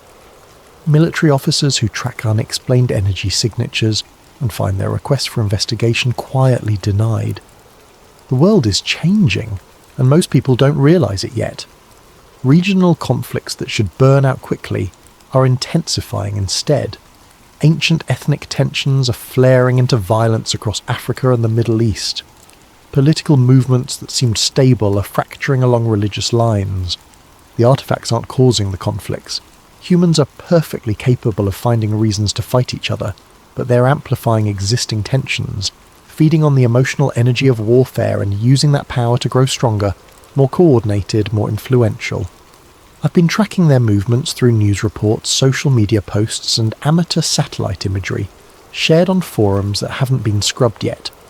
heat signatures appearing in conflict zones days before major battles, unexplained electromagnetic anomalies detected near military bases, reports of ancient artifacts being discovered by various armed groups, then quickly disappearing again. They're not random, they're following a pattern, positioning themselves to influence key events, preparing for something bigger than individual regional conflicts. Last week I received an encrypted message through a routing system so complex I couldn't trace its origin. The text was simple. The covenant was not meant for one people or one place. It was meant for all people, all places when the time was ready. The time is now ready. Choose wisely. Choose wisely, as if I have a choice in whatever's coming. But maybe that's the point. Maybe the real power of these artifacts isn't their ability to influence events, but their ability to force people to make choices they wouldn't otherwise have to make. The Guardian at Axum spent decades watching over something that was slowly killing him, but he chose to stay, chose to maintain the containment protocols, chose to warn me away from dangers I didn't understand. Now it's my turn to choose. I could destroy this account, burn the remaining evidence, disappear completely into a life where none of this ever happened. Or I can keep tracking the artifacts, documenting their movements, building a record of what's really happening as the world stumbles towards some kind of transformation it doesn't see coming. The cabin where I'm staying sits on 40 acres of isolated mountain forest, far from cities and conflict zones, and the electromagnetic networks that seem to attract the artifact's attention. But even here, on clear nights, I can see strange lights moving across the sky. Not aircraft, not satellites, but something else entirely, following patterns that suggest intelligence and purpose. They're out there, 17 pieces of ancient technology that were designed to reshape civilizations, and they're working together now, coordinating their efforts, preparing for something that will make the fall of empires look like minor historical footnotes. I have 3 more encrypted drives hidden in various locations around the country, each containing copies of everything I've learned about the thermal network and the artifact sites. If you're reading this, it means something happened to me, and Elena Rossi or one of the other researchers I contacted managed to get this information published despite whatever security measures are in place to prevent it. Don't dismiss this as conspiracy theory or elaborate fiction. Check the satellite data yourself if you have access. Look for thermal anomalies beneath major religious sites. Track the correlations between unexplained energy signatures and regional conflicts. Pay attention to news reports of ancient artifacts being discovered and then quickly classified or removed by authorities. The pattern is there if you know how to look for it. The Ark of the Covenant was never lost. It was never just sitting passively in some forgotten chamber, waiting to be discovered by archaeologists or treasure hunters. It was sleeping, along with its companion devices, under the protection of guardians who understood that some powers are too dangerous for humanity to wield. Now it's awake, and it's not alone, and it's preparing to fulfill whatever purpose it was originally designed for 3,000 years ago. The only question is whether we'll be ready for what comes next. I hope this account reaches people who can do something with the information, people with resources and influence, and the courage to investigate what most would rather ignore. But even if it doesn't, even if this becomes just another conspiracy theory lost in the noise of the internet, at least there will be a record of what one satellite technician discovered when he looked too closely at the wrong thermal signature. The Ark Protocol is active, the Covenant has been renewed, and somewhere in the darkness between the ancient and the modern, 17 pieces of divine technology are preparing to reshape the world according to plans that were set in motion before human civilization began. Choose wisely. Alex Morrison, December 2024. Project Looking Glass. The machine that saw too much.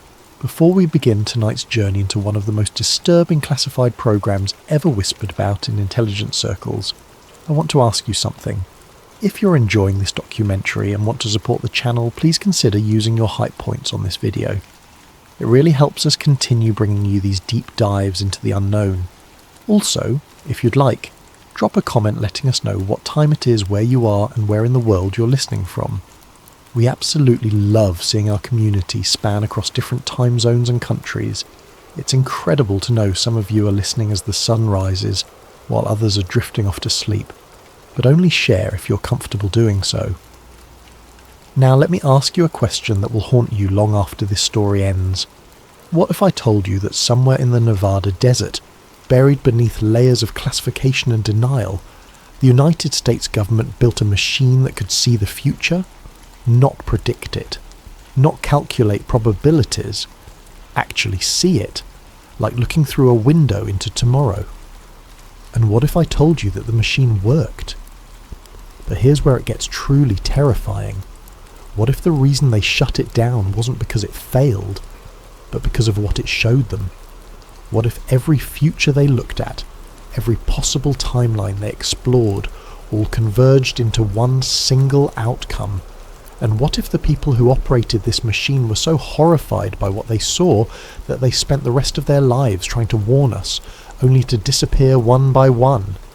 This is the story of Project Looking Glass, and before we're done tonight, you're going to question everything you think you know about free will, government secrecy, and whether the future is something that happens to us or something that's being carefully managed without our knowledge.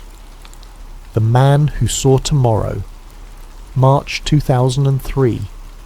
The Mojave Desert stretches endlessly in every direction, a landscape so barren and hostile that the government has used it for decades to hide things they don't want the public to see. In a motel room just outside of Rachel, Nevada, a man named Michael Harrington sits alone with a Hi-8 camcorder, balanced on a stack of phone books.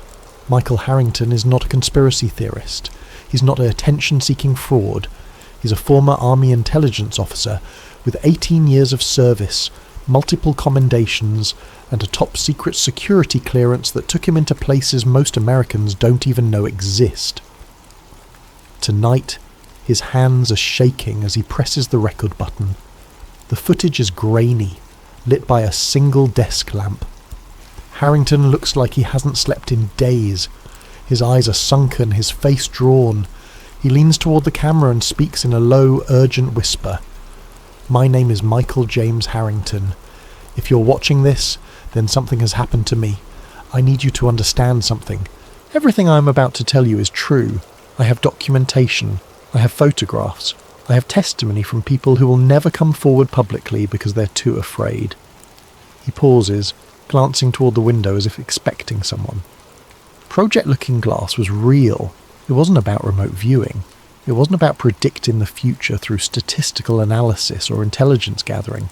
They built a machine, an actual device that allowed operators to view temporal possibility fields.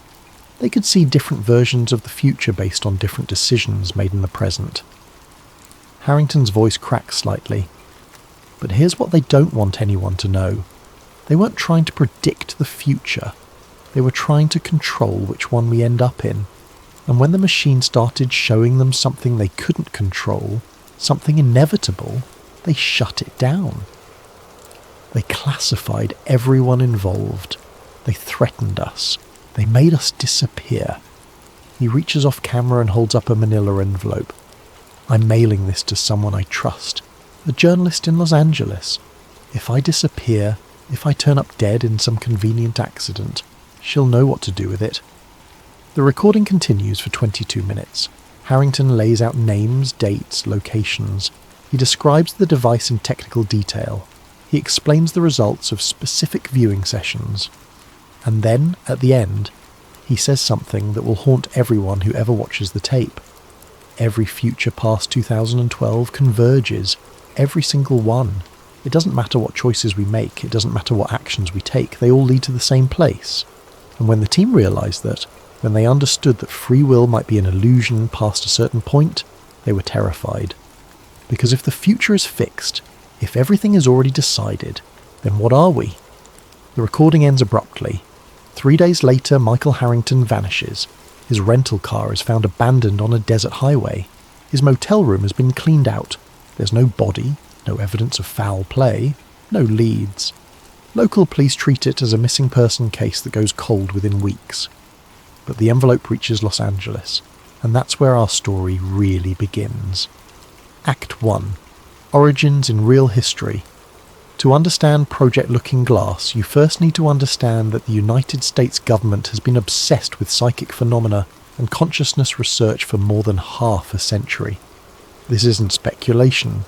It's documented fact. 1962, the height of the Cold War. The CIA is in a panic because intelligence reports suggest that the Soviet Union is investing millions of rubles into psychic espionage programs.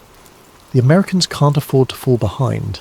If there's even a chance that the human mind can gather intelligence remotely, see through walls, read thoughts from a distance, they need to know about it.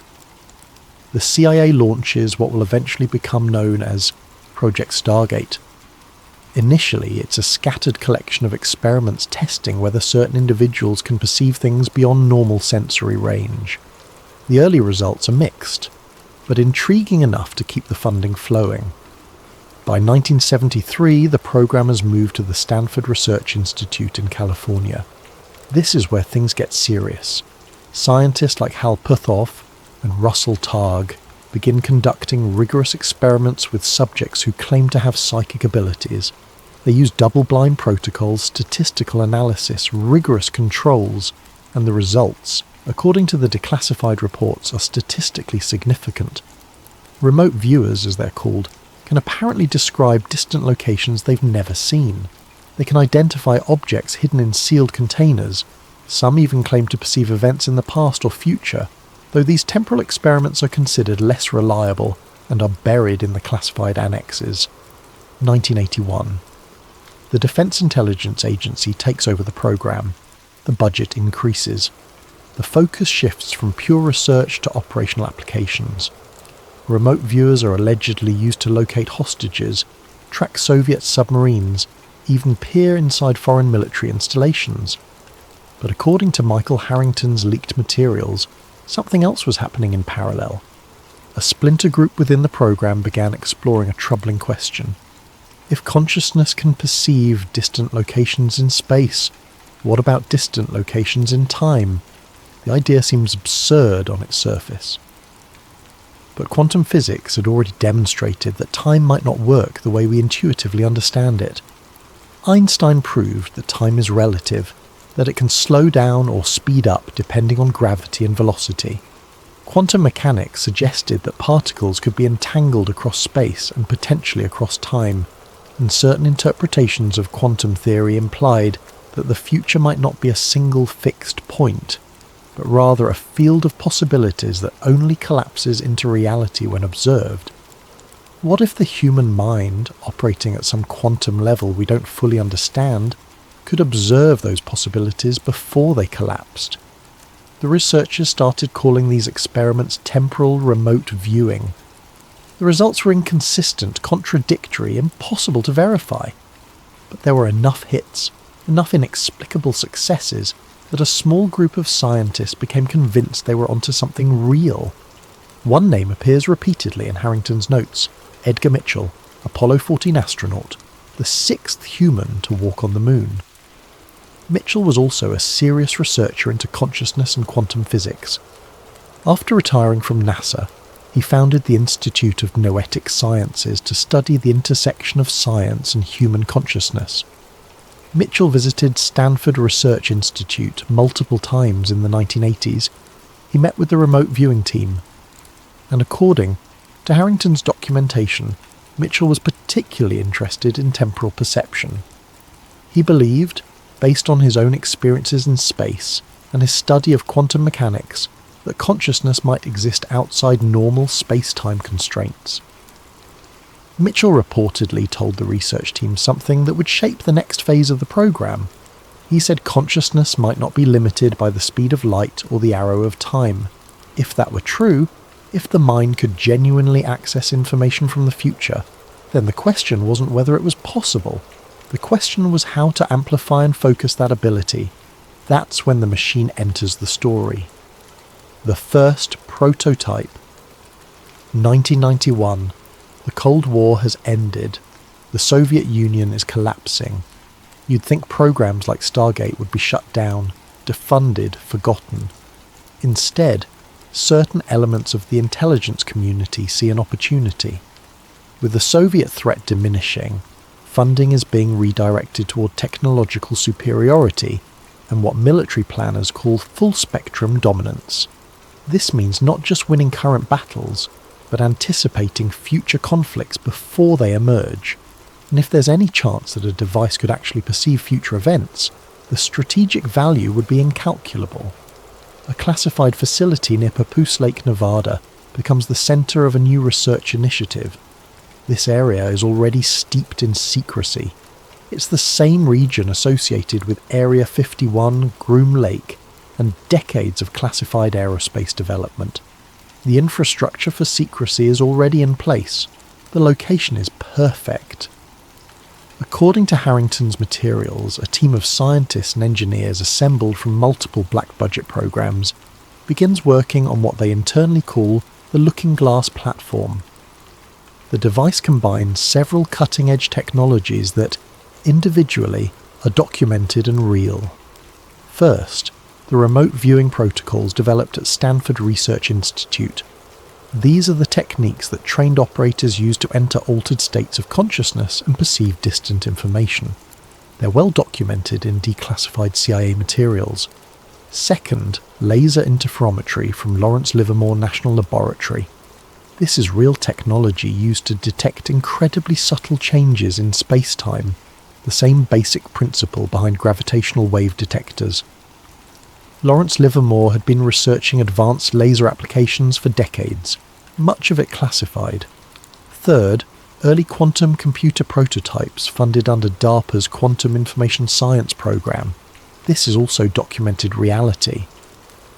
DARPA was investing in quantum computing research throughout the 1990s, exploring how quantum states could be manipulated and measured.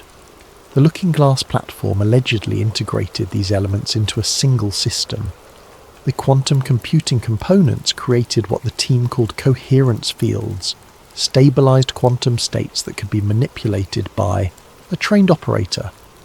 The laser interferometry measured minute fluctuations in these fields, and the remote viewing protocols trained the operator to focus their consciousness in specific ways while interfacing with the system.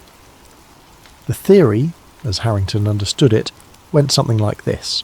The future exists as a probability wave, multiple potential outcomes existing simultaneously in a quantum superposition. A trained operator, using the machine to amplify their natural perceptual abilities, could observe these probability waves before they collapsed into concrete reality. They could see the different possible futures branching out from the present moment. The first successful test allegedly occurred in December 1991. An operator sat in the device's chamber, a magnetically shielded room lined with sensors and equipment. They were given a target, a specific question about a future event. According to the session logs that Harrington leaked, the operator described seeing multiple overlapping images, different versions of the same event playing out in slightly different ways. The descriptions were fragmentary, often symbolic rather than literal. But when compared against actual events that occurred later, the correlation was significantly above chance. The team was electrified. They ran more sessions, refined the protocols, adjusted the equipment, and the results became more consistent, more detailed, more troubling. Because they weren't just seeing the future, they were seeing multiple futures, and the implications of that were staggering. Ached 2, the team splits, 1999. The Looking Glass project has been running for 8 years. The team has conducted hundreds of viewing sessions. They've developed extensive protocols. They've recorded detailed data, and they've arrived at a terrifying conclusion. The device works, but nobody can agree on what it's actually doing. The team splits into 2 factions, and the division threatens to tear the entire project apart. The first faction believes the machine is genuinely perceiving multiple branching timelines, a real manifestation of the many worlds interpretation of quantum mechanics. In this view, every decision point creates a branching of reality into multiple parallel timelines, and the Looking Glass allows operators to perceive these branches before they fully separate. The future isn't fixed, it's a garden of forking paths, and different choices lead to genuinely different outcomes. The second faction has a darker interpretation. They believe the machine is only showing them the future we're being steered toward. In this view, there's only one actual timeline, one future that's going to happen, and the appearance of multiple possibilities is an illusion created by incomplete information. The machine, in their interpretation, is revealing the inevitable outcome of forces already in motion. Free will is an illusion. The future is already written. The debate becomes heated, philosophical, almost religious in its intensity. Because at stake isn't just the interpretation of experimental data. At stake is the fundamental nature of reality and human agency. The government nickname for the device, Looking Glass, takes on an ironic weight. Are they looking through the glass at real alternate futures? Or are they just looking at a mirror, seeing reflections of the present projected forward? This is when Hal Puthoff re-enters the story. Puthoff had moved on from the Stanford Research Institute and was working on advanced physics concepts, including zero-point energy and the quantum vacuum. He maintained security clearances and consulted for various classified programs. In 1999, Puthoff visits the Nevada facility at the invitation of the project director. He spends 3 days reviewing their data, observing sessions, examining the equipment, and at the end of his visit he delivers a warning that will haunt the team. He tells them the problem isn't seeing the future, the problem is the observer effect. In quantum mechanics, the act of observation affects what's being observed. You can't measure a quantum system without changing it. And if the future exists as a quantum probability field, then the act of observing it might be collapsing those probabilities in specific ways. In other words, by looking at the future, they might be creating it. Puthoff warns them that they could be trapped in a causal loop. If they see a future event and then make decisions based on that observation, they might be causing the very future they observed. The machine might not be predicting inevitability, it might be creating it. The implications are paralyzing. If he's right, then the more they use the device, the more they are eliminating alternate possibilities and steering reality toward whatever outcomes they happen to observe. They're not passive viewers of time, they're active participants in shaping it, and they have no idea what they're actually creating. September 2001. The team continues operating despite the philosophical uncertainties. The intelligence value is too high to shut down. The Department of Defense wants answers. They want to know about future conflicts, terrorist threats, geopolitical shifts.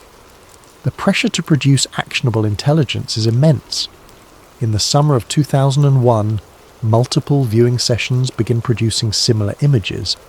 The descriptions are fragmentary, symbolic, often contradictory in details. But several operators independently describe the same general elements. A major event in a large American city, fire, collapse, smoke, mass casualties, early September timeframe. The reports are forwarded up the chain of command, but they're also vague enough to be almost useless. Which city? What kind of event? Natural disaster? Terrorist attack? Industrial accident? The images don't provide enough specificity to take preventative action. And then September 11th happens. The immediate aftermath within the Looking Glass team is devastating. They saw something. Multiple operators perceived elements of the attack, but the information was too fragmentary, too symbolic, too unreliable to prevent it. Or was it? Some team members begin asking a more disturbing question. What if they didn't just fail to prevent the attack? What if the act of viewing the future event somehow made it more likely to occur? What if their observations collapsed the probability wave toward that specific outcome? This is when Harrington claims the team became genuinely afraid of their own work. They started questioning whether they were intelligence gatherers or unwitting architects of catastrophe. The philosophical debate that had seemed abstract before suddenly felt very real and very dangerous. But there's something else in Harrington's notes, something even more disturbing. He claims the Looking Glass sessions before September 11th showed something the team couldn't fully understand. They saw the event as unavoidable. No matter how they framed the question, no matter which operator ran the session, every viewing showed the attack occurring. Not multiple possibilities, one outcome, inevitable. This was new. Previous sessions had always shown branching possibilities, different potential outcomes based on different choices. But the September 11th sessions showed no branches, just one timeline, one future. It was as if reality itself had funneled down to a single point, and nothing could prevent what was coming. The question that haunted the team afterward was simple and terrible. Why? Why did that event have no alternate timelines? Why was it inevitable? And more importantly, were there other inevitable events in the future? Other points where all timelines converged into a single outcome? They were about to find out. Act 3. The Convergence. March 2003. The United States invades Iraq. The official justification involves weapons of mass destruction that will later prove not to exist. The intelligence community is under enormous pressure to support the administration's policy decisions. According to Harrington's leaked materials, the Pentagon accelerates looking glass viewing sessions during this period.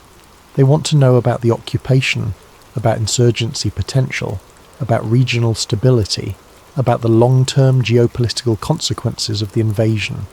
The team runs session after session.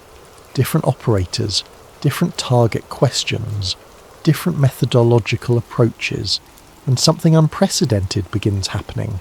The machine starts returning the same output over and over, not similar outputs, the exact same imagery, the same symbolic elements, the same temporal markers. No matter how they frame the questions, no matter which operator is running the session, they keep seeing the same thing. Every future past 2012 converges into one outcome. The viewing session showed branching possibilities for events in the near term, different potential outcomes for the occupation, different scenarios for regional conflict, different possibilities for American domestic politics. But past a certain temporal horizon, all the branches merge. Every possible timeline, every different set of choices, every alternate decision tree, they all lead to the same place. The team is baffled, terrified. They run diagnostic tests on the equipment. They suspect malfunction. They bring in outside engineers to examine the quantum computing components. Everything checks out. The system is functioning normally, which means the convergence is real. Harrington's journal entries from this period reflect growing panic within the team.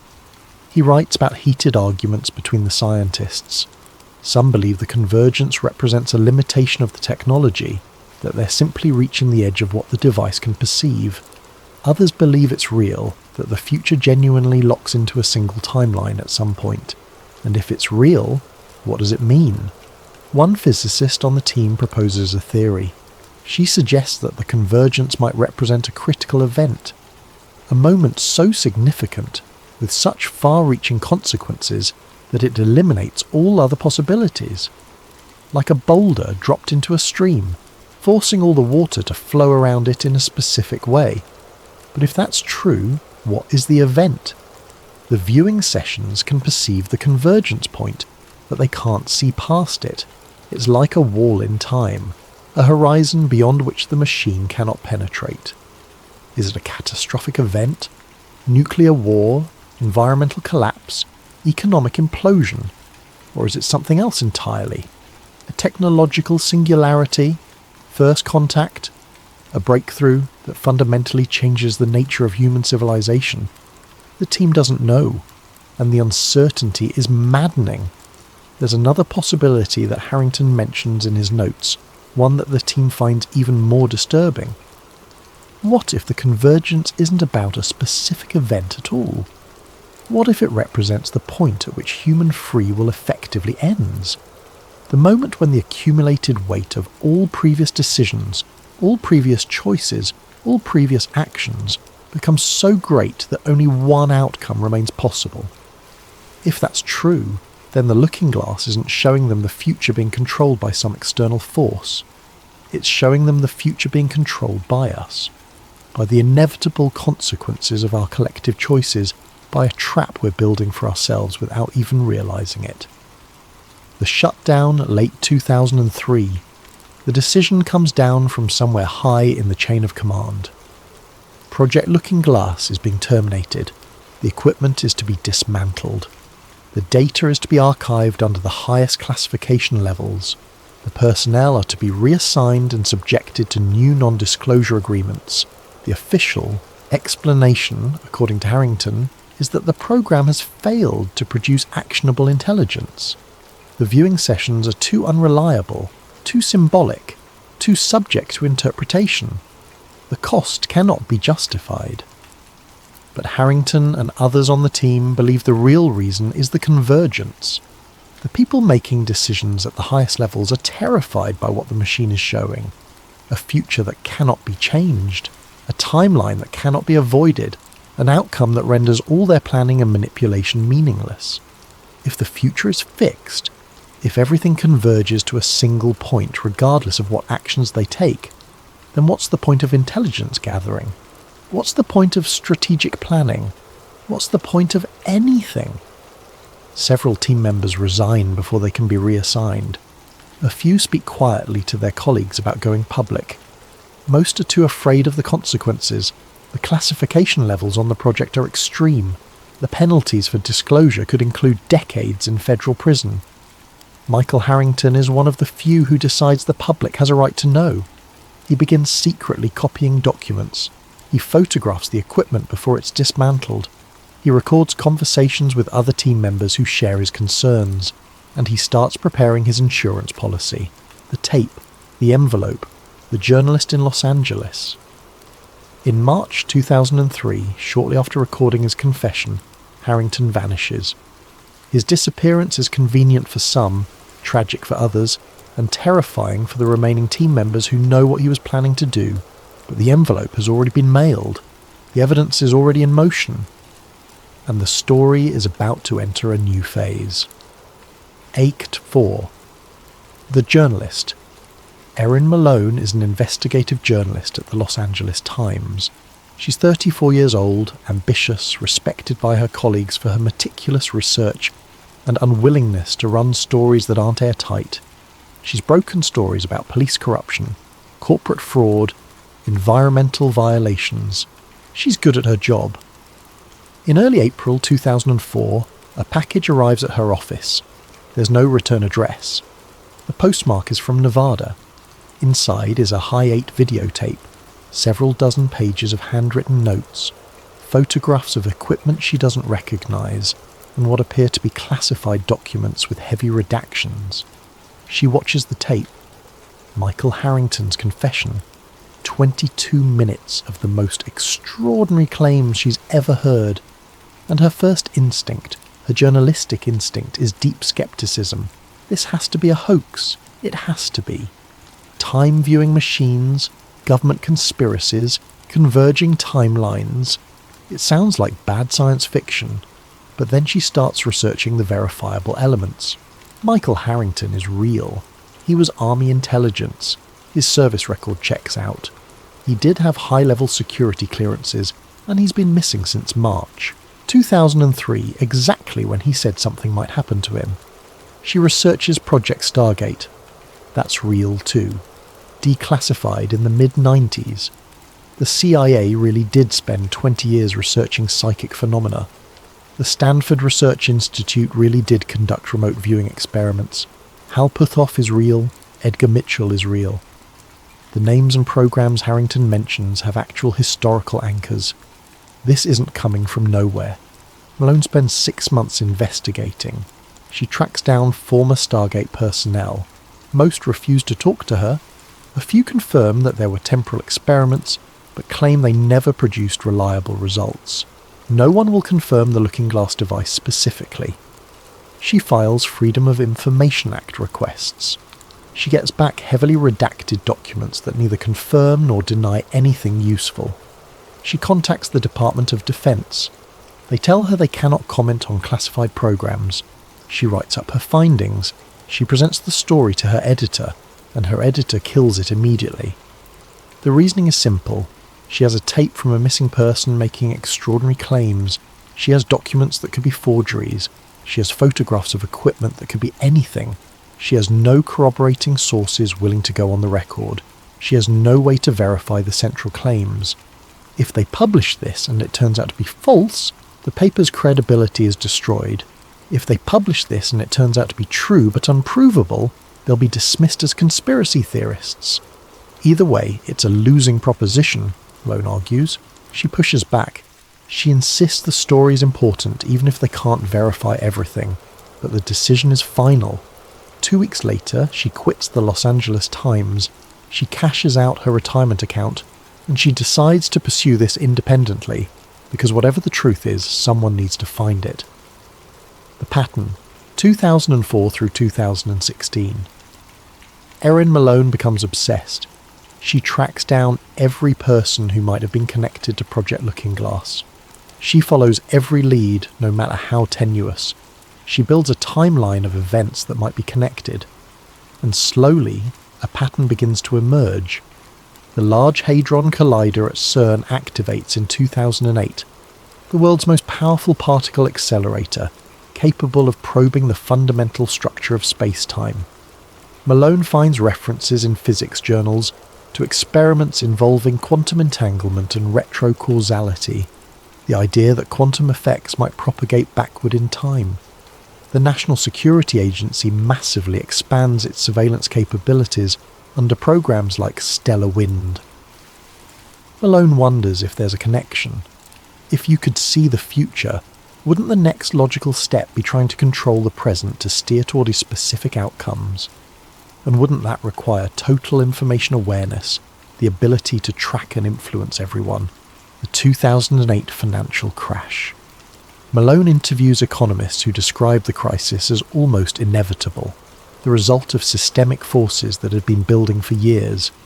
She wonders about convergence, about timelines narrowing, about outcomes that become unavoidable. The 2013 Snowden leaks reveal the extent of NSA surveillance. Malone sees the confirmation of what she suspected.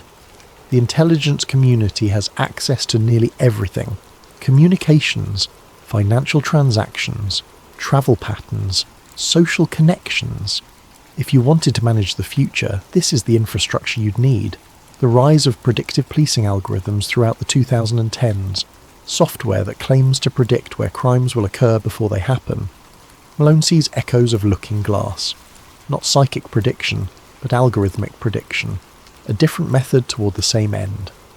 DARPA funding bursts in quantum computing between 2010 and 2013. Public programs receiving hundreds of millions in funding. Malone wonders what the classified budget looks like. What are they building that we don't know about? She finds 3 separate former contractors over the years. Each worked on different classified programs. None will confirm Project Looking Glass specifically, but each, independently, describes the same philosophy that seems to permeate certain black budget programs. The future isn't predicted anymore, it's managed. One of them, a retired engineer who worked at Sandia National Laboratories, tells her something chilling over drinks in a bar in Albuquerque. He says the intelligence community has moved beyond trying to see the future. They're trying to create it. Every surveillance program, every data collection initiative, every predictive algorithm, it's all part of a larger architecture designed to eliminate uncertainty.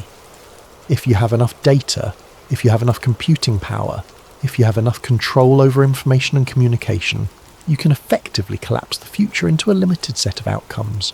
You can engineer convergence. Maybe Project Looking Glass was shut down not because it failed, but because they found a better method.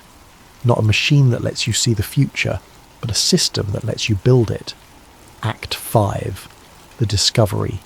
2017. Something changes. Erin Malone has been pursuing this story for 13 years. She's spent her savings. She's lost relationships. She's developed a reputation among mainstream journalists as someone who went off the deep end chasing ghosts. But she's never stopped believing that Michael Harrington was telling the truth. Then, in late 2017, the CIA releases a massive tranche of declassified documents as part of the CREST database project. Millions of pages of previously classified material from the 50s through the early 2000s made available to researchers and the public. Malone spends weeks combing through the files. Most are mundane. Intelligence assessments, memos, reports. But buried among unrelated material, she finds something that makes her hands shake. A partially redacted reference to something called QGS, Quantum Guidance System, Nevada Test Range, dated 1998. The author is listed as a Department of Energy physicist, name redacted. The document is only 3 pages, most of it is blacked out, but what remains describes equipment specifications for a device that matches elements of what Harrington described: laser interferometry, quantum coherence fields, shielded chamber, trained operator interface. The program name is different, but the description is too close to be coincidental. This is the first piece of documentary evidence from an official government source that corroborates Harrington's claims. It's not proof of everything he said, but it's proof he didn't make the whole thing up. Malone tries to follow the trail. She files new FOIA requests referencing the QGS program specifically. She gets back nothing useful, just the same non-denial denials. But she knows now that she's onto something real. The machine turns back on 2019. The Pentagon launches the Joint Artificial Intelligence Center. The public explanation is that it's designed to coordinate military artificial intelligence programs and accelerate adoption of AI technology across the Department of Defense. Malone's anonymous sources tell her something different. They say the AI Center is being fed historical data from legacy programs, including, possibly, looking glass session logs. Think about it. If you have years of data from future viewing experiments, successful or not, you could train neural networks to look for patterns. You could use machine learning to refine predictive capabilities. You could merge psychic research with algorithmic analysis and create something entirely new. 2020. The United States Space Force is officially established. Among its responsibilities is something called space domain awareness. The public explanation involves tracking satellites and space debris. But Malone finds references in military journals to quantum sensing technologies, advanced detection systems, possible applications for temporal anomaly detection. She starts receiving encrypted messages from a new source, someone who claims to have current knowledge of classified programs. The source is careful, paranoid, probably breaking multiple laws by communicating with her. They tell her the device was reactivated. Not the original looking glass hardware, but a next-generation system incorporating quantum computing advances from the past 2 decades. It's housed in a new facility, location unknown, probably underground. But the new system isn't showing branching futures anymore. According to the source, every session returns the same result. One timeline, one outcome, and nothing past a certain point. The convergence that terrified the original team hasn't changed. If anything, it's clearer now, more defined, closer. Whatever the convergence point is, we're approaching it, and there's nothing anyone can do to change it. Act 6. The Final Revelation, 2021. Erin Malone has been chasing this story for 17 years. She's followed every lead. She's accumulated boxes of documentation. She's interviewed dozens of people. And she's exhausted. She's also running out of money. The independent journalism outlets that might have supported her work in the past are struggling themselves. The information ecosystem is fragmented, polluted with misinformation, hostile to complex investigative work that can't be summarized in a headline. She decides to make one more attempt. She's going to find someone from the original Looking Glass team willing to talk on the record, regardless of the consequences. It takes her 6 months, but she finally locates Charles Dunning, retired engineer from Sandia National Laboratories, 78 years old, living in a modest house in Tucson, Arizona. He worked on the quantum computing components of the original Looking Glass device in the early 90s. He agrees to meet with her, not because he's not afraid anymore, but because he's dying. Pancreatic cancer. 6 months, maybe less. The government can't do anything to him that the disease won't do first. They sit in his backyard. The desert stretches out behind his property. The sun is setting. Malone has a recorder running. and Dunning tells her everything. Yes, the machine was real. Yes, it worked, at least in the sense that it produced results significantly above chance correlation. Yes, the convergence was real. Every timeline narrowed past 2012 to a single outcome. But here's what the team eventually realised, what they could never prove but came to believe through years of observation and analysis. The device didn't show the actual future. It showed what the collective human unconscious expected the future to be, Dunning explains. Quantum mechanics tells us that observation collapses possibility into reality. But what if collective human consciousness, billions of minds all expecting certain outcomes, functioned as a kind of ongoing observation? What if our expectations, our fears, our assumptions about the future were actually constraining what futures were possible? The looking glass didn't break the laws of physics. It tapped into something real, a field of consciousness-influenced probability that exists at the quantum level. But what it showed wasn't destiny. It was collective expectation, and as global fear increased, as division deepened, as people became more and more certain that catastrophe was inevitable, the branching possibilities collapsed. Not because the future was predetermined by some external force, but because humanity had mentally locked itself into expecting only one outcome. The device mirrored humanity's mindset. When we believed in multiple possible futures, it showed us multiple possible futures. When we stopped believing in alternatives, when we became convinced that only one dark future awaited us, that's all the machine could show. Dunning looks at Malone with tears in his eyes. We didn't break time. We broke our ability to imagine alternatives. The convergence point isn't an event. It's a mindset. It's the moment when enough of humanity stops believing that change is possible, that different choices lead to different outcomes, that the future is something we create rather than something that happens to us. And once you reach that point, once collective will collapses into collective resignation, the future does become fixed. Not because of physics, because of psychology.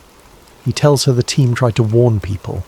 That's why some of them resigned, why some of them spoke to journalists off the record, why Michael Harrington made his tape. They realised they weren't looking at an inevitable future. They were looking at what we were creating through our own expectations. But nobody listened. The warning was too subtle, too philosophical, too easy to dismiss. Malone asks him what she should do with this information. How does she tell people that they have more power than they realise, that the future isn't fixed, that consciousness matters? Dunning shrugs. You tell them the truth, and you hope it reaches someone who can still hear it. The Real Looking Glass was us 2021. Erin Malone publishes her findings through an independent media outlet. It's a comprehensive article, 17 years of research distilled into a long-form piece that lays out everything she's learned.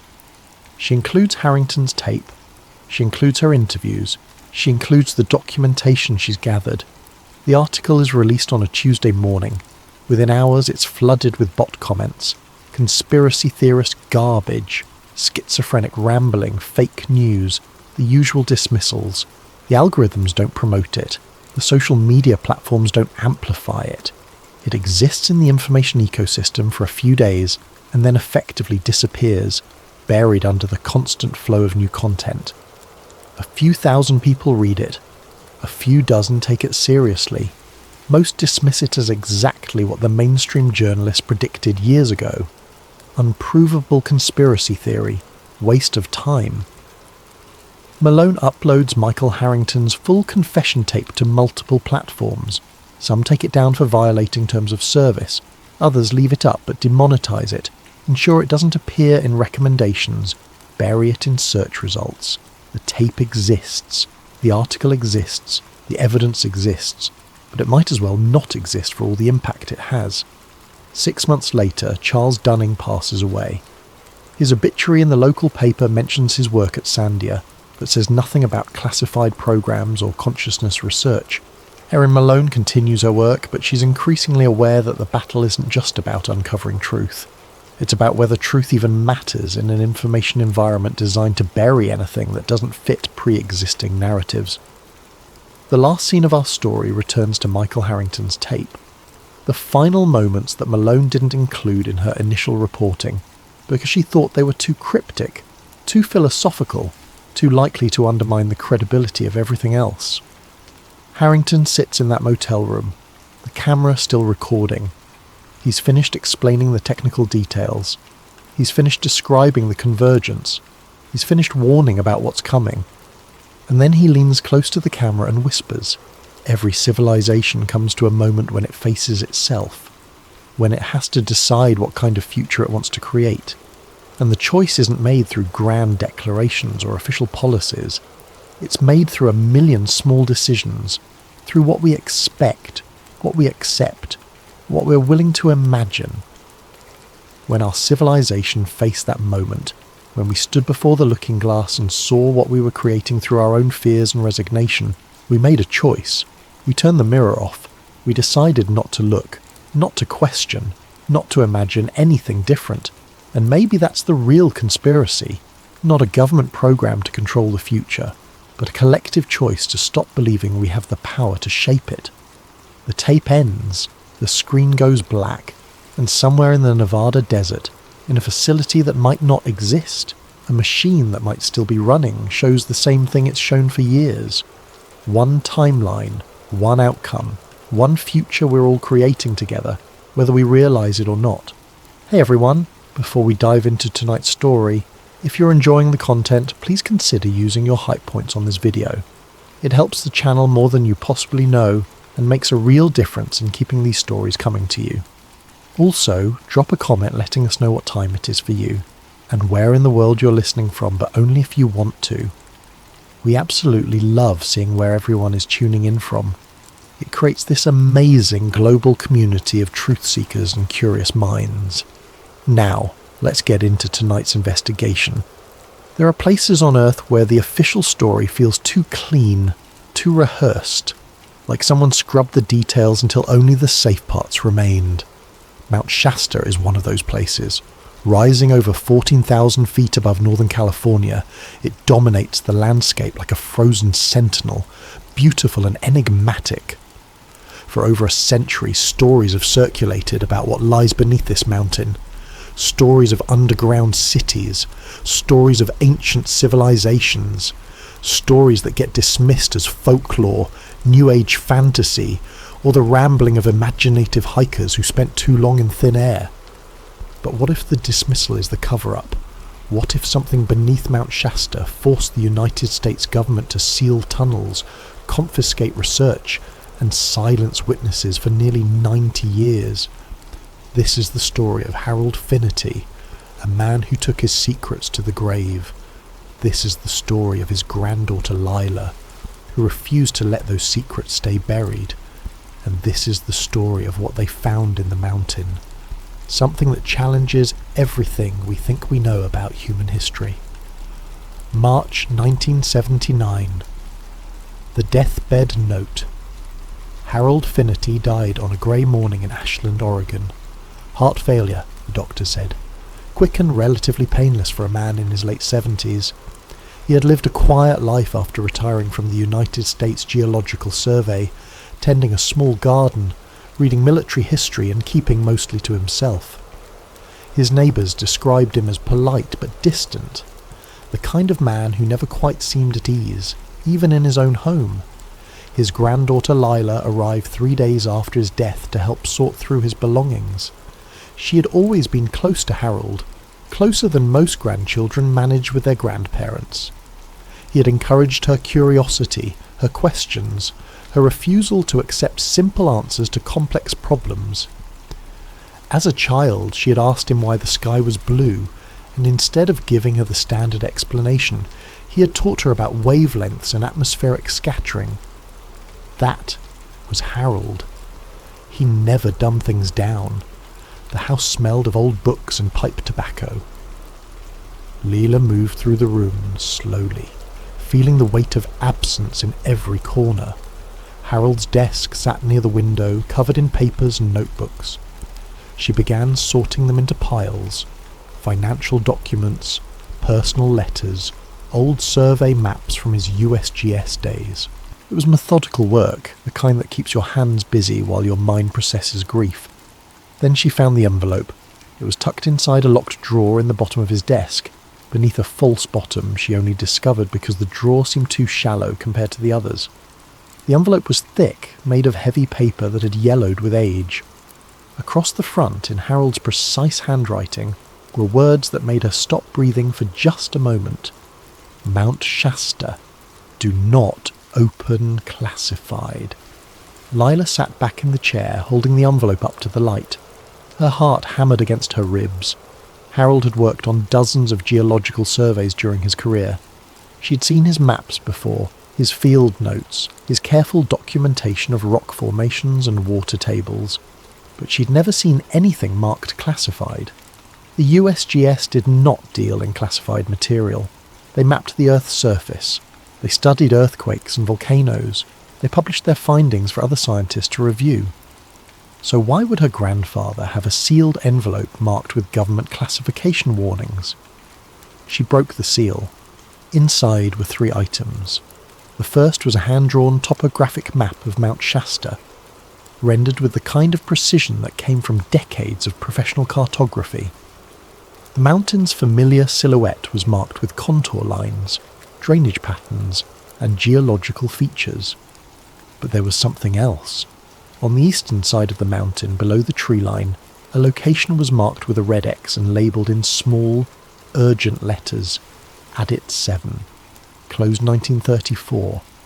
The second item was a series of photographs, black and white, badly faded. They showed the interior of what looked like a tunnel or cave. The walls appeared smooth, too smooth for natural rock formations. In one photograph, a hand was pressed against the wall for scale. The texture looked almost metallic, reflective in the harsh light of the camera flash. The third item was a handwritten note on a torn piece of paper. The mountain is hollow in the wrong places. They found something in 1934. We sealed it, but it wakes. Lila read the note 3 times, trying to make sense of it.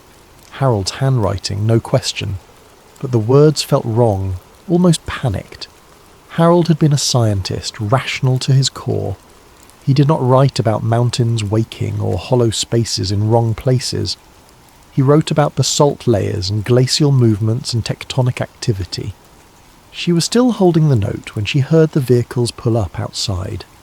2 black SUVs parked in front of Harold's house.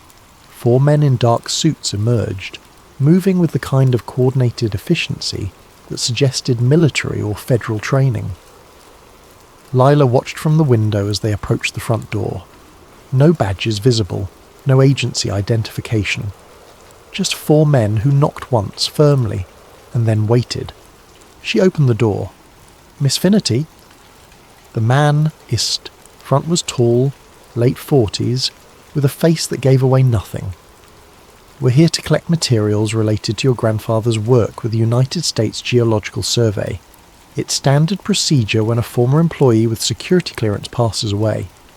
"Security clearance?" Lila kept her voice steady. "My grandfather was a cartographer. He mapped mountains." Nevertheless, the man's expression did not change. "We need to collect his notebooks, maps, and any documents related to his survey work. It will only take a few minutes." They were inside before she could protest. They moved through Harold's house like they had done this before, opening drawers, checking shelves, moving with practiced efficiency.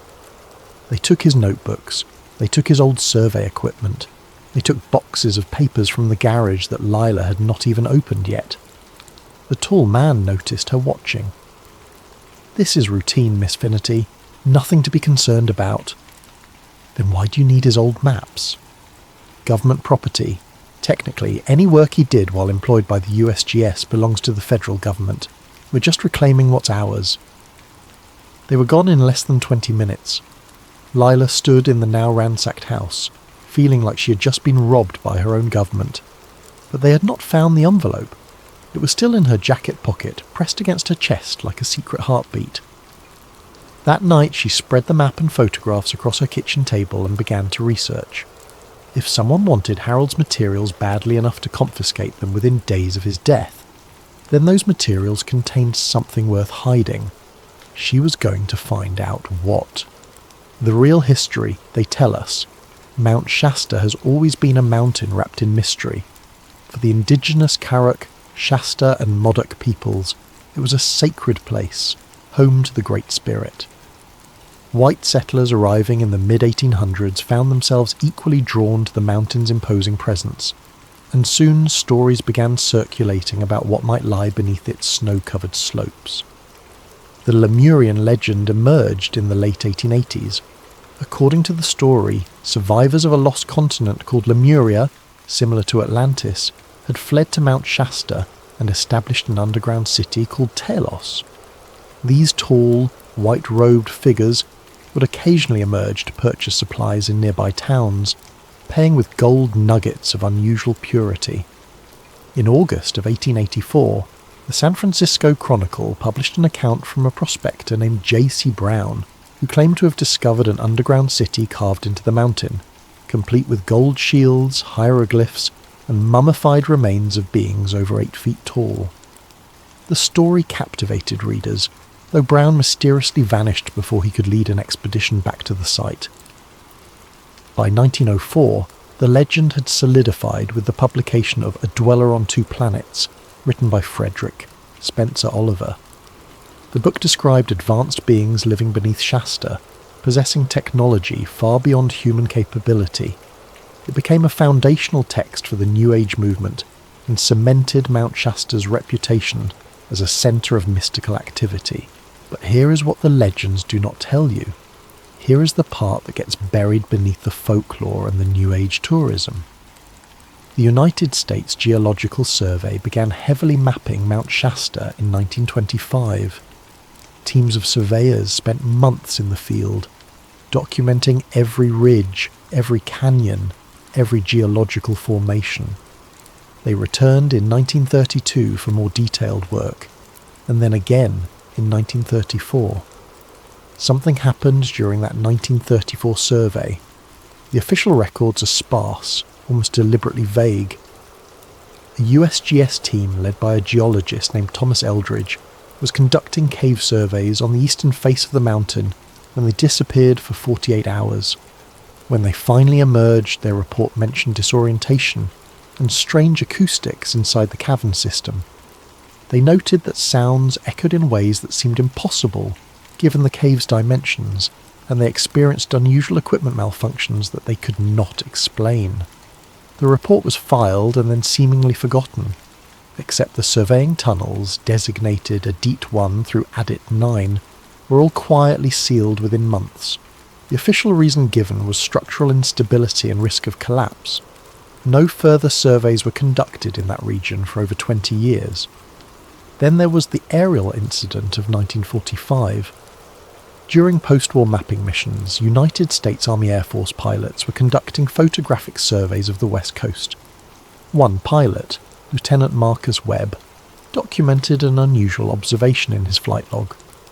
While circling the south face of Mount Shasta, he noted what appeared to be an opening in the rock face that reflected light in a metallic manner. He circled back for a second pass and took additional photographs. The photographs exist. They are part of the official military archive. But the official explanation given was ice reflection, a play of light on glacial formations. The opening Lieutenant Webb documented does not appear on any current geological survey. When Lila Finnerty began researching these incidents, she was not looking for proof of underground cities or lost civilizations. She was looking for an explanation of why her grandfather would have a sealed envelope marked classified, and why federal agents would confiscate his materials within days of his death. What she found instead was a pattern of official interest, official secrecy, and official dismissal that stretched back almost 50 years. Harold Finnerty's shadow surveys. Lila spent 3 weeks in libraries and archives, chasing down references to her grandfather's work. His official employment record with the USGS showed steady, unremarkable service from 1948 through 1976. He had worked on surveys in California, Oregon and Washington. He had published papers on volcanic geology and tectonic mapping. Everything was normal, documented and publicly accessible, until she found the gaps. Between 1956 and 1959, Harold's official work record showed him assigned to routine topographic surveys in the Cascade Range. But when Lila requested the specific survey reports from that period, she was told that those documents were not available for public review. When she asked why, she was informed that they had been reclassified by the Department of Defense as part of Cold War security protocols. Why would basic geological surveys be classified for national security reasons? She started searching for anything Harold might have left behind that the federal agents had missed. She checked his house again, more carefully this time, looking for hiding places she might have overlooked. She found them in the garage, tucked inside the hollow leg of an old workbench. More notebooks. These were different from his official USGS field books. The pages were water-stained, the handwriting hurried, almost frantic in places. They were dated between 1956 and 1959, the exact years of the classified surveys. Lila spread them across her table and began reading. The surveys had been ordered by the United States Army Corps of Engineers, not the USGS. Harold had been temporarily assigned to a joint military-civilian team conducting what was officially described as seismic monitoring research. The Cold War was at its height, and the government was deeply concerned about detecting Soviet nuclear tests. Seismic stations were being established throughout the western United States to create an early warning network. But Harold's notes describe something else entirely. Subterranean resonance patterns inconsistent with known cave systems, he wrote on one page. Echoes suggest regular geometric spacing beneath primary cavern. On another page, thermal void pockets at depths that should not support such temperatures, heat source unknown. And then, circled in red ink, not natural. Lila felt something shift in her understanding. Her grandfather had not been mapping the surface of Mount Shasta. He had been mapping what was beneath it, and he had found something that should not exist. She kept reading. References to cyclopean geometry, a term usually reserved for massive ancient stonework like the walls of Mycenae or the temples of Malta. References to metallic signatures in soil samples. References to electromagnetic anomalies that interfered with surveying equipment. One entry from July 1958 was particularly striking. Descended into a DEET 7 with the team. The tunnel extends far beyond the 1934 seal. We broke through yesterday. The corridor beyond is not natural. The walls are too smooth. The angles are too precise. There is a smell like ozone and hot metal. The temperature rises as you descend. At the third junction, we found markings. Not native, not English, not any language we recognise. Lila stopped reading and sat back, her mind racing. Addit 7. The same designation marked on the map Harold had sealed in the envelope. There was more. Clipped to the back of one notebook was a photograph, black and white, badly faded. It showed 3 men standing in front of what looked like a tunnel entrance. The men wore field gear from the 1950s. Behind them, barely visible in the dim light, was a wall that looked too smooth to be natural rock. On the back of the photograph, someone had written 3 names: Harold Finnerty, James Pollock, Thomas Eldridge. Thomas Eldridge, the same name from the 1934 USGS team that disappeared for 48 hours. Lila grabbed her laptop and started searching. Thomas Eldridge had led the 1934 survey. According to newspaper archives, he had gone missing 3 months after returning from Mount Shasta. His body was never found. The official report called it a hiking accident, though no evidence of such an accident was ever documented. All of his maps and field notes had been seized by the Department of the Interior in October 1934.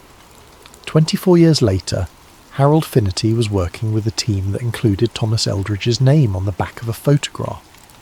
Either the man had not died in 1934, or Harold had been studying Eldridge's original work.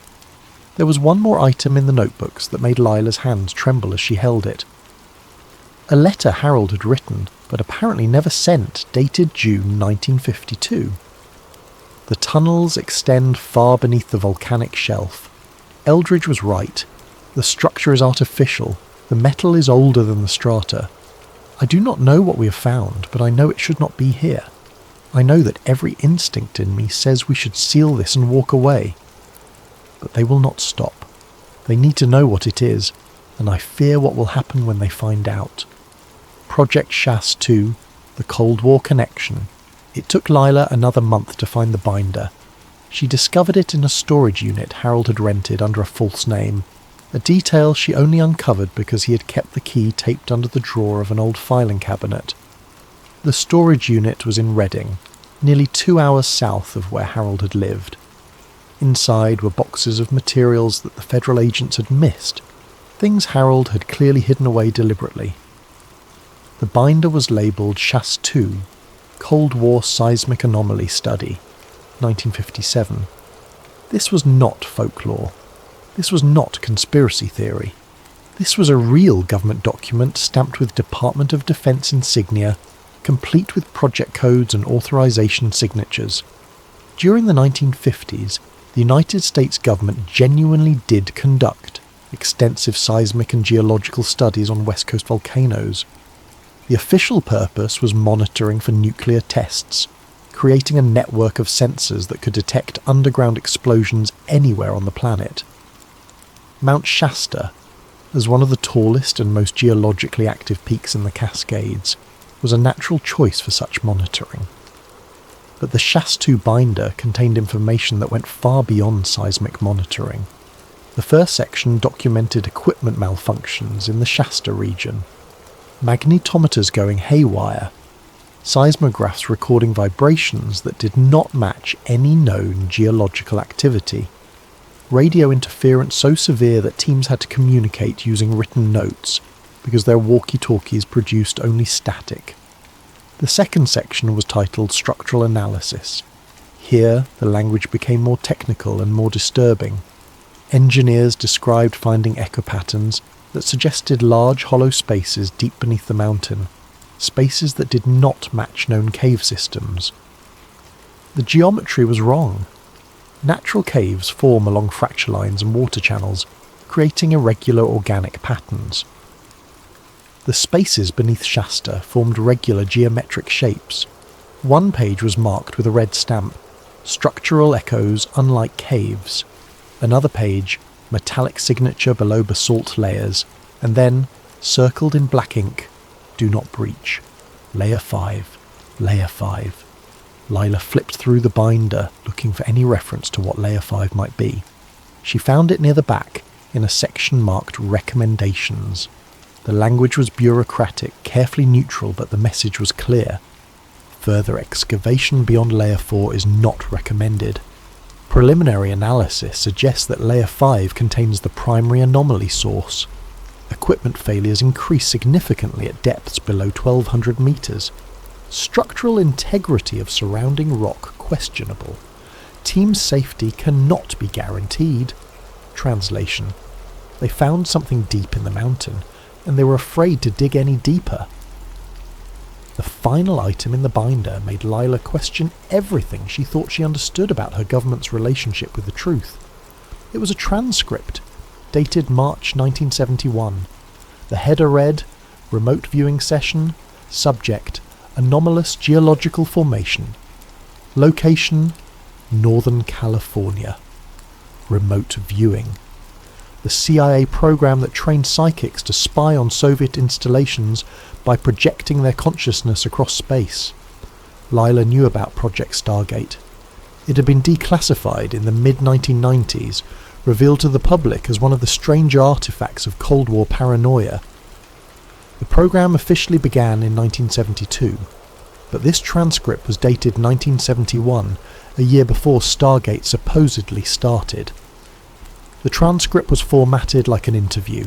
Handler: please describe what you perceive at the target location. Viewer: 12. I see stone. No, not stone. Metal. It looks like metal, but old. Very old. Covered in stone. Handler. Can you describe the shape? Viewer. 12. A chamber. Big. The walls curve up like a dome. There are patterns on the metal. Symbols, maybe. I cannot read them. Handler. Where is this chamber located? Viewer. 12. Under snow. A tall mountain. North of Reading. Very deep. It is cold there, but the chamber is warm. There is something in the centre. It glows faintly. Handler. What is in the centre? Viewer. 12. I do not want to look at it. It feels wrong, like it is watching me even though I'm not really there. Handler. Please continue. Viewer. 12. A sphere. Silver or grey. It sits on a pedestal. The pedestal is not human. The proportions are wrong. Everything about this place feels wrong. Whoever built this was not human. Handler. You're safe. The target cannot harm you. Continue. Viewer. 12. There are handprints on the wall near the entrance, pressed into the metal when it was soft. 5 fingers on the left hand, 6 fingers on the right. They are not human hands. The transcript ended there, stamped with a code. Session terminated. Viewer distress. Lila sat in the storage unit for a long time, holding the transcript in her hands. This was not legend. This was not folklore passed down through generations of New Age believers. This was a classified government document describing something beneath Mount Shasta that should not exist. Her grandfather had been part of the team that found it, and now she needed to find it herself. Finding Adit 7. Lila spent 2 months preparing. She was not a mountaineer, not a splunker, not trained for underground exploration. But she was Harold Finnity's granddaughter, and she inherited his stubbornness along with his curiosity. She bought equipment. She studied maps. She read everything she could find about the eastern face of Mount Shasta, the McLeod region, the Mud Creek drainage area, and Dilla Canyon. Adit 7 had been sealed in 1934. According to mining records, it was one of 9 exploratory tunnels dug during a brief period when prospectors believed there might be valuable mineral deposits in the volcanic rock. The tunnels had been abandoned when no significant ore was found, and most had collapsed or been deliberately sealed due to safety concerns. But Harold's map showed that Adit 7 went deeper than the official records indicated. Much deeper. Lila drove to Mount Shasta in late October, when the tourist season had ended and the backcountry roads were mostly empty. She parked her truck near the old McLeod logging road and hiked in, carrying 60 pounds of gear on her back. The entrance to Adit 7 was supposed to be at roughly 8,000 feet elevation, hidden in a fold of rock near the tree line. It took her 3 days of searching to find it. The entrance had been buried under a rock slide, probably deliberately. Someone had piled stones across the opening and planted brush to hide it from casual hikers, but erosion had created a small gap at the top, just wide enough for a person to squeeze through if they were determined enough. Lila was determined enough. She wriggled through the gap, her headlamp cutting a narrow beam into the darkness beyond. The air inside was cold and dry, smelling of dust and stone. The tunnel stretched ahead, carved through volcanic rock, the walls rough and irregular. This was consistent with the mining tunnels from the 1930s, hand-drilled and blasted by men looking for gold or silver. She followed the tunnel down, descending into the mountain. After 50 yards, the character of the tunnel changed. The walls became smoother, the angles more precise. The temperature rose slightly, enough to notice. After 100 yards, she found the seal. It was a concrete wall, thick and professionally installed, completely blocking the tunnel. Stamped into the concrete was a date, November 1934. This was the official seal, the one placed after Thomas Eldridge's team reported their disorientation and strange experiences. But Harold's notes had said they broke through the seal in 1958. She examined the concrete wall carefully, running her hands over the surface, and then she found it. A crack, barely visible, running from floor to ceiling along the left side. Someone had cut through the concrete and then carefully sealed it again. The newer concrete was slightly different in colour, almost invisible unless you knew what to look for. Lila pulled out her tools and began chipping away at the newer section. The concrete was old enough to crumble easily under the impact of a hammer and chisel. It took her 2 hours, but she finally broke through. The tunnel beyond was different. The walls were smooth, almost polished. The rock looked melted rather than carved, like something impossibly hot had bored through the volcanic stone. The floor sloped downward at a steady angle, descending deeper into the mountain. Her headlamp beam reflected strangely off the walls, creating odd patterns of light and shadow. She walked for what felt like an hour, though her watch said only 20 minutes had passed. Time felt wrong down here. Sounds felt wrong too. Her footsteps echoed in ways that made no sense, sometimes loud, sometimes barely audible, as if the tunnel itself was changing its acoustic properties. The temperature continued to rise. By the time she reached the junction, it was uncomfortably warm, like being in a greenhouse on a summer day. She checked her thermometer. 85 degrees. That made no sense. She was deep inside a mountain that had snow on its peaks. It should be near freezing, not warm enough to make her sweat. The junction split into 3 passages. The centre passage was marked with a cairn of stones deliberately placed. Someone before her had marked the way. Harold? Thomas Eldridge? She did not know. She followed the centre passage. The walls here were not stone. They were metal. Smooth grey metal that looked old beyond measure, tarnished but not rusted. She reached out to touch it, and the surface was warm, almost body temperature. Patterns were etched into the metal, repeating geometric designs that looked almost like writing but followed no linguistic structure she recognised. This was what Harold had meant. This was what should not be here. Metal walls inside a volcanic mountain, warm to the touch, covered in symbols that predated any known language. She kept walking, and the tunnel opened into a vast chamber. The chamber beneath the mountain. The chamber was enormous. Lila's headlamp beam could not reach the far wall. The ceiling curved upward into a dome, just like Viewer 12 had described in the remote viewing transcript. The floor was made of the same grey metal, smooth and slightly warm beneath her boots. She pulled out a flashlight, a heavy-duty spotlight she had bought specifically for this expedition, and switched it on. The beam swept across the chamber, revealing its true size. It was easily 200 feet across, maybe more. The metal floor was inscribed with concentric circles, radiating outward from a central pedestal. Lila walked toward the centre, her footsteps echoing strangely in the vast space. The acoustics were wrong, just like the USGS report from 1934 had noted. Some sounds echoed loudly, bouncing off the curved walls. Other sounds were absorbed, deadened, as if the chamber itself was selectively filtering noise. Near the wall she found what the remote viewer had described. Handprints pressed into the metal, fossilised in whatever substance had been soft enough to take an impression before it hardened. The left hand had 5 fingers, the right hand had 6.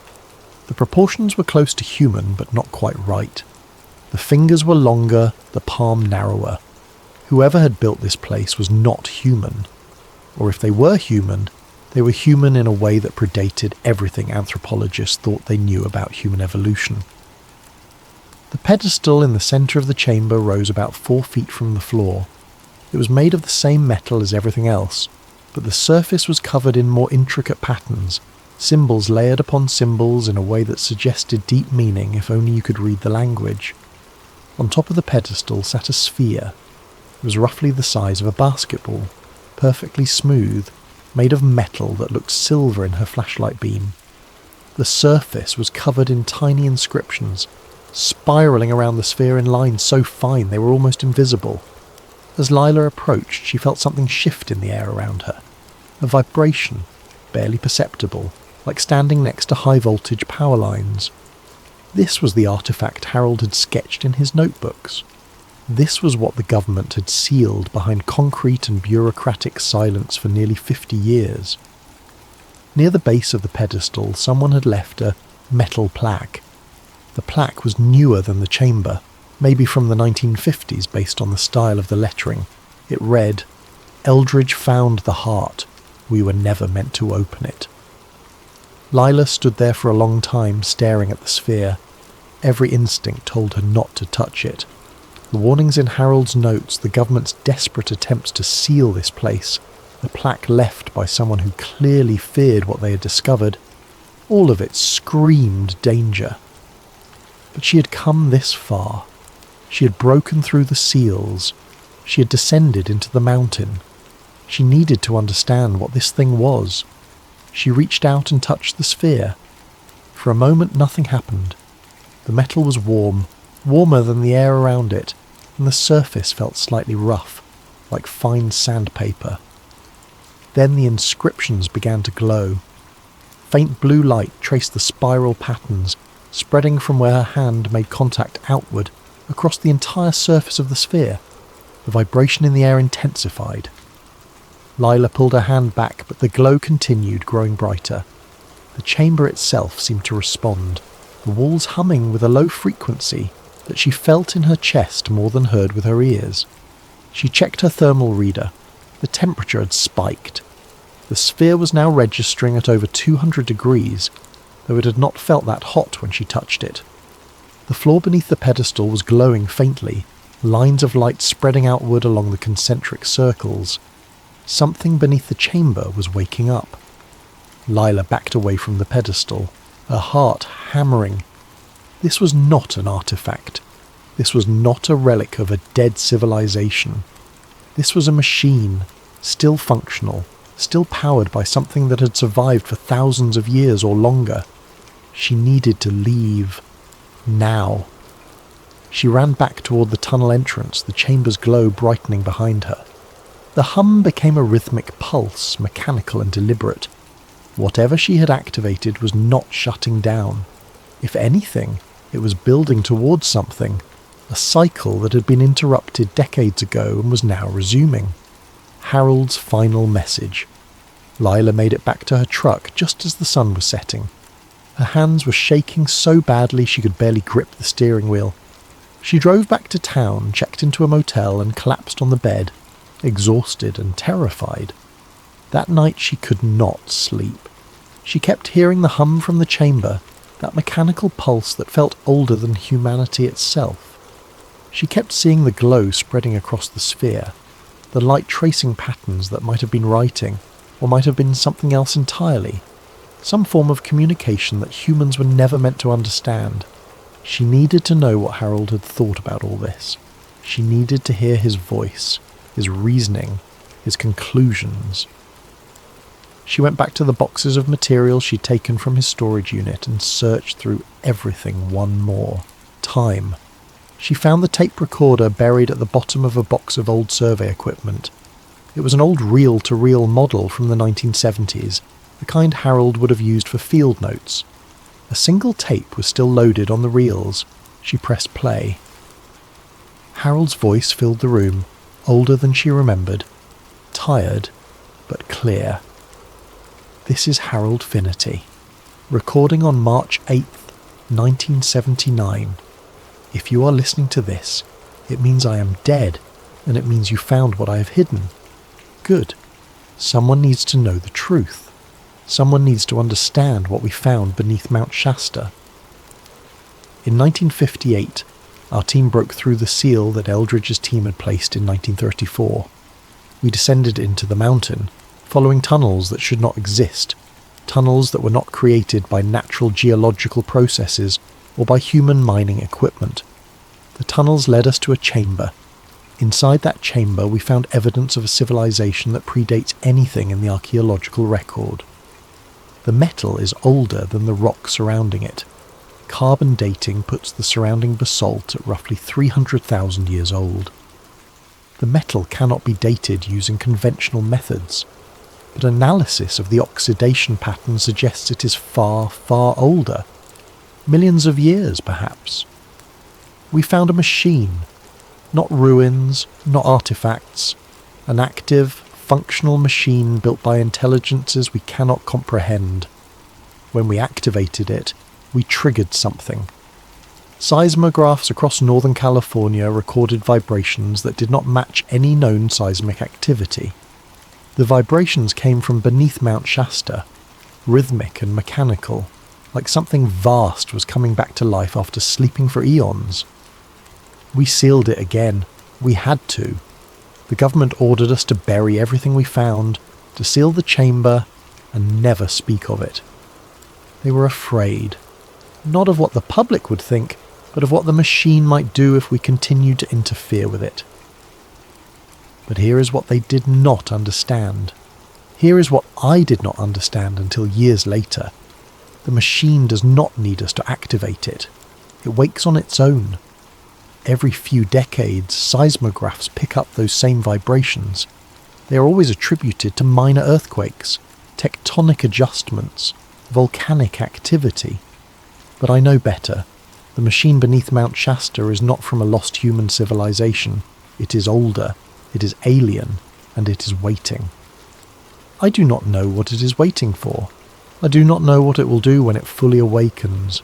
I only know that we were never meant to find it, and we were certainly never meant to activate it. If you have listened to this tape, if you have found my notes and my maps, please understand the weight of what I am telling you. The truth is not what you think. The mountain is not what you think. And we are not alone in our history. The tape ended with a click, and the room fell silent. Lila sat there for a long time, processing what she had heard. Harold had known. He had known for over 20 years that something was beneath the mountain, something that challenged everything humanity believed about its place in the universe and its timeline on Earth. And now she had activated it again. The cover-up arrives. Lila checked out of the motel the next morning and started driving south. She planned to go to Sacramento, maybe find a journalist or a researcher who would take her evidence seriously. She had photographs. She had Harold's notes. She had the tape recording. Someone needed to know what was beneath Mount Shasta. She made it 20 miles before she noticed the black SUVs. There were 3 of them, travelling in formation, keeping a steady distance behind her. When she sped up, they sped up. When she slowed down, they matched her pace. They were not even trying to hide their presence. Lila pulled off the highway at a rest stop. The SUVs pulled in behind her. 6 men emerged, wearing the same dark suits and expressionless faces she'd seen at Harold's house. The man in front was tall, late 40s, with cold eyes that suggested he had done this many times before. He walked up to her truck window. "Miss Finnerty, we need you to come with us." "Who are you?" "That is not relevant. What is relevant is that you entered a restricted area yesterday. You accessed classified materials. You activated equipment that poses a significant security risk." "I do not know what you're talking about." The man smiled, but there was no warmth in it. "You saw the interior. That means you know too much. We can do this easily, or we can do this the hard way. Your choice." Lila looked at the 6 men surrounding her truck. She looked at the empty rest stop, no other vehicles in sight. She looked at the man's cold eyes and understood that she was not going to talk her way out of this. She needed to run. She started the truck, gunned the engine, and drove straight at the man in front of her. He dove aside and she swerved around the SUVs, accelerating back onto the highway. Behind her, the SUVs scrambled to follow. She drove fast, faster than she'd ever driven, weaving through traffic, taking exits at random, trying to lose them in the maze of back roads. But they stayed with her, coordinated and relentless. These were professionals. They had resources she could not match. She remembered the side tunnels. When she had explored Adit 7, she had seen other passages branching off from the main corridor. Some led deeper into the mountain. Some led back toward the surface. If she could get back to the mountain, she could lose them in the tunnels. She turned north, heading back toward Mount Shasta. The SUVs followed. She drove up the old logging road, her truck bouncing over ruts and rocks, pushing the vehicle far beyond what it was designed for. She reached the area near 887 just as the sun was setting. She abandoned the truck and ran into the forest, carrying only a small backpack, with her flashlight and Harold's most important notes. Behind her she heard doors slamming, men shouting, engines revving. They were coming. She made it to the rock slide covering a deep 7 and squeezed through the gap. Her flashlight beam cut through the darkness as she ran down the tunnel, descending into the mountain. She heard voices behind her, echoing strangely in the confined space. She ran past the broken seal, past the junction, into the smooth metal corridors that should not exist. The men were still following, but they were slowing down, cautious now. They knew what was down here. They knew it was dangerous. Lila found one of the side passages and ducked into it, switching off her flashlight. She crouched in the darkness, listening. Footsteps echoed past her hiding spot, moving toward the central chamber. Radio static crackled, voices speaking in clipped military jargon. She waited in the darkness for what felt like hours. Eventually the footsteps retreated. The voices faded. She was alone again, deep inside Mount Shasta, surrounded by metal walls that hummed with ancient power. She found another passage that led upward, following the natural slope of the mountain. It took her 3 hours of climbing through narrow tunnels, but eventually she emerged on the northern face of the mountain, miles from where she'd entered. Behind her she heard helicopters. She looked back and saw lights converging on the Adit 7 region. Heavy machinery was being brought in. They were sealing it again, just like they had in 1934 and again in 1958. But this time they were not taking any chances. She heard explosions echoing across the mountain.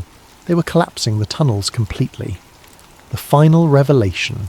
3 months later, Layla received a small package at a post office box she had rented under a false name. There was no return address.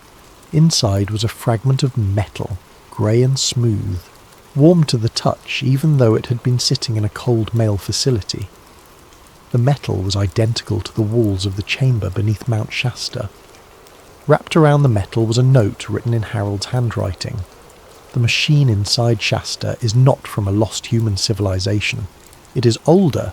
It is waiting. Do not let them bury the truth again. But this made no sense. Harold had died before Lila ever entered the mountain.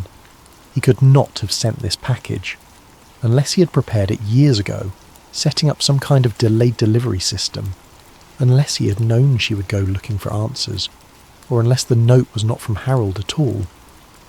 Lila spread out all her remaining evidence on her apartment floor. The photographs, the notes, the tape recording, Harold's maps, the metal fragment. She had spent 3 months in hiding, moving from town to town, afraid that the men in black SUVs would find her again. But they had not come. Maybe they thought the evidence had been destroyed. Maybe they thought she would stay silent out of fear. They were wrong.